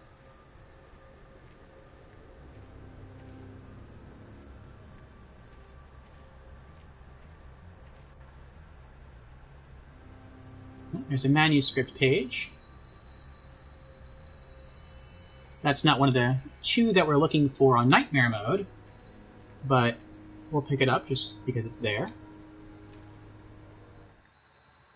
Wake and Barry in the cell. I stared through the bars of the jail cell. Barry stood behind me, swaying on his feet, looking as ill as I felt. Agent Nightingale stood on the other side of the bars with Sheriff Breaker. Nightingale had a stack of manuscript pages in his hand. He seemed unhinged as he gloated. Well, I've got you now, Raymond Chandler. It's all here. All the evidence, including conspiracy to murder a federal agent. Is Raymond Chandler a Friends reference?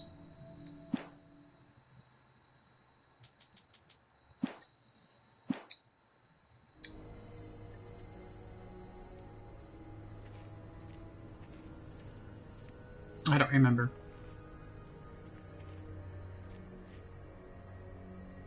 No.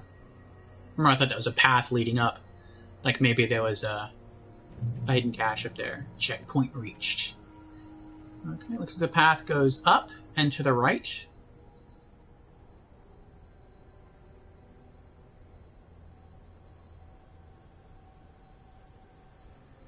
Yeah, it looks like it goes up. I guess across that wooden bridge.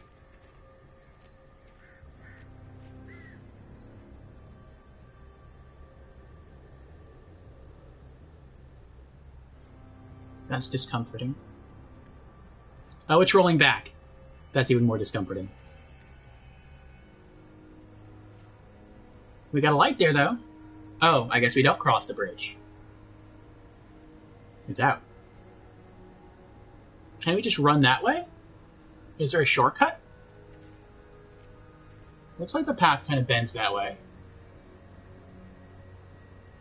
Should we go up? Or should we just go right? Because there's a light right there.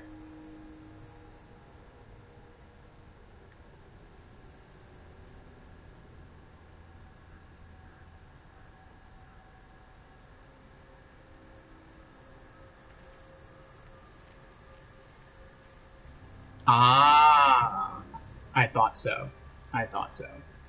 Like, I think we're supposed to go that way because the light's on and it's very bright right there and the path goes that way. But we can see yellow dots on the tree, which means that this path leads to some extra items. I just hope it's going to be worth it. Because I feel in this part of the game you get penalized for trying to go, not all the time, but you do get penalized for going to try to obtain secret item caches. Like, I feel like we're going to get jumped once we get these items. And hopefully we'll get more than we use to obtain these items. Otherwise, it's going to be a wash.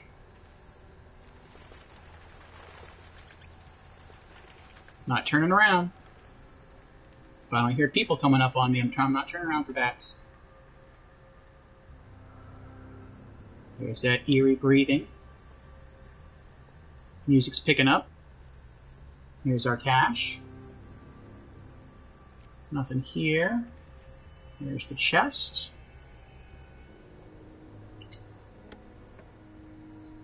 Flare gun ammo. Okay, that makes it worth it. Flashbang. Flashbang. Flare gun ammo. Another flashbang. Very nice. Oh, here they come.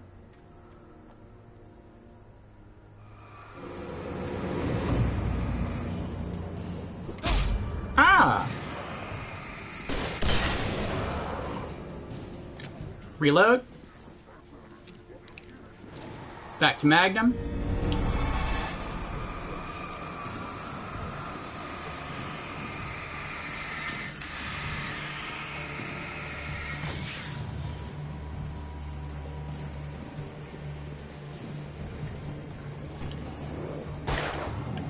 Oh, he's a big one. He needs a shotgun.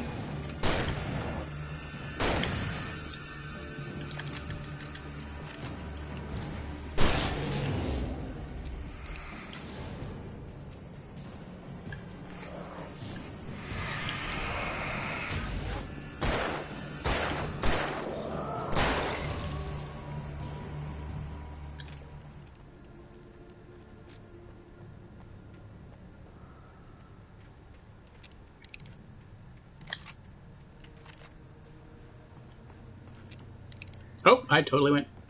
That's fine, though. Okay, so that wasn't bad. I would say that was probably worth it. What did we gain? We gained...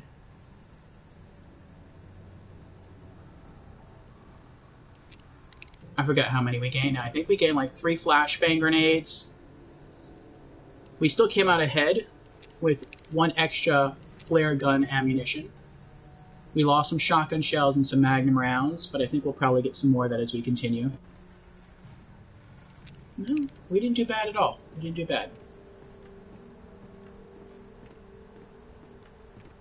I think there's a manuscript page up there, but it's not one that we need. Actually, no, I think it was on a manuscript page. I think there's a coffee thermos.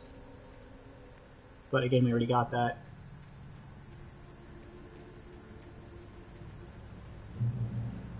There we go. Next checkpoint. Open this. Let's see what's in here. Good. Max batteries. Max revolver ammo. Well, there's still more revolver ammo there. Then once we get across... Actually, no. This is actually... Oh, no. I feel like once I walk across from here, this light's going to turn off. So it's not a good idea to turn around and come back.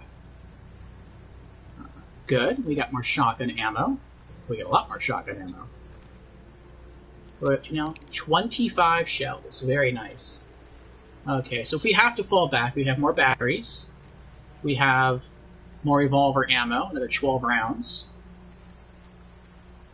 I had no real plan. I was going to give the kidnapper all the manuscript pages I had for Alice. If that wasn't enough, I'd hold him at gunpoint and make him talk.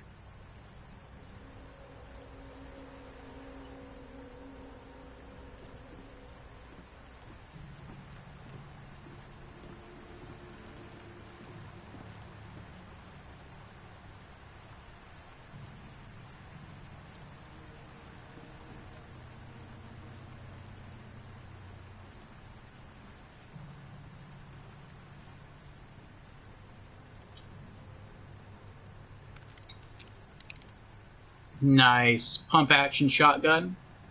31 shells. Heck yeah.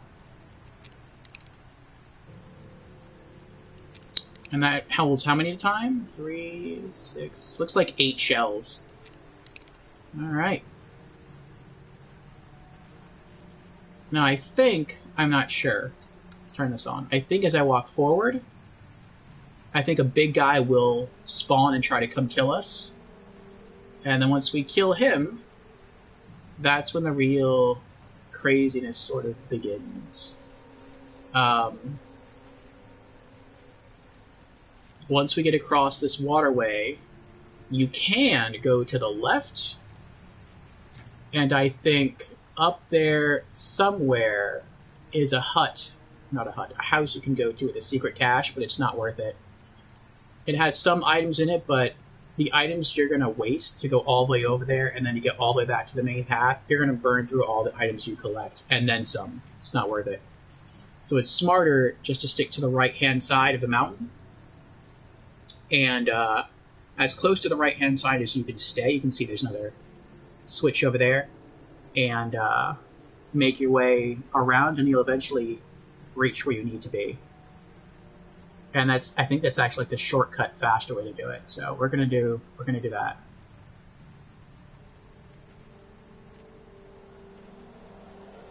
There's the darkness. Falling back. Okay, so yeah, we can go up to the left or up to the right. We go up to the left, that's the long way. It's like a long semicircle.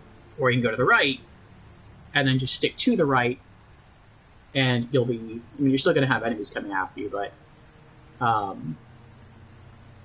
that's the more direct route. So we're going to do... I really wish like I could push a button and bring up a map, like an overhead map, and see exactly where I have to go, because I'm used to doing that. What was the game I was just playing that did that? Borderlands. Because you can do that in Borderlands. Like, okay, I'm here, I have to go there, and this is the direction I have to go to get there.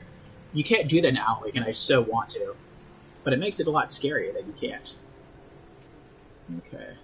We're probably going to burn through, like, our entire 12 road flares just to get there. I hope not. I hope I'm wrong. I hope I'm, like, stupidly wrong. But I feel like I lit that too early. That was a wasted road flare right there. I probably could have held off on that. Run, Alan! Run! What are you doing? He's getting tired. Strike road flare. That was probably also wasted road flare. I probably could have held up on that. Run. And there it is.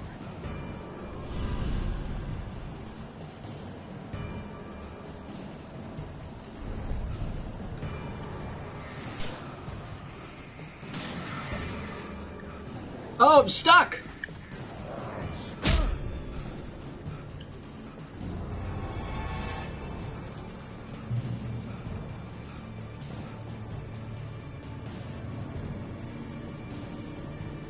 I ran into a board instead of running up the hill. That was actually a lot better than I thought it was going to be. A lot better. We burned through only 2 road flares. No gun ammo at all. That was awesome. This is the much shorter route. I was right. Now if I go down there, though, they're either still going to be there or they're just going to respawn. I don't think... Did all of them despawn?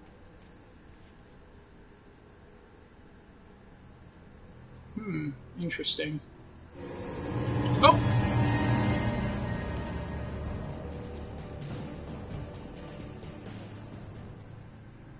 I'm not doing that again. I tried my luck right there. Let's keep making our way up the mountain here.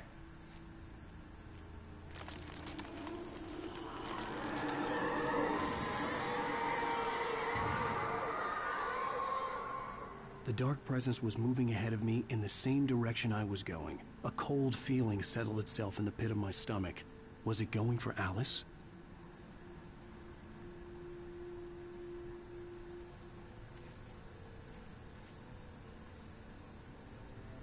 Technically, they could still come for me. They could go right through here and they'd be able to kill me. Or bypass the light. Unless the programmers made it so that couldn't happen. Now see, there's the house with the extra ammo in it that we could have gone to if we would have chosen the other path. The left path instead of the right path. And I believe there's some shotgun ammo in there, some revolver ammo, and I think there's like 1 or 2 road flares. But it's not even worth it because down there is a darkness zone and the enemies will not stop spawning, ever. So if we would have went to the right, we'd probably have to make our way through like another 2 to 3 packs of enemies just to get there.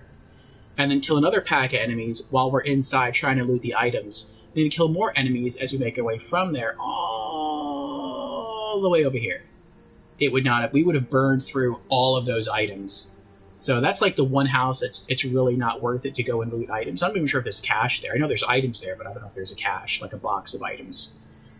If there is a box of items, then yeah, if you're going for platinum, you do have to go there. Because there is a trophy for opening all the things in the game. Oh, crap. The graveyard. The graveyard has a boss encounter. I think once we cross the crosses is when they spawn. And I think we have to fight. I don't really want to use that, though. I don't want to use my flash gun. Or my flare gun. What else do we got? We got flashbangs. I think before I use a flashbang, I'll use a road flare.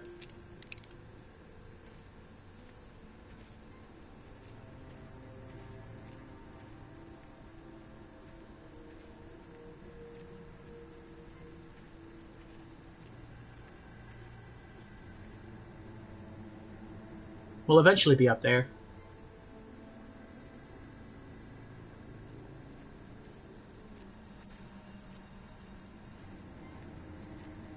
Yeah, we do fight a boss here. Crap. What do I do? Do I try to use a combination of... And there's other enemies, it's not just him. Do I try to use a road flare? Just to burst everyone's bubble, and then pick them off with magnum rounds? Do I use a shotgun? What's the best approach? Do I just flashbang him? We got half a dozen. Let's try it. Let's give it a shot. Checkpoint reached. I will say I really like the checkpoint system in this game. Like, there are some really, really challenging points in this game, and the fact that the checkpoints are so frequent makes me feel really, really good about this game. The graveyard shift may cause chaos here. Here they come.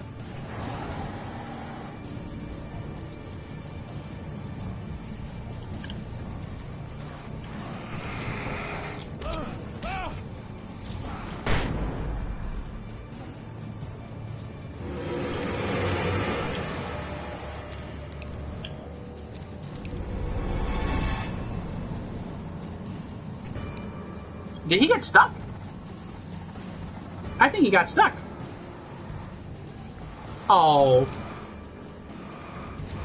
I should have taken advantage of that.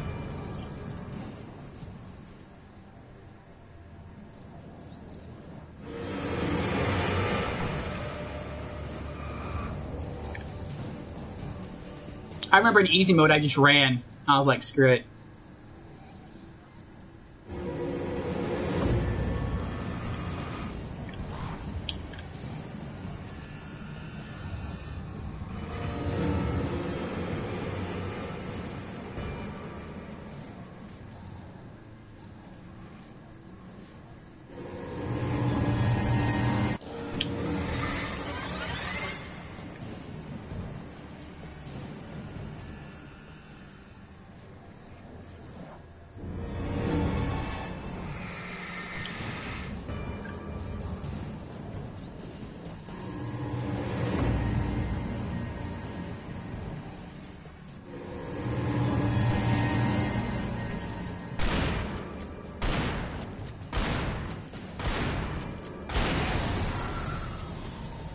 Dang! What was that, like 6 shotgun shots? 5? 5.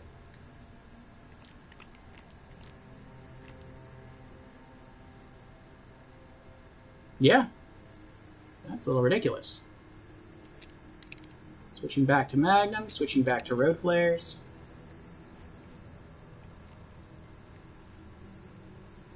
Alright. Let's continue.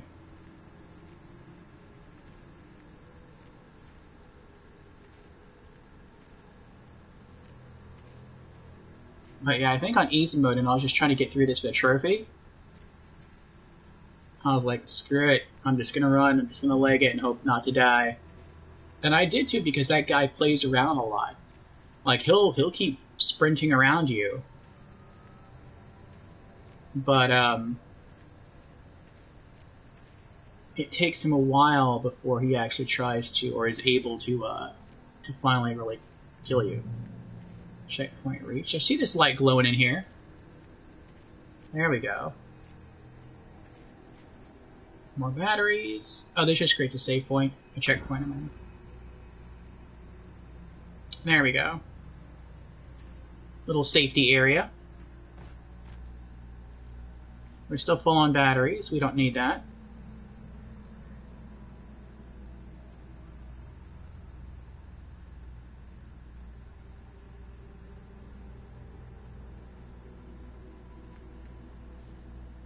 I think it might turn on. Oh, turned on both lights. Very nice.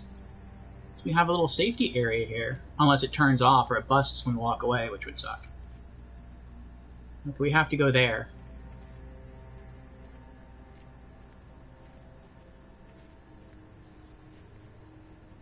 Oh, it's sliding back. I think enemies do come after me. I hope that doesn't turn off. That way I can fight from a position of strength. That is so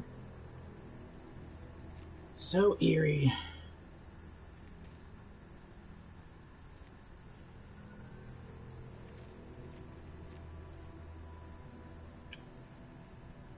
Just making sure it's still on.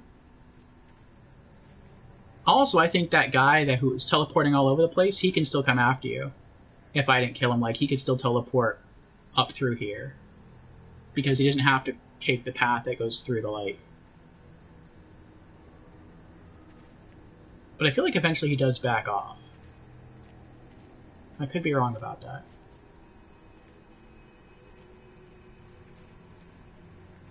Uh-oh, what was that? What was that?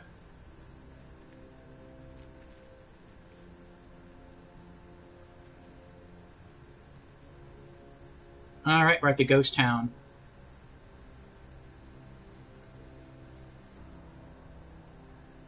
I think this is the easy ghost town. I think in this game there are 2 ghost towns you have to go through, and I think this is the easy one. There's an... Well, no, wait, let me think. Is that right? No. I guess so, 4... No, actually, I don't think that's right. I think there's only 1 ghost town. Crap, there's a really hard part coming up. Where you have to fight, like, a ridiculous number of bosses. You get a lot of gear, but there's a ridiculous number of bosses. This, right here, is one of the manuscript pages that you can only obtain in Nightmare Mode difficulty. So, something new here. Wake reads a page. I lifted the page in front of my eyes and read it. In it, I lifted the page in front of my eyes and read it. In it, I lifted the page in front of my eyes and read it. In it, I lifted the page in front of my eyes and read it. In it, I lifted the page in front of my eyes and read it. In it, I lifted the page in front of my eyes and read it. Oh, that's wild.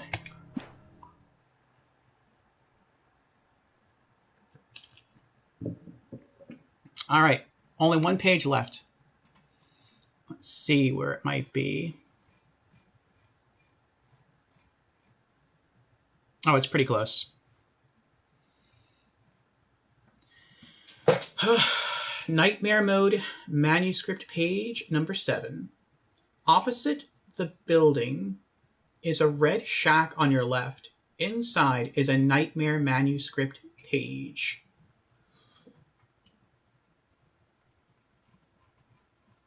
What? Hold on. Okay. Okay. Excuse me. Okay.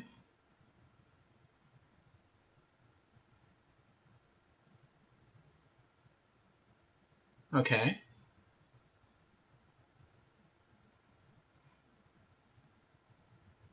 Okay.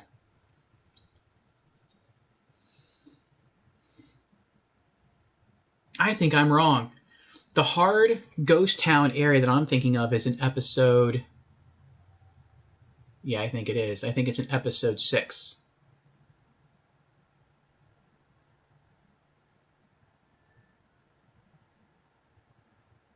Is it?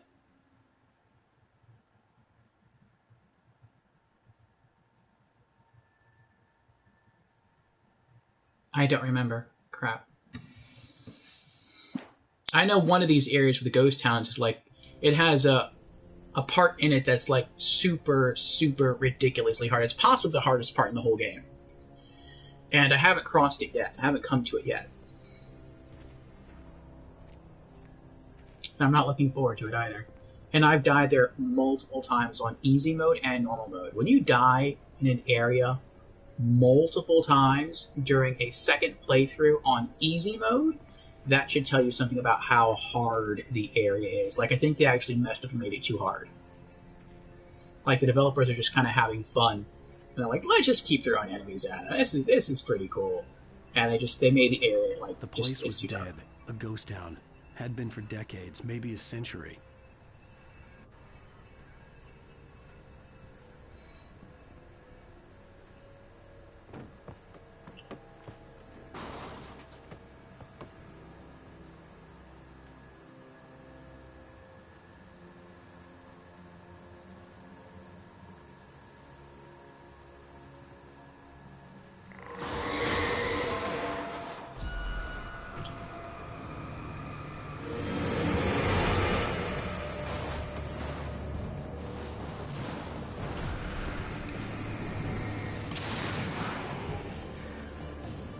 I could have probably let that go, but I didn't want to. If something's trying to kill me and I don't have to use ammo to kill it, then I would prefer to kill it. Light is free.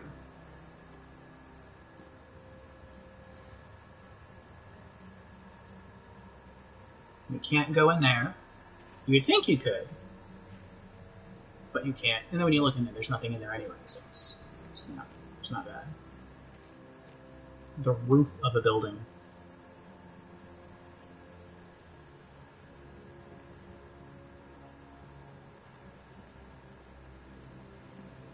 It's an old miner's town.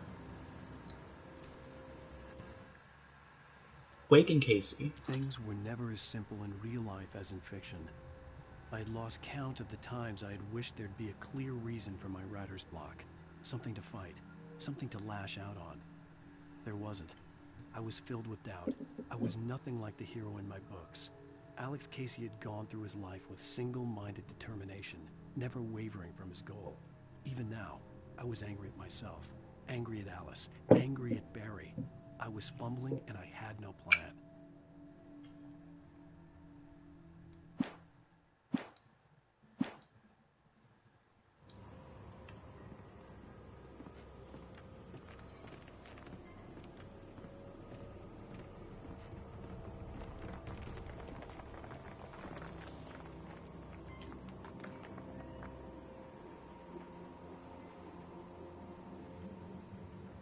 That's the area we came up with the safety light. This is the path that leads beneath here with the graveyard.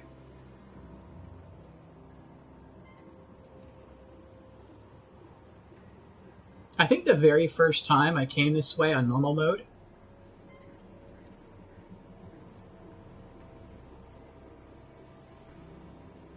actually, I think I actually fell. Because if you just walk, and you walk slow, you will fall right through the board. You won't die, but you will take damage, and then you'll have to walk all the way back up there again. I don't remember if enemies respawn. I know the mini-boss doesn't respawn, but other enemies might. So, jump. There we go. Checkpoint reached. We have a sign there that we can read. We're not going to. We don't need to. I think there's an item right there. I think it might just be a road flare. We can't get in here. I think these... I don't know what this is. Batteries? Batteries. Now, eventually, there should be... Oh, I think I see it. There's something glowing right there. I think that's the last Nightmare Mode difficulty page we need.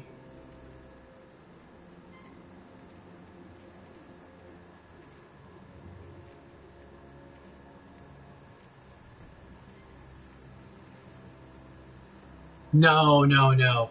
I was right. The really hard part, the really hard ghost town, isn't in this episode. Because I'm now remembering like other stuff that's in that episode, and it would just take like there's no way you could beat it in under half an hour with all the other stuff that's in that episode that I'm thinking about. So we're good. We're fine.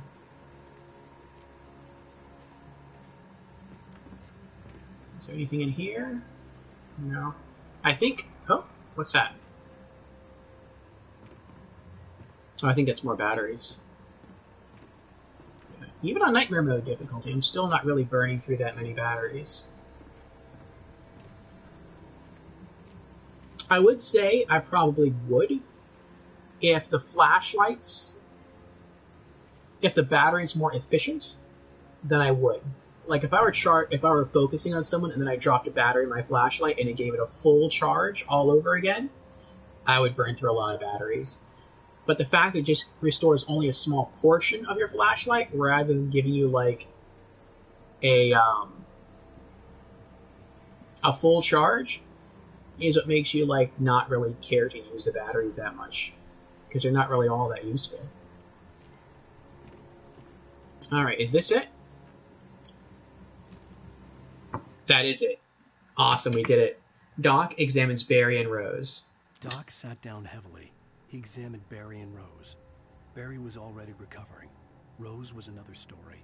She was conscious, but she was barely present, almost delirious, disturbed, touched in the head, they used to say. It wasn't the first time Doc had seen someone in such a state, but it had been over 30 years. Doc poured himself a stiff drink. He hadn't forgotten a thing. Interesting.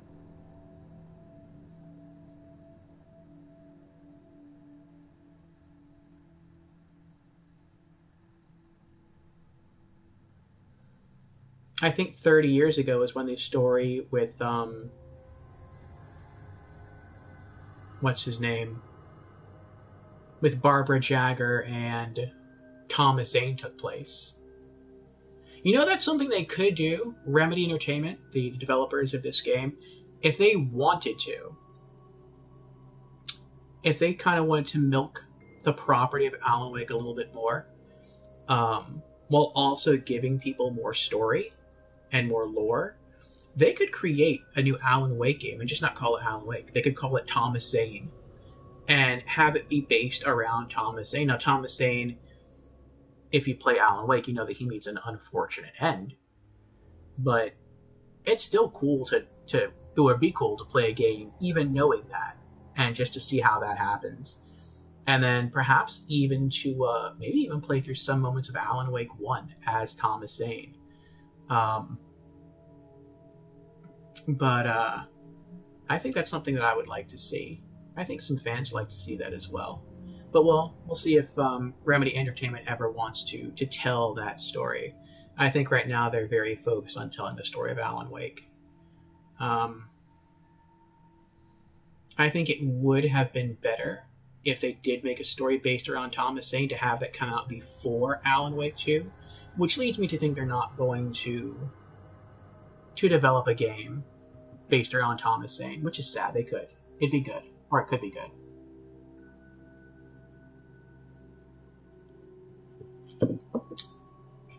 Okay. But we did it. We found all of the missing Nightmare Mode manuscript pages. Now we just have to beat the episode and we're done. We're done with this episode. And we'll be halfway through the game.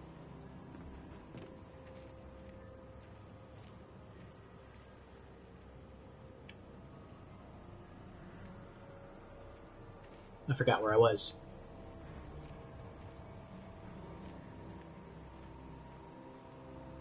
So between me and the end of this little ghost town, there are no more human enemies.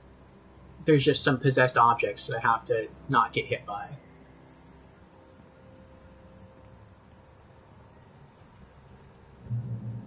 Checkpoint reached. See how generous the checkpoints are here?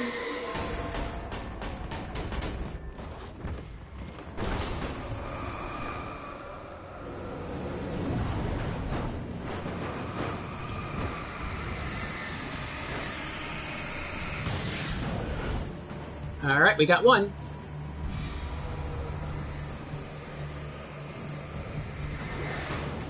Woo! I was a little close right there. I was worried. Alright, we got two. I think that barrel comes alive, and I think that whole machine there comes alive. Though I believe if you just run through the those wooden arches, the barrel can follow you, but I don't think this big contraption here can follow you. It's just too big. But we'll see what happens. We'll fight it. Like I said, I mean, I do want to conserve ammo, but flashlight light is free, so...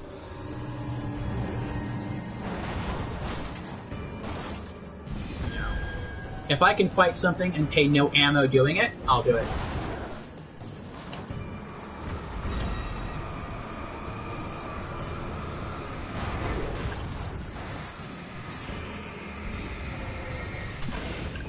We got one. Oh crap.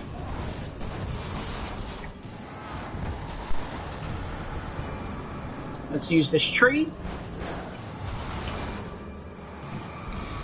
Well, I think it might be stuck. Oh! Oh crap. He almost died.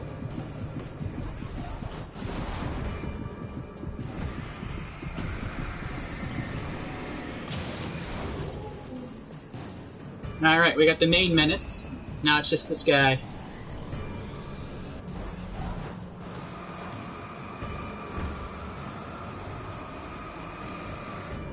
Put this pole in between us.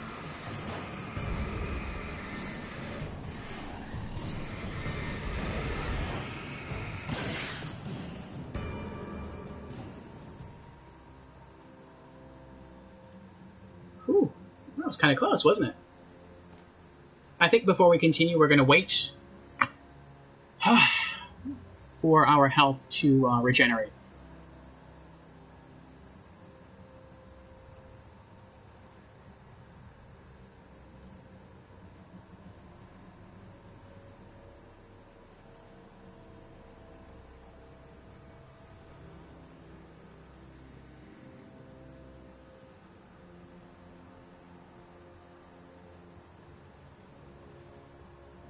Okay.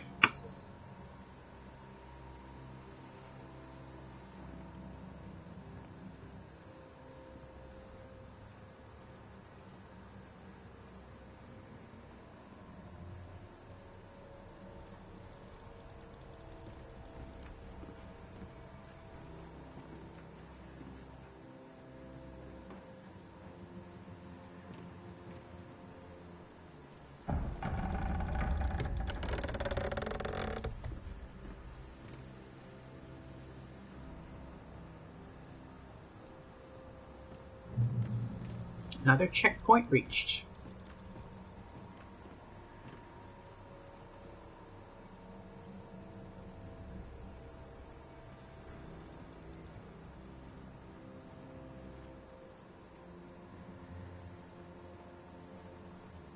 Some darkness clouds here, but I still don't think there are any human enemies around.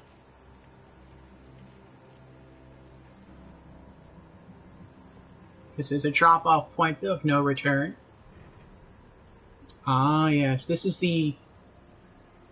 I would call it the boss of this level. And it is optional. You don't have to fight it, but I typically do. The only time I didn't fight it was during easy mode. And it is the steam engine comes to life and tries to kill you.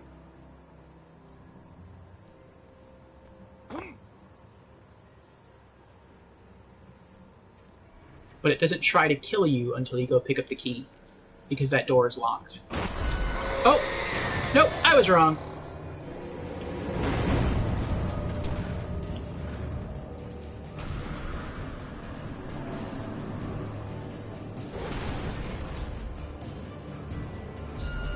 We're gonna hide in here, and I don't think they can... Yeah, they can't attack us in here. Because for whatever reason, the small little wooden planks guarding this little house here and the nails are, like, impervious to damage. They can't be broken apart.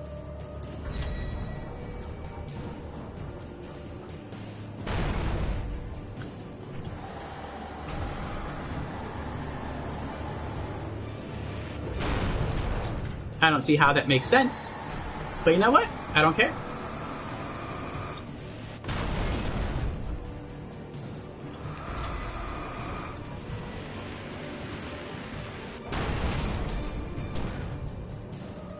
Oh, I see what's going on. It's not... The halo of light isn't going down on it.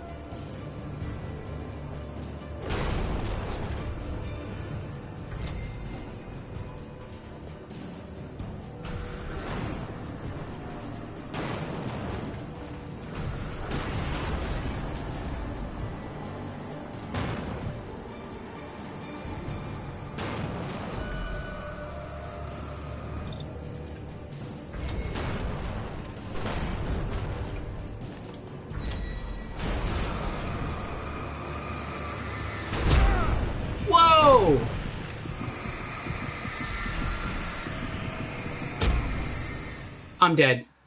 Wow. Wow. I got my road flare back.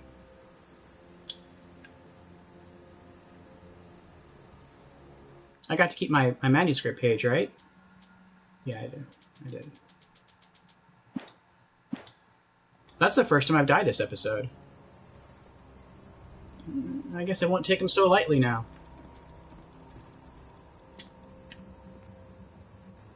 At least I think it's the first time I've died this episode.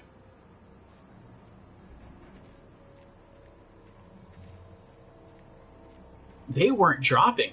Like, I stood right next to that thing, focused my flashlight, and it's like after I stopped, it just...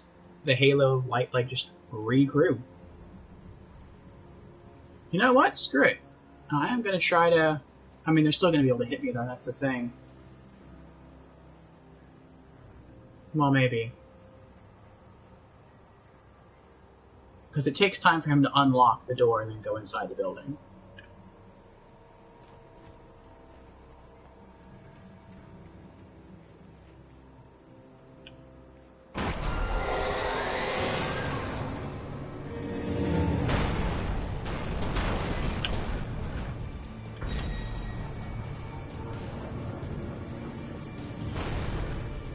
There's our key.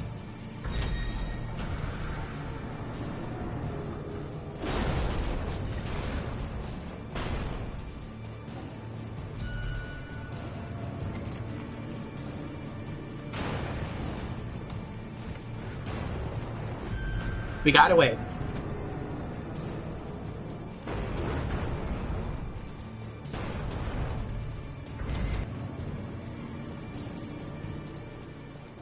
Flare gun ammo.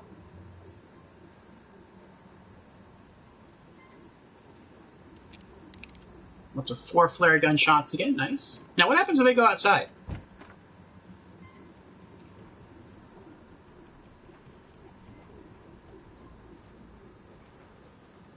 Oh, everything is gone.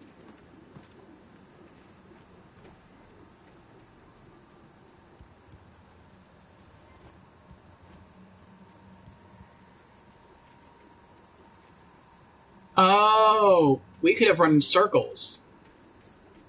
So you could have used the whole building for your defense and just kept shining your light on it, on the different pieces. The only reason you would want to fight that thing is if you do, you get a trophy. And so again, if you're going for platinum, you do have to fight it and kill it. Though, I mean, it's a lot easier doing it on easy mode. I did it on normal mode, because I didn't know that you could open the door without having to fight it. But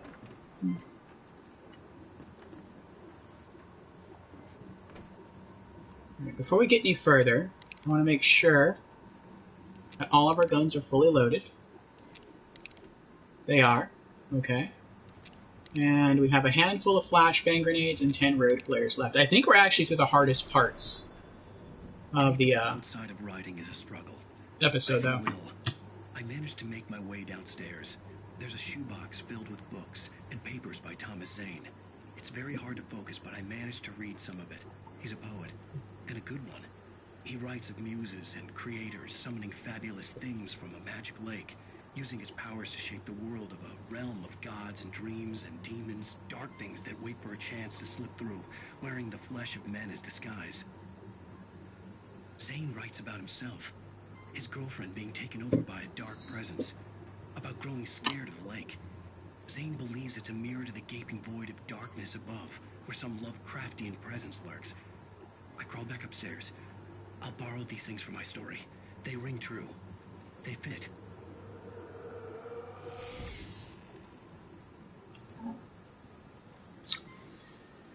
Alright. Now the first weapon temptation. A hunting rifle. With 2 boxes of hunting rifle ammo.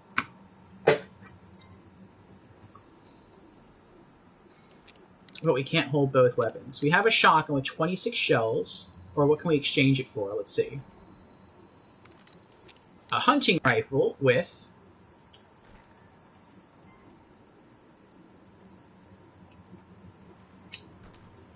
11 hunting rifle rounds.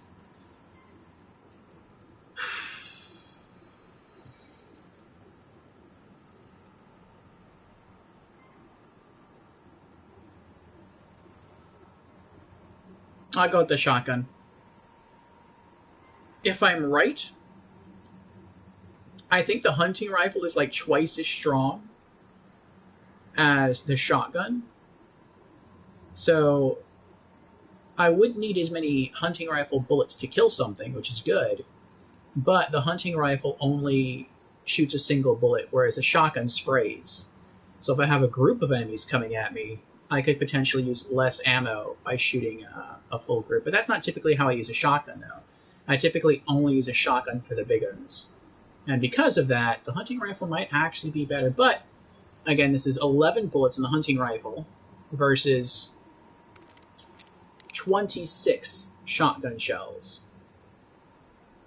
So, probably still come out ahead by sticking with the shotgun.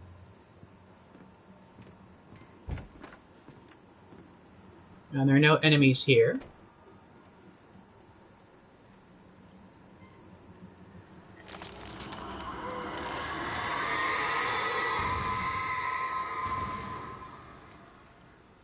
The darkness is getting angry.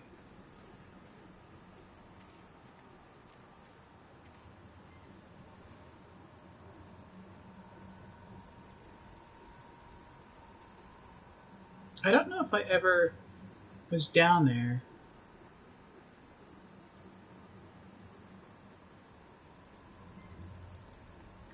Oh, that's true, that snapped in half. Actually, I think I was, because I could see the windmill from down there. So I think at one point I either was down there or I was somewhere in that area. Oh, wait a second. Let me switch off my shotgun. Let me switch back to my Magnum.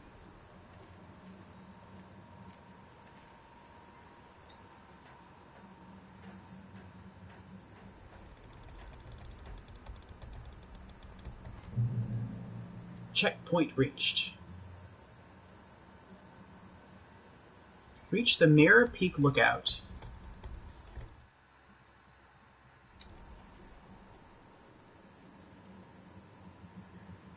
Basically, we're heading back to civilization.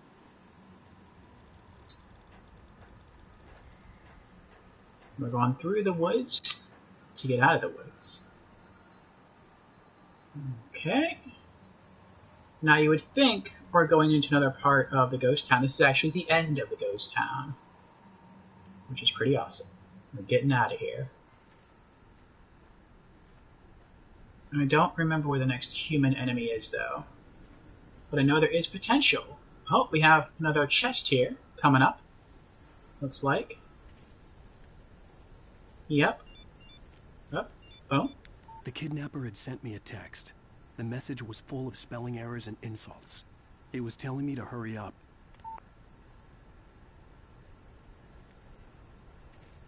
I think even when you're trying to go for the trophy to beat this in under half an hour, that still happens.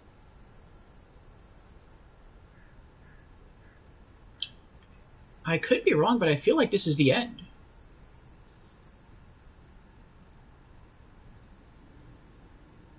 Like, we can't see it, but I feel like civilization's on the other side. I feel like we go up the mountain, it curves that way, and then we make our way around, and that's where civilization and the meeting point is.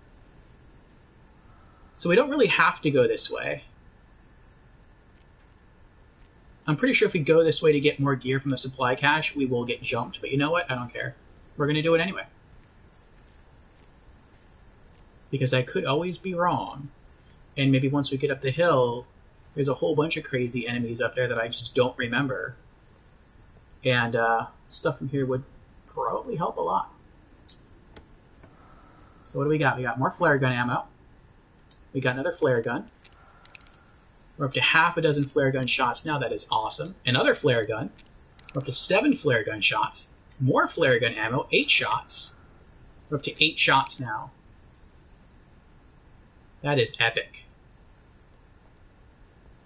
Flare gun shots are the strongest shots in the game.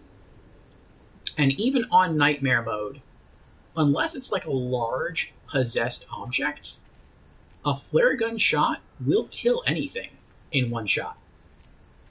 So we basically have 8 shots that can literally destroy anything.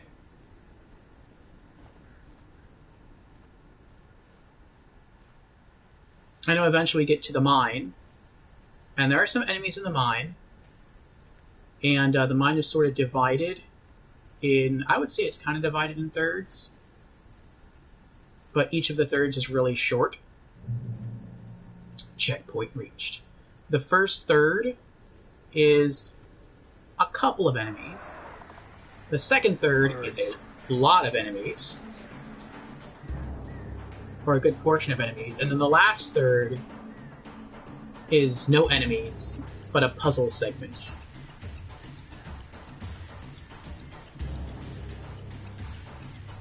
Okay, we got crows.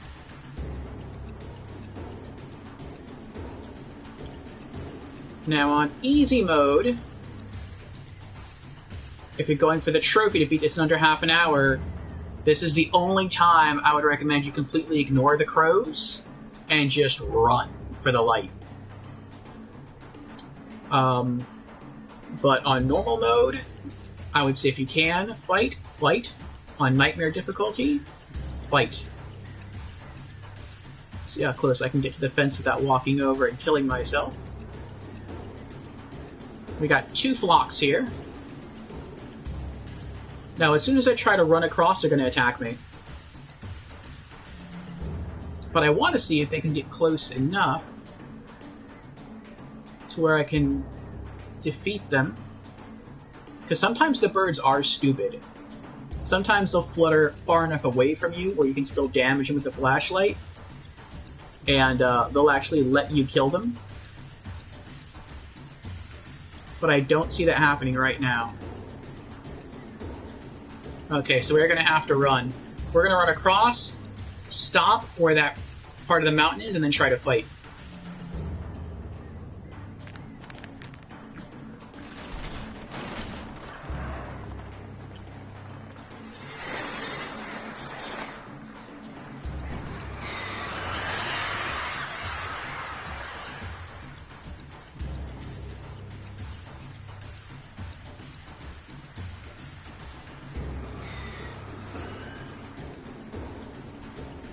Alright, now they're being more active in trying to kill me. That's good to see.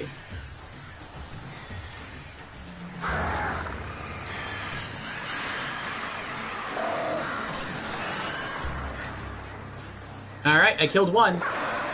We got one flock left to go.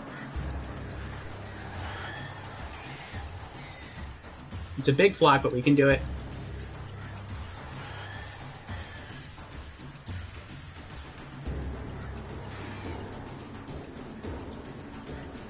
Number one rule with the birds, unless the escape from the area that you're in and that they're in is close, you never want to run from the birds.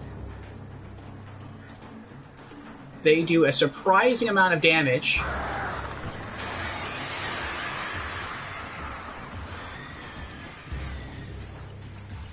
Really, it's a case of each bird peck does really a small amount of damage, a very small amount of damage. But there's typically so many of them that they can very quickly peck you to death.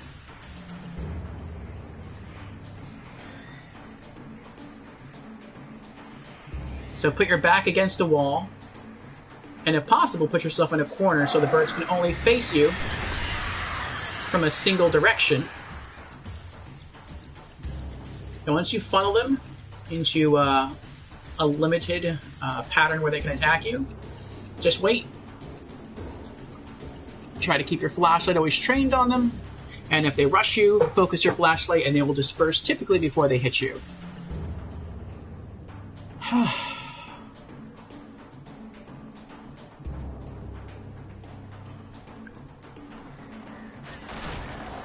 What?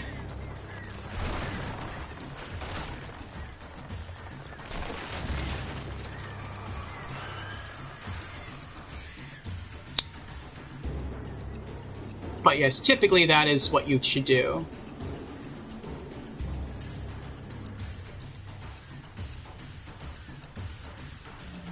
Now I think those birds that respawned and that are hovering over there above that light in the ghost town, I think those always stay there from now on. They never come after you. They just remain sort of a malevolent presence. The birds that are here will come after you as you walk up the mountain.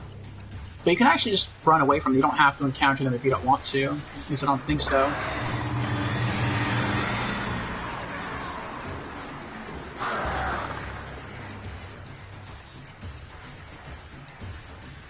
I wonder if the birds here just keep respawning. If that was the case, this would be the first area where birds just keep respawning endlessly, where you couldn't really get away from them.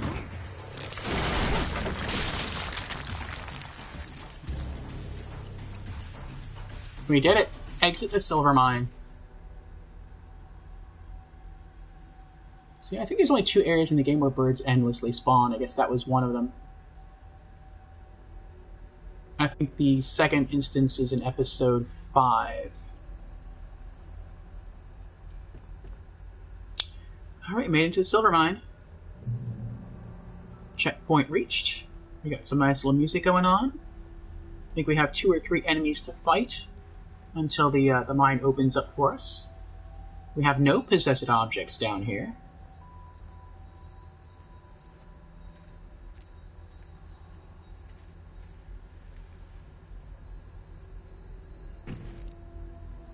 Okay. I actually forgot what some of the controls do.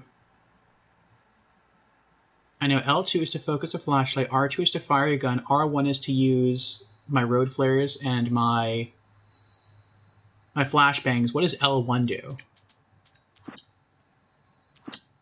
I've never had a game that scared me so much that I actually forgot what the controls did while playing. Like, this is a first. It really is. Oh, L1 is sprint and dodge. Okay. How crazy is that, huh? The game scares you so much you actually forget how to play it.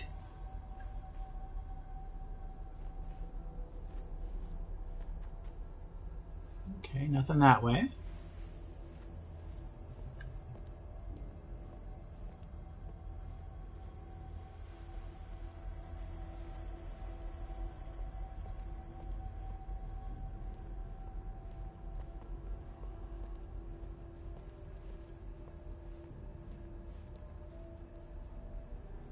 Tunnels go to Cauldron Lake.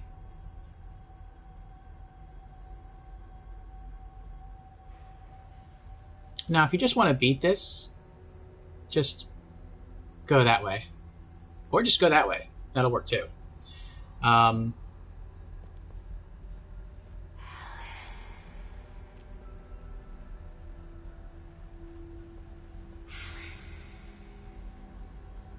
But you can go that way, and there's no enemies down this way. No enemies attack you.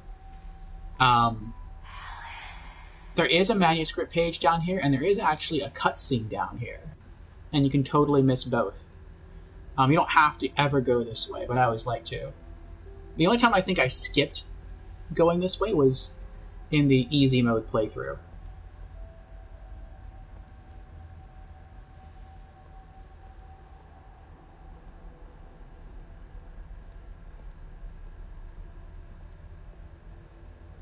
Actually, now that I'm remembering, we actually played through this episode. Without warning, the headache stabbed at my brain.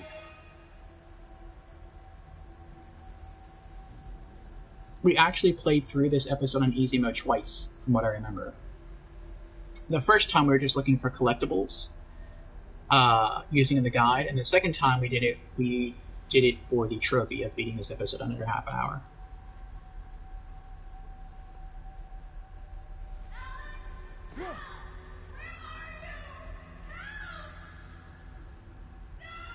Alice?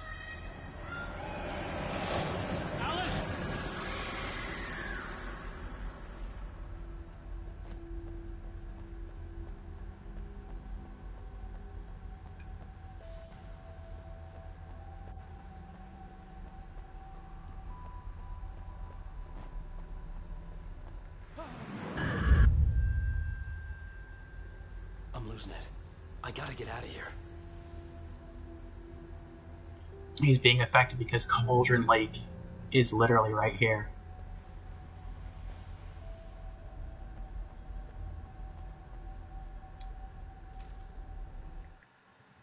Hunters taken. The hunters were big, thick-set men, confident and at home in the woods. They were feeling good, running on beer, ghost stories, and camaraderie late into the night.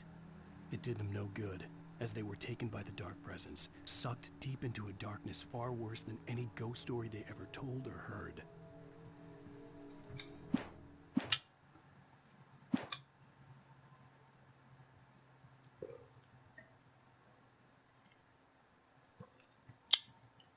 Exit the silver mine. Stuck somewhere in an old, unstable mining complex, Wake must find the way out in order to reach the Mirror Peak lookout platform.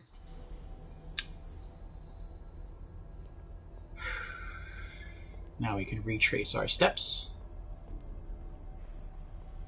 So that was kind of cool. We got some extra spoken dialogue, manuscript page, little cutscene. It didn't use any new footage, but it's still kind of cool.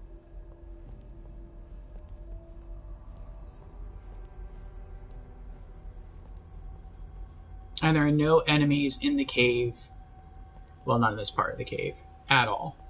There's actually not any enemies in the cave, I believe. I want to say until you drop down into a pit area. But there might be one enemy before that. We'll see.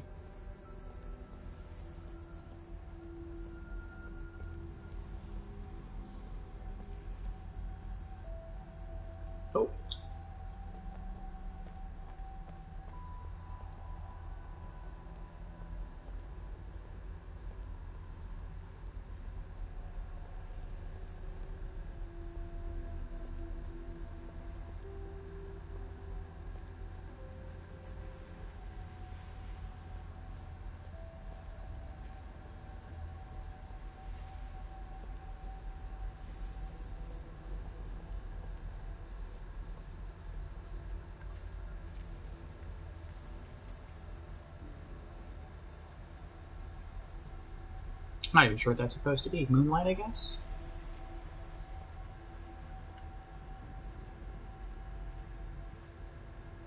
We're supposed to go up there, but I want to come down here first. No, I always forget whether or not there's something down here. Maybe if you go down here, there's a coffee thermos down here. That would kind of make sense. I think there might be a coffee thermos up there in normal mode. I don't remember where they all are.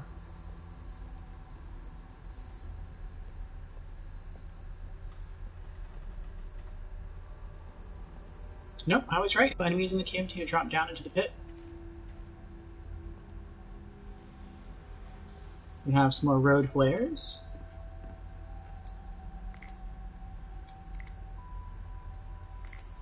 Nice.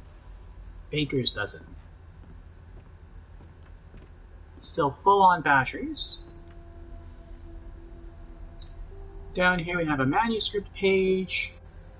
We have some twinkling items over there. I think that's a box of hunting rifle ammo, and I think that's a box of magnum ammo. So if we would have taken the hunting rifle, we would have had more ammo. Perhaps that's something important we should remember for next time, though I don't think there's going to be a next time. That probably would have given us more, like enough ammo. Now, once we drop down there, I think we're going to get jumped by at least 2 enemies.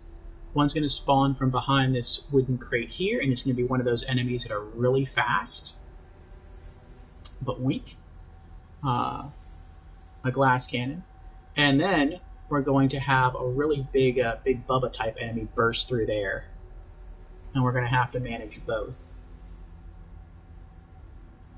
So I think what I'm going to try to do is focus on the little guy first. Blast him with a flashlight until I break the darkness, and then gun him down with the magnum. And at the same time, I'll try to stagger the big guy with the flashlight to give myself some breathing room. And then I'll toggle to the shotgun and try to wear him down with that. Though really,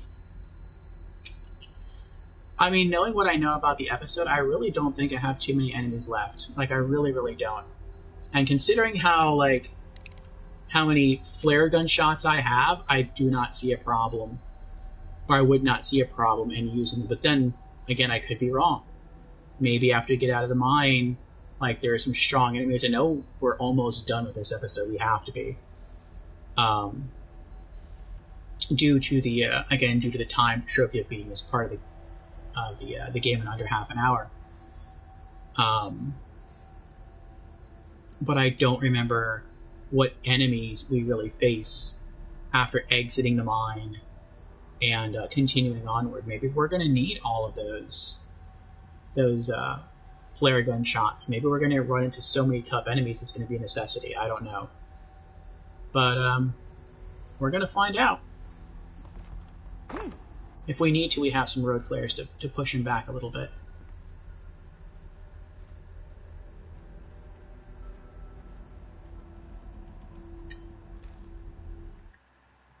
Nightingale in the Majestic. The Majestic is supposed to be the hotel or the motel that has roaches. Even behind the closed doors and curtains of his grimy room at the Majestic, the local motel, Nightingale could feel the locals' eyes on him, the unrelenting pressure of their judgment. He forced it out of his mind. For all he knew, they could all be under Wake's spell already. You do what you have to do to get the job done. He took comfort from the bottle in his hand. Please, he thought, just let me get through this. And we are left to wonder if Agent Nightingale was purely written into existence by Alan Wake, or is he real? He does seem to just spawn out of nowhere. I mean, who knows? Maybe he works for the same agency that the agents in Control work for.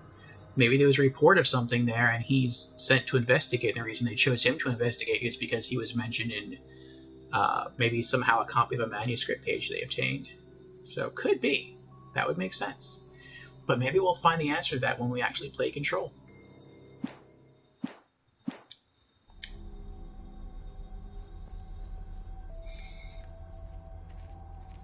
You see, there's nothing over here.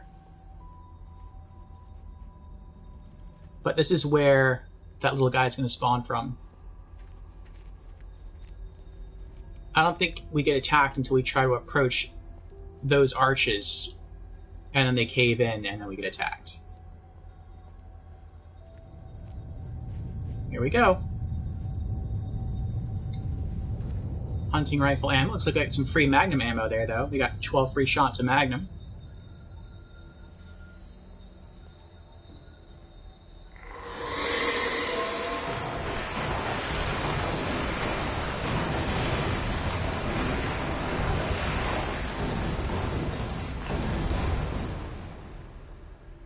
Here's Johnny.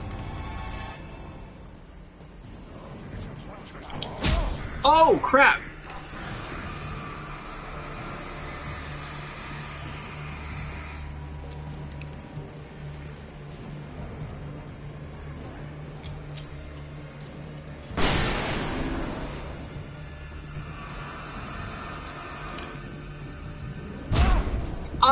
What? I was running! I was running the entire time, man. I'm gonna try and keep this between us.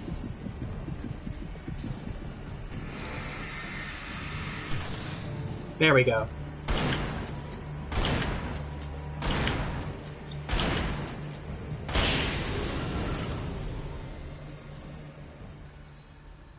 That was irksome.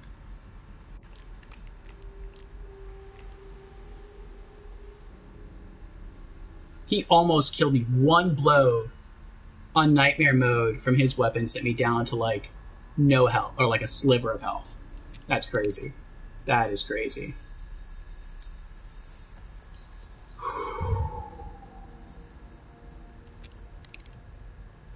It's not bad, though. Took one road flare, one flashbang grenade, and I picked up road flares before I jumped down anyway. And some shotgun shells. 5 shotgun shells. Wasn't bad.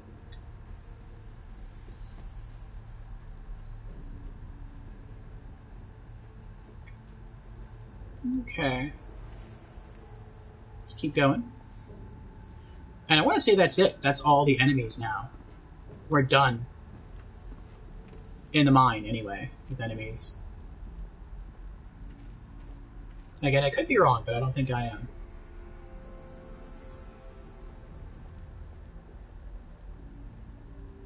I remember in easy mode, I just tried to run past them all. I think maybe I flung out a flashbang and then ran, and one actually survived. And, like, he whacked me, I think it was like 2 or 3 times, and I got pissed off. I'm like, you know what? Forget it. Come here. Come get some. And I killed him. But, aside from that, yeah, I think we're done with enemies. This is that little wooden area that we were on the other side of before. That's it. We're now 2/3 of the way through the mine, or at least I consider it to be 2/3. Because now we enter an enemy-free puzzle area. And what I really, really like about the puzzles in Alan Wake, here's the other side of the cave-in, is that the puzzles in this game are very, very easy. Like, this is, in all honesty, this is probably the hardest puzzle in the game, from what I remember. And it's not really all that difficult. I'd have to make my way up this mine shaft in order to go on. Maybe the machinery could help me with that. Like, I think this did initially give me a head scratcher, and it probably took me a good 20 minutes to figure out the first time, which is almost embarrassing admitting that, because it's really not all that complicated when you know what to do. Lower that down. There we go.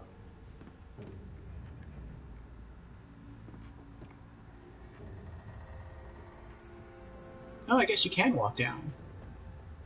Oh, no, you can't. You will die. Okay. And then you have to run and jump. That causes to swing a little bit. Jump again. There you go. And then climb the ladder. This part, though, is really, really aggravating. When you're trying to get that trophy for beating this part of the episode in under half an hour. Because you're like, oh, crap. How well do I remember this? How well do I remember how to get through here? Because, again, this alone, if you don't know what you're doing, could take between 10 to 20 minutes. So you really have to try to figure things out quick. You only got half an hour. Now pull this up and pause it there. And at first you're like, crap, I need to get over there, but it's spun. It's like, no, that's actually okay. You need to jump here. And it is also possible that you miss this, fall all the way down, and die, and you have to start the puzzle all over again. That's really irksome. I think that actually happened in normal mode. Jump over here. And come this way. Actually, I don't think we have to come that way yet. Come back here. Climb this ladder. Oh, I think I do. Yeah, I did. I do have to go back down that way. Yep.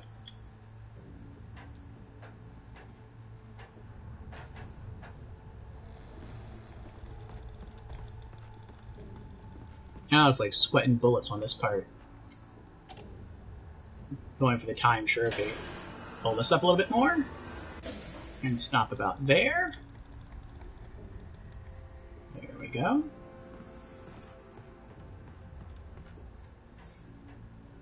Now we climb the ladder.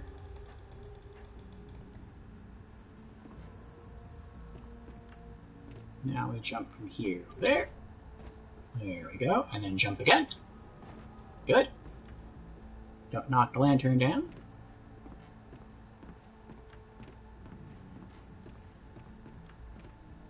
Alright. Now we're up top. Now you can come over here and kick the ladder down. And then climb down.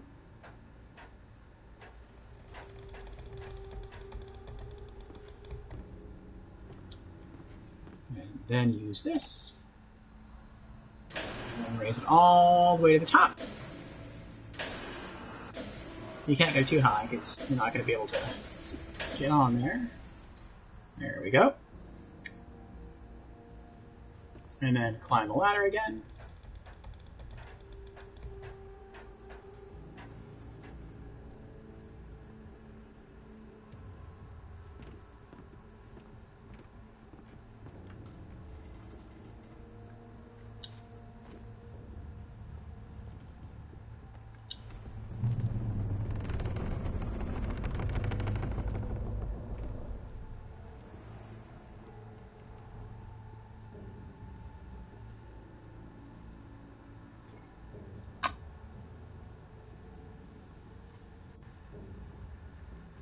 I see like a ring of light, like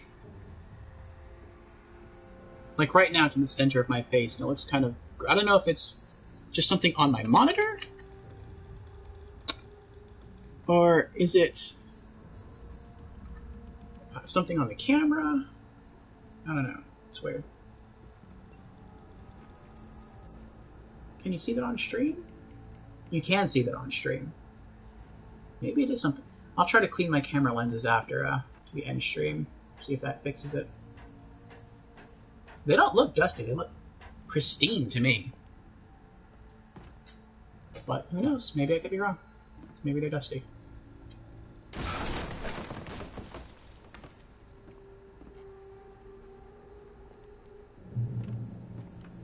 Checkpoint reached. All right.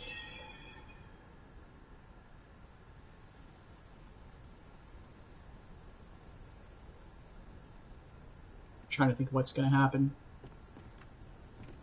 Let's go up first. You don't have to go up, but if you do, you find some more items. And I think a manuscript page. Or a coffee thermos, one of the two. All right.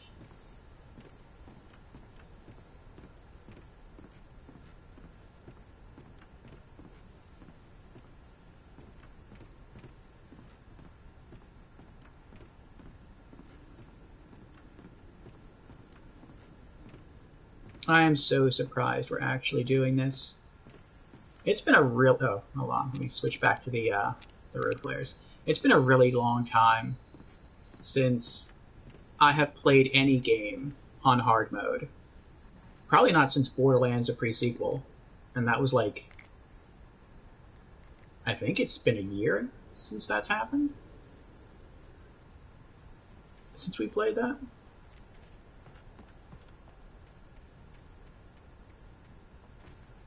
And nothing around here. Okay, just making sure. And then I think... Wait, where's the ladder? Oh, I didn't go all the way around.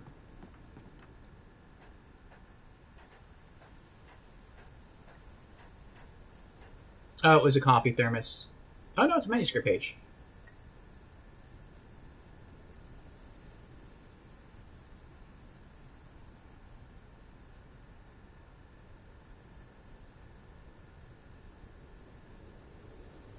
That's where you gotta get to.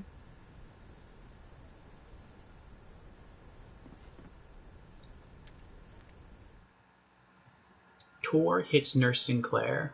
Lightning flashed behind the windows of Cauldron Lake Lodge. Tor Anderson laughed and held the steel hammer above his head. Nurse Sinclair was trying to calm him down without success. Tor grinned madly and shouted, "My hammer's up. Here's a friendly poke from Molnir, wench." He brought the hammer down with all his might on Sinclair's head. "We're on a comeback tour, baby."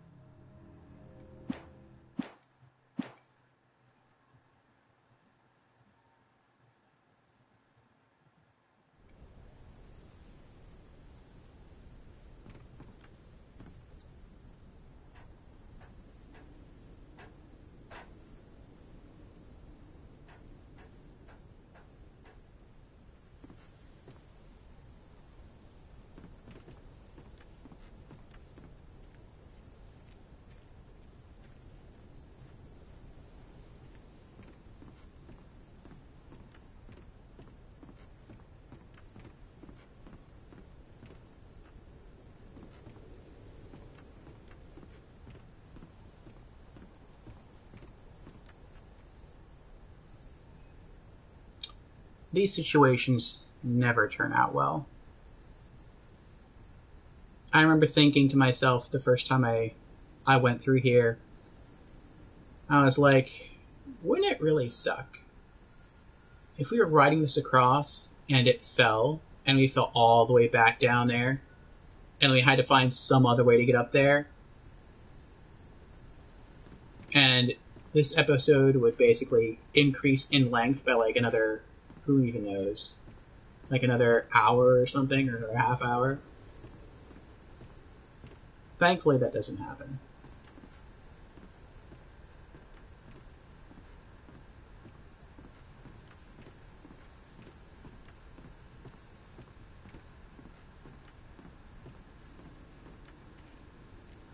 We're almost through it, Alan.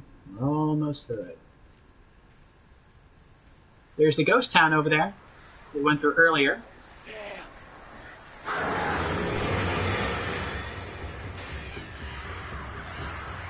I don't remember being attacked by birds this early. Ah, crud, they got away. I think we have at least... There we go. Aren't there two flocks after us, though? I thought there were two. Maybe there's only one? Maybe there's one down there, maybe one up there. Ooh, full moon. Nice. Well, we're not going to go back up there, that's for sure. We don't need to.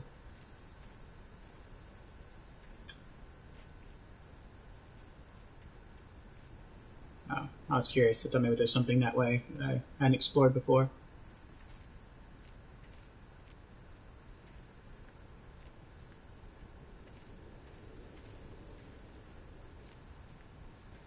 I do love, like, again, looking at where we've been or where we're going, especially where we've been. I'm just being like, man, look at that. We've come a long way in this episode to go all the way through there, all the way up there, and all the way around. It's taken a while, but we're almost finished. What do we got here? I don't know if I can carry anymore. We're at 8 flare gun shots already. That's 9. You can hold 10 flares? Or 10 flare gun shots? Nice. Alright. So we're getting pretty Rambo-esque now. fully loaded Magnum, 16 road flares, 10 flare gun shots, 21 shotgun shots. We have the pump action shotgun that pulled like 8 rounds or 10 rounds, something like that. And 4 flashbang grenades. And 16 road flares. I think I said 16 road flares already, though.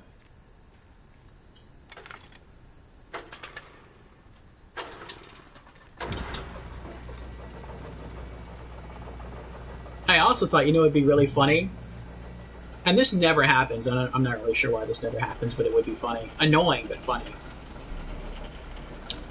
Like, everything that powers stuff, or not everything, but most things that power stuff in this game are generators that work off gasoline. So someone has to make their way through the park, or whatever,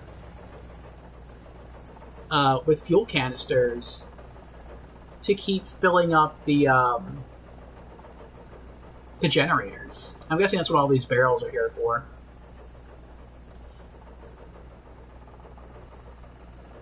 Maybe they pour the excess in there so if the generators runs unnaturally low, they can fill it up. But wouldn't it be kind of funny? I mean, again, we've messed up, but it would be funny if, like, you're like, oh, great, I started the generator, and then you try to make your way across, and then it just runs out of fuel, and you're like, crap, now what do I do? And you got to figure out how to... Another cable car. Just great. And you got to figure out how to crawl up onto the cable and go hand over hand to try to get over there. Maybe as you do, you drop your flashlight, you drop your... Ooh! I almost fell. I almost walked right off of there and died. He started to fall.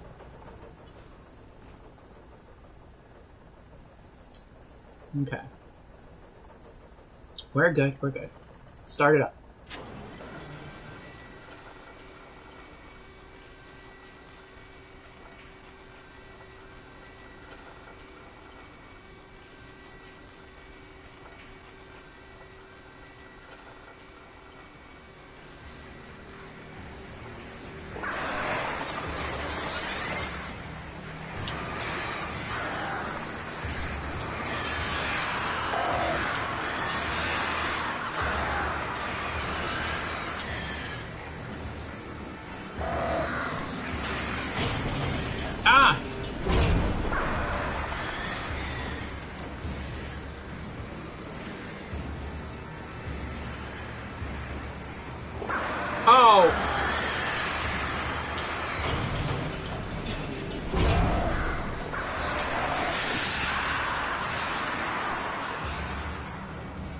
We did it!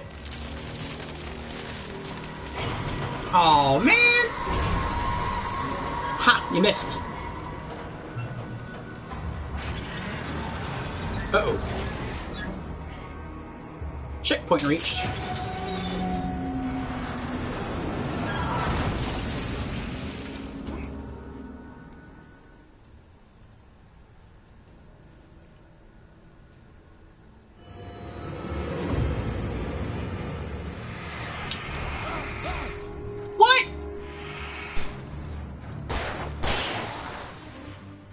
Ran right through the flashlight.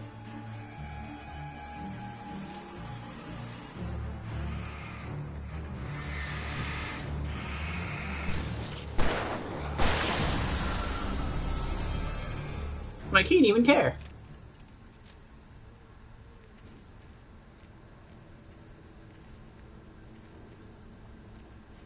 Okay. In case that decides to swing out and toss me off, I'm just going to hang out here for a little bit, let my health regenerate. Oh boy. Drink some more of my coffee. Oh, I'm out of coffee again. I have a little bit left in the pot, but I feel like we're so close to this that we might as well finish it off.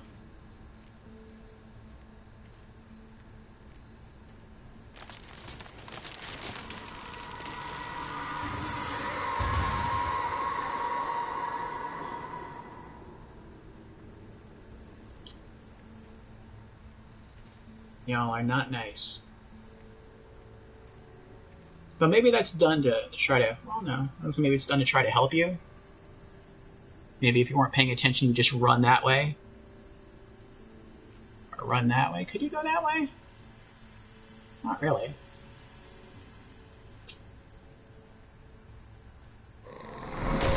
Oh! Shit. Right?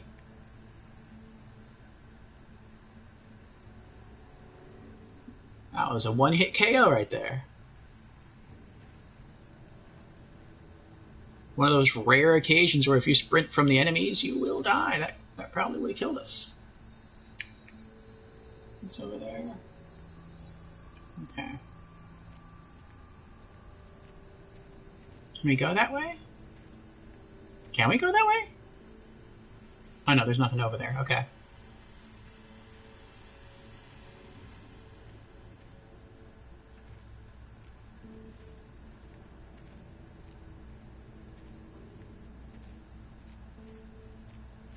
What do we got? Full on magnum rounds again. Nice. We're still full on batteries.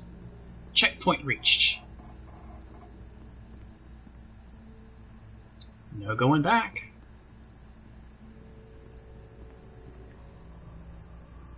The first time you're playing through this game, I think right there is a pyramid can. No, a pyramid of cans, I'm sorry.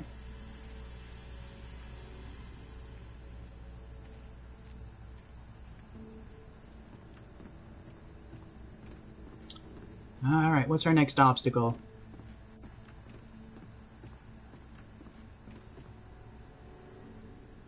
What do we got going on here?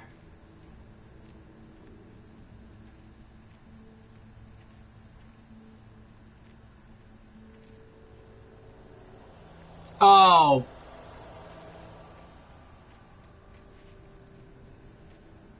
Crap. It's a darkness area. I don't want to go through a darkness area. I was hoping we were done with the darkness areas.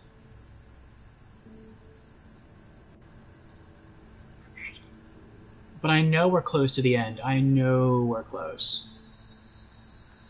Let's do an ammo evaluation. Full magnum, 16 road flares, 21 shotgun shells, 10 flare gun shots, 4 flashbang grenades.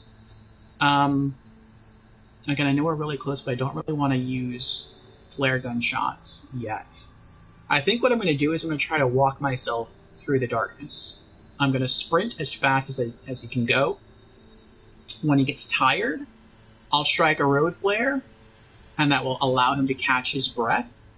And then I'll sprint some more, and then I'll just keep doing that over and over again until I eventually reach a save point. I think I eventually hit a generator, but I don't know how long that generator lasts. Oh, there's a light in the distance.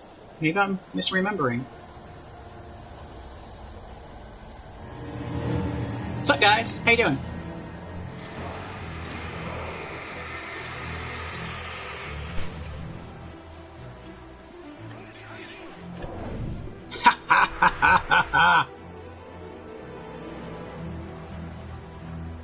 Bam! Checkpoint reached.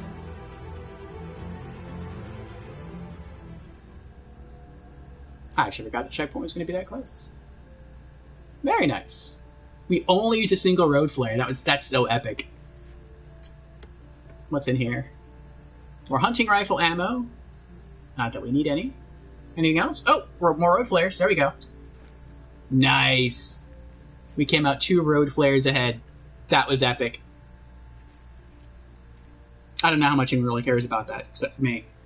But, like, I love the fact that we did that while burning such little ammo.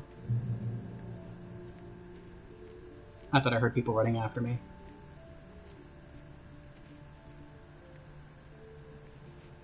It looks like we can explore. Climb the hill, go see the sights. We do, we're probably going to die. So we're just going to cross the bridge. Music's sounding good right now.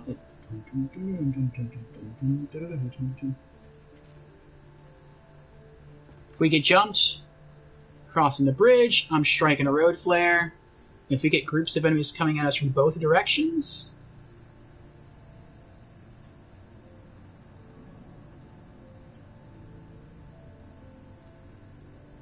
I'll probably flare gun them.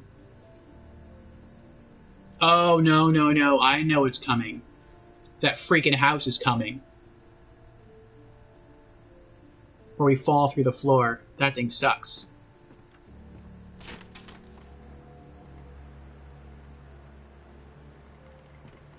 We're going to probably use up almost all of our flare gun ammo at that point in time.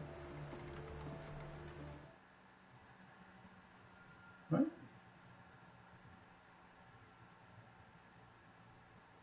Oh, I didn't know I did that. I have my smartphone charging next to me, and the screen went black, and I was like, what? Like, it was off already. And I guess the screen flashed on, and it says installing system update. Okay. One behind us, right? Right, one behind us.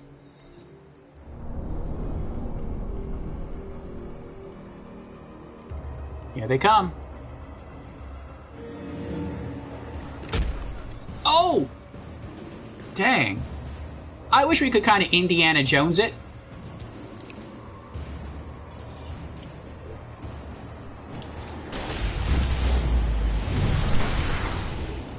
Basically just like cut the bridge.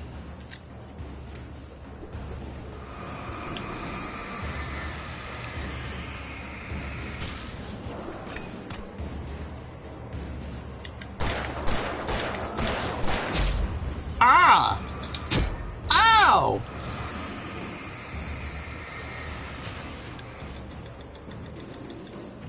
You are not very nice, sir. Not...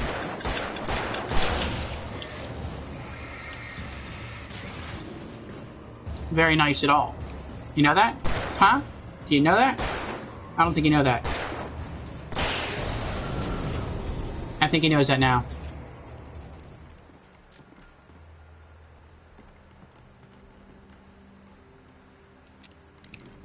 Okay, I reloaded it. Wait.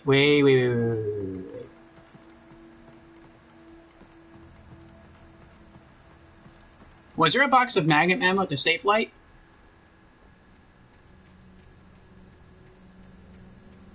I don't remember.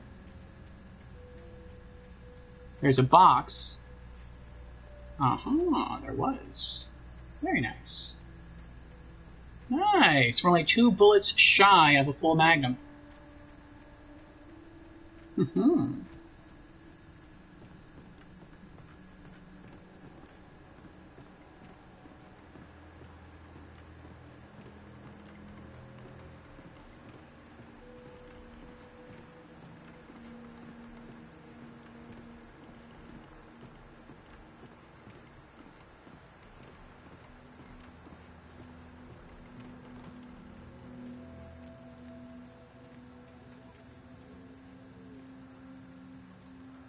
Ooh, another supply cache, eh?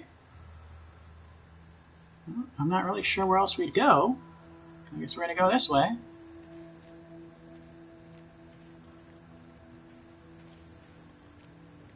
Oh, I see. Well, I think I see. Checkpoint reached. We would go... What? Well, now it's saying go that way. This is saying go that way. So... What? Oh, there's something there. I guess we go this way. That's weird. Oh, I think I know what it is. I think you can go either way. This is like a circle.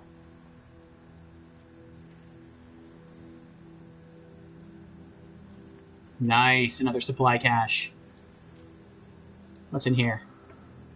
What do we got? Another flare gun ammo. Sweetness. 10. Flare gun. We're up to 11. Flare gun ammo. We're up to 12. Oh, 12 was the limit. That was pretty nice, though. 12 flare gun shots.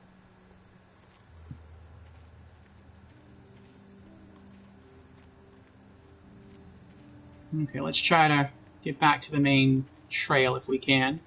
I'm always nervous when we're not in the main trail, because when you're off the main trail, enemies tend to spawn and kill you.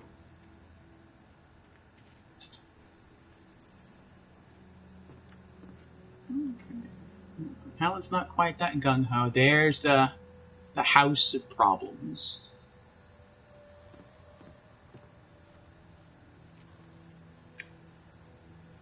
Oh, just a shadow on the rock.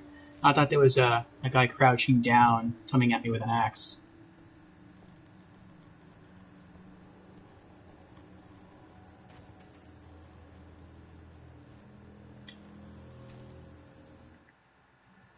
Mott at Cauldron Lake. Maud had checked all of Stucky's rental cabins.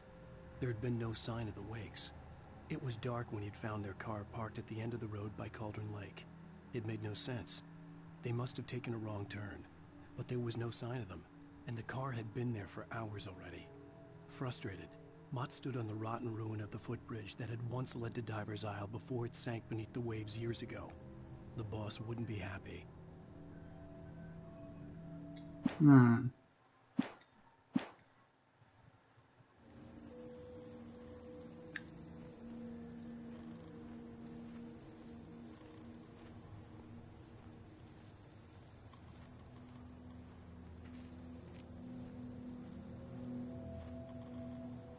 Across the mountain ruins.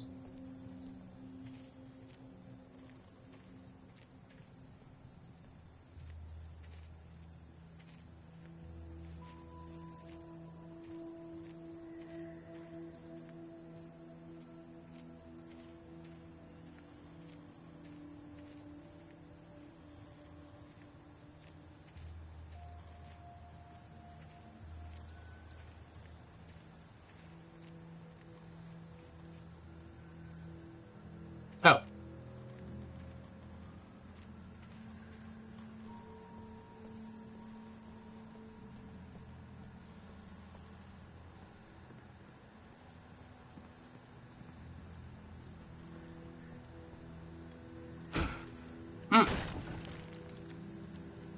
I don't know if he's just getting more sure of himself, or is he just getting extra pissed off that they took his wife. Probably a bit of both.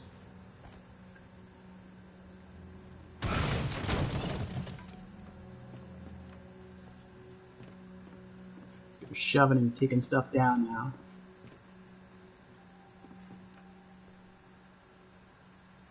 You can still see a light there in the distance from the ghost town.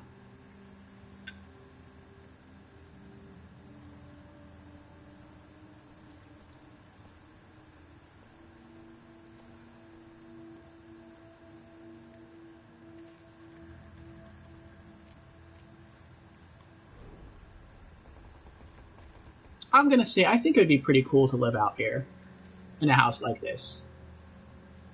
I mean, not exactly like this, you know, one with a roof, but you're out here, like, you know, all alone. You can do whatever you want. You don't have to worry about neighbors or anything. The only thing that I find worrisome, if you lived in this house, is like, it's literally built on the edge of a cliff.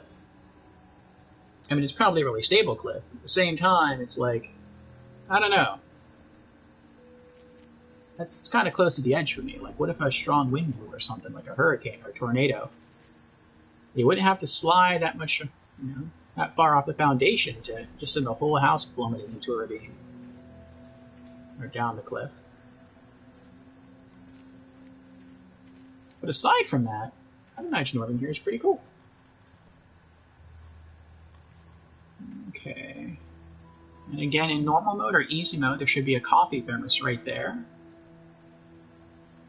This is nightmare mode difficulty.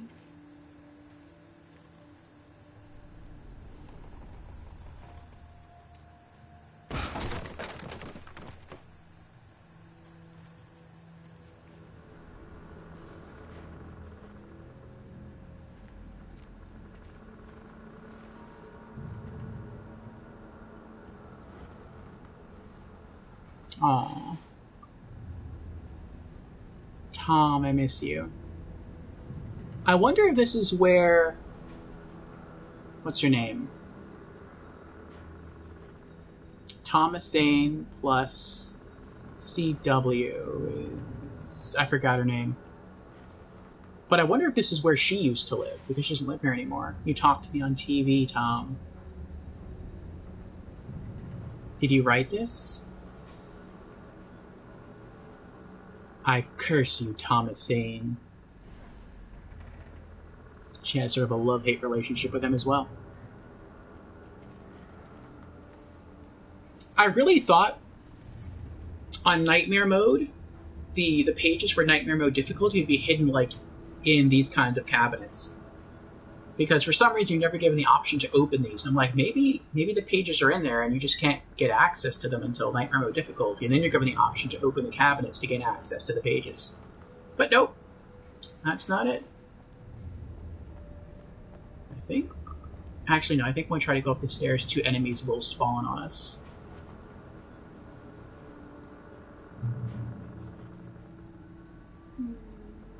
Not yet, not yet.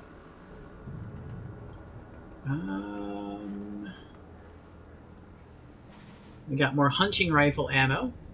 Not that we need it, because we don't have a hunting rifle. But I'll take it anyway. Oh, what's that? What's that? What's that? Oh, more shotgun ammo? How much shotgun ammo can we hold? We're up to 21. I think we can... No, I think we're safe to pick this up.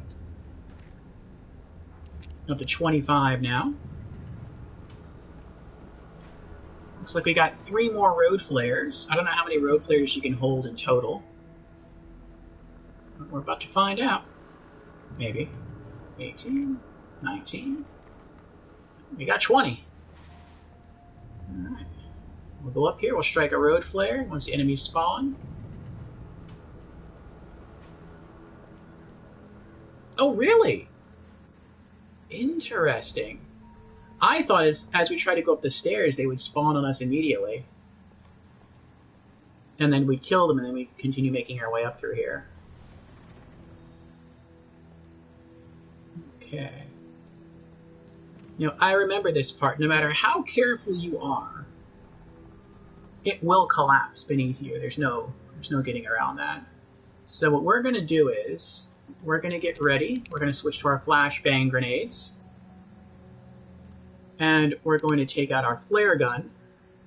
And we're going to get ready to light some fools up. Actually, no, I think that would kind of be a waste. I don't think we have to use flashbangs. I think road flares might be better to keep them at bay while we reload our flare gun and then kill them with the flare gun.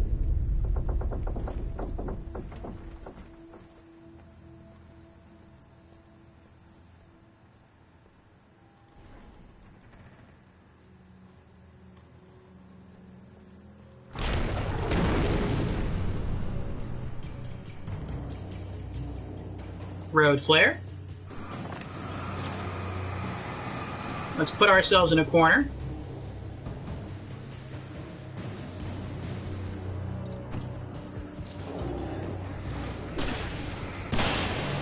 Reload. Road flare.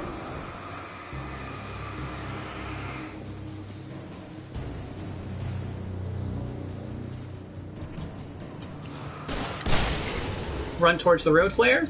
Reload. And how big a guy is that?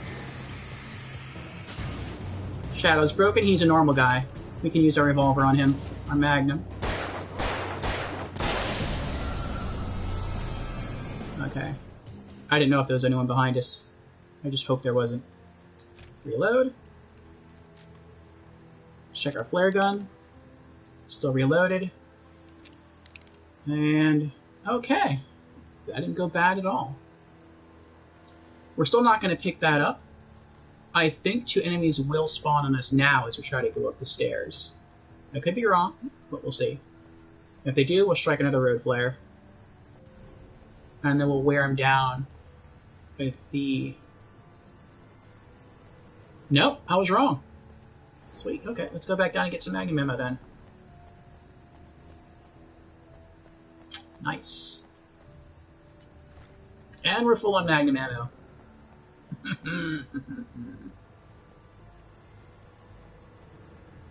Alright. Still have 18 road flares, 4 flashbangs, 10 flare gun shots, and 25 shotgun shells. Are all of our guns fully loaded?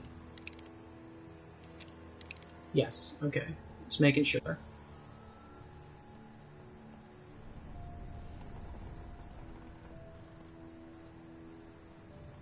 Do you always have to fall down there? Oh, you do, because there was a wall right there that you had to... I gotcha. That you had to walk around. Now that it's not here anymore, you can jump across.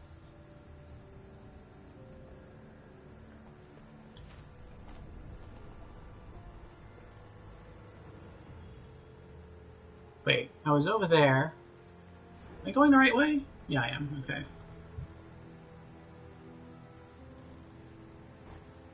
Yay!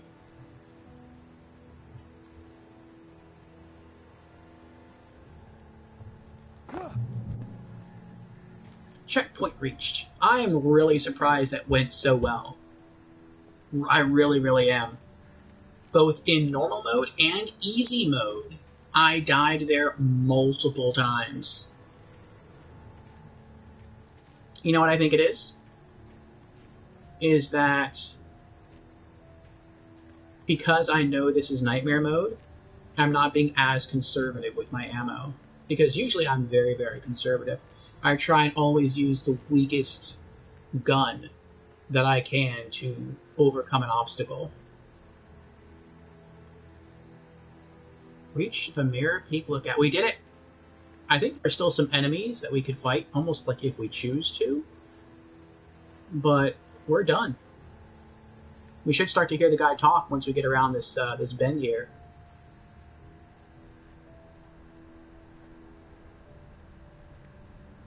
I could see Cauldron Lake. I thought I could make out the spot where the island and the cabin had been. There was a light near it.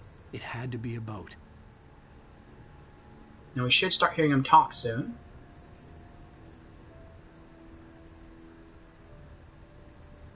I actually feel a little cocky. I kind of feel like exploring.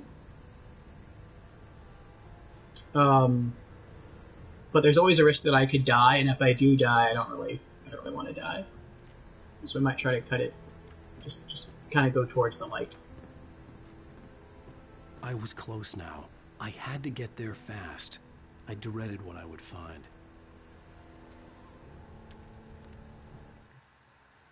Wake wakes up in the lodge. I tried to hold on to Alice, but her form melted away. I was losing control. Dr. Hartman stood in her place. I wanted to hit him, but my arms were jelly. He smiled. It was a reassuring smile, and I hated him for it. I had to give you a sedative. Don't fight it. You went through another rough period. Right now, it's very important that you stay calm. We don't want you to have another episode. You're a patient at my clinic. Have been for a while now.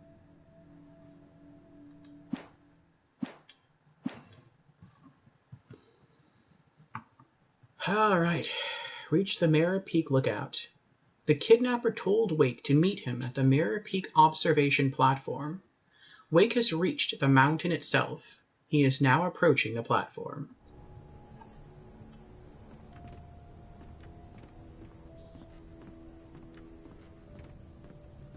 Even the squeak of the wooden stairs is well done. Everything about this game is so well done. So impressive.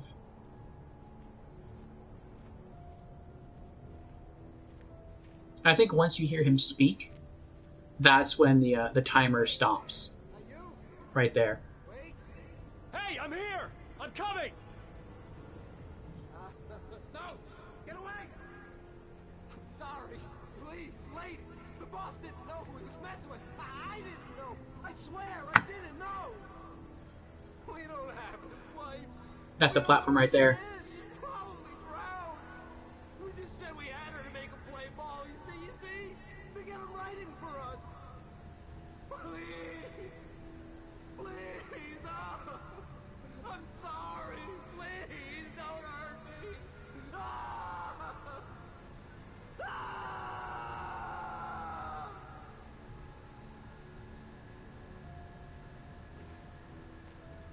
I'm not sure he's okay.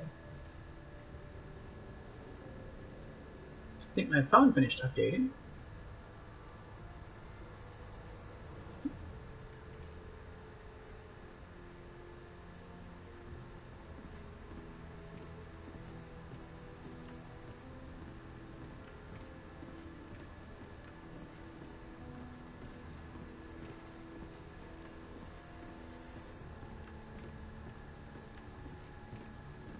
Isn't this a shame? Like, I have all this awesome ammo. Full magnum, 25 shotgun cells. I said cells. Shells. 10 flare gun shots, 18 road flares, 4 flashbang grenades, and I'm gonna lose it all. Every episode, it clears out your inventory. But I mean, that does kind of help keep things, suspenseful. Because the way I play, as conservative as I play,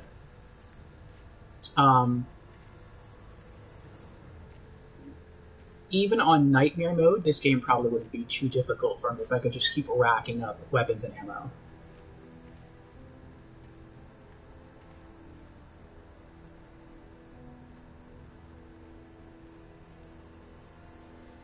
Oh, I guess it is going to force the cutscene. He's right there. I don't think I can see him. That must be something else I'm thinking of, where you're supposed to go down to end the episode, but you can choose not to do that, and you can choose to go up instead. And there's enemies actually waiting up there, and there's a road up there, but oh well.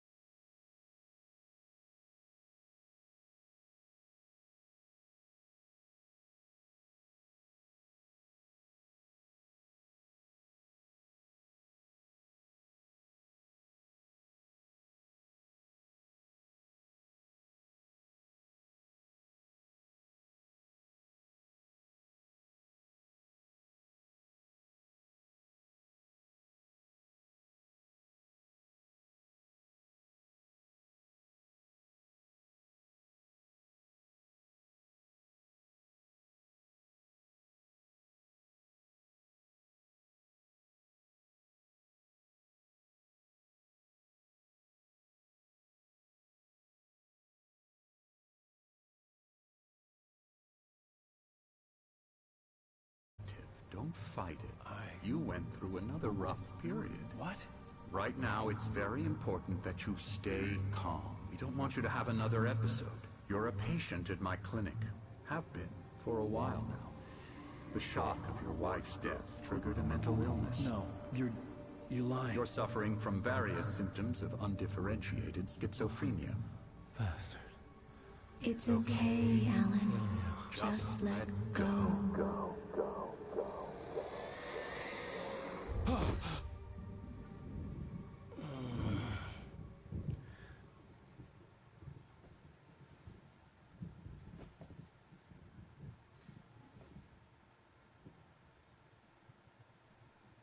I felt groggy. Whatever Hartman had bumped in me was making me numb. I felt like this was happening to someone else. Someone I was watching on television. I couldn't think. Couldn't focus.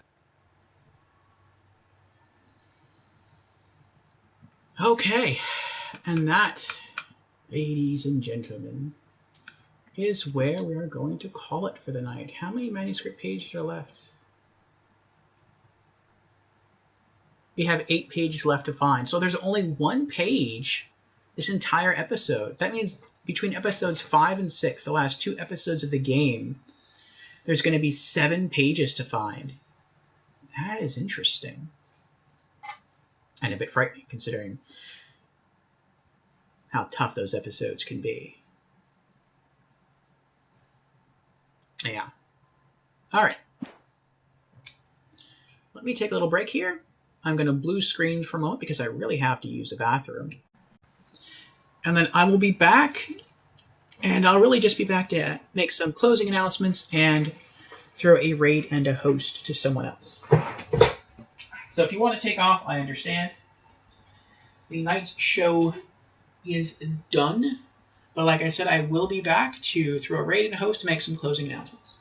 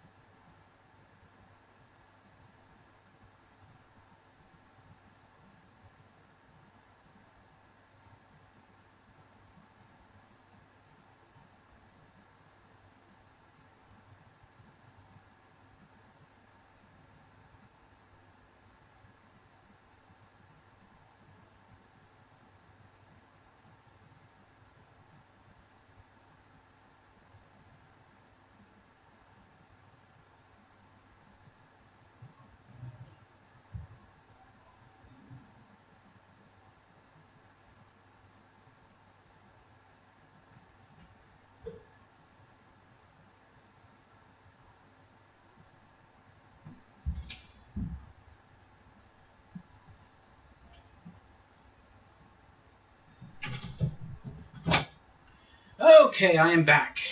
I thank you again for your patience. Let me take my seat and launch back into the game. All right, we are here. Thought I had something on my nose. Okay. So let's see what we have. Ooh. Okay.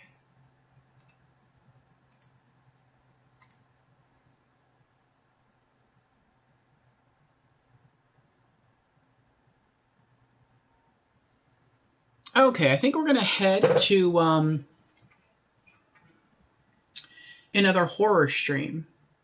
So someone else I follow, I met her through the Rank 1 Discord. I talk about Rank 1 a lot on my Wednesday Just Chatting streams. This person is named Shadow Zia, and she is streaming some Amnesia: The Dark Descent. I think it might, yes, it's her first playthrough. She has a tag up, first playthrough. No spoilers. If you want to jump over there with me and check her out, you're more than welcome to. Two things to know about her channel before you hop over.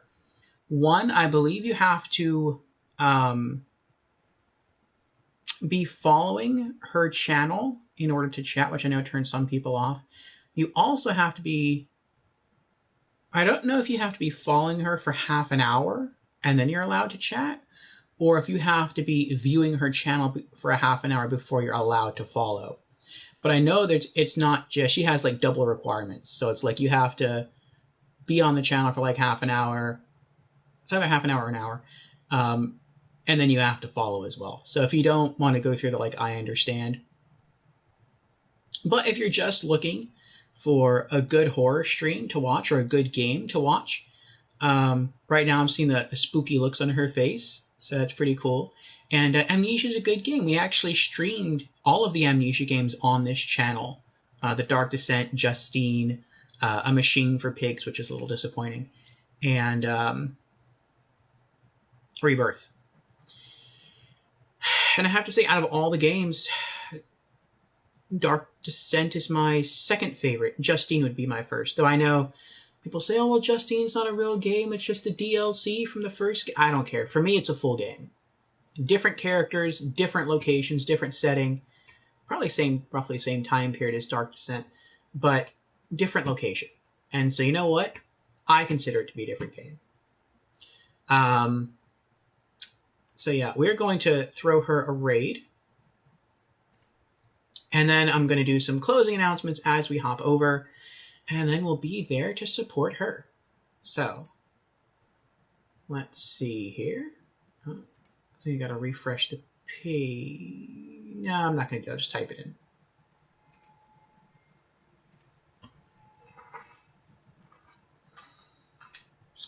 Oh, before I do that, though, I almost forgot.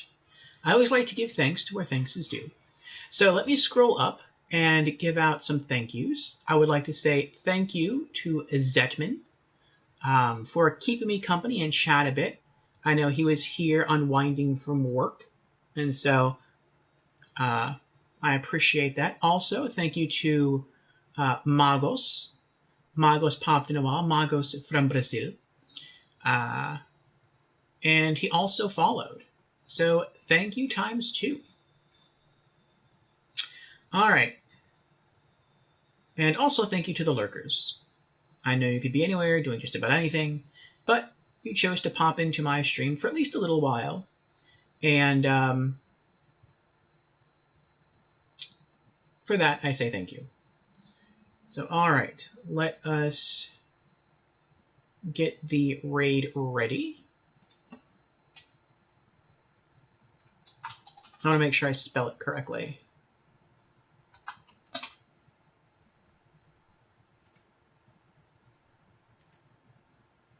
There we go. Okay. All right. Now, closing announcements.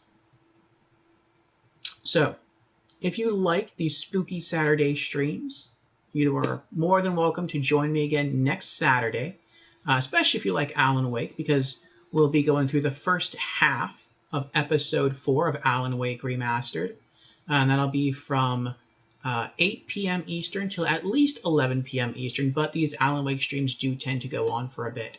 So, you like spooky games, if you like Alan Wake, hit me up next Saturday night.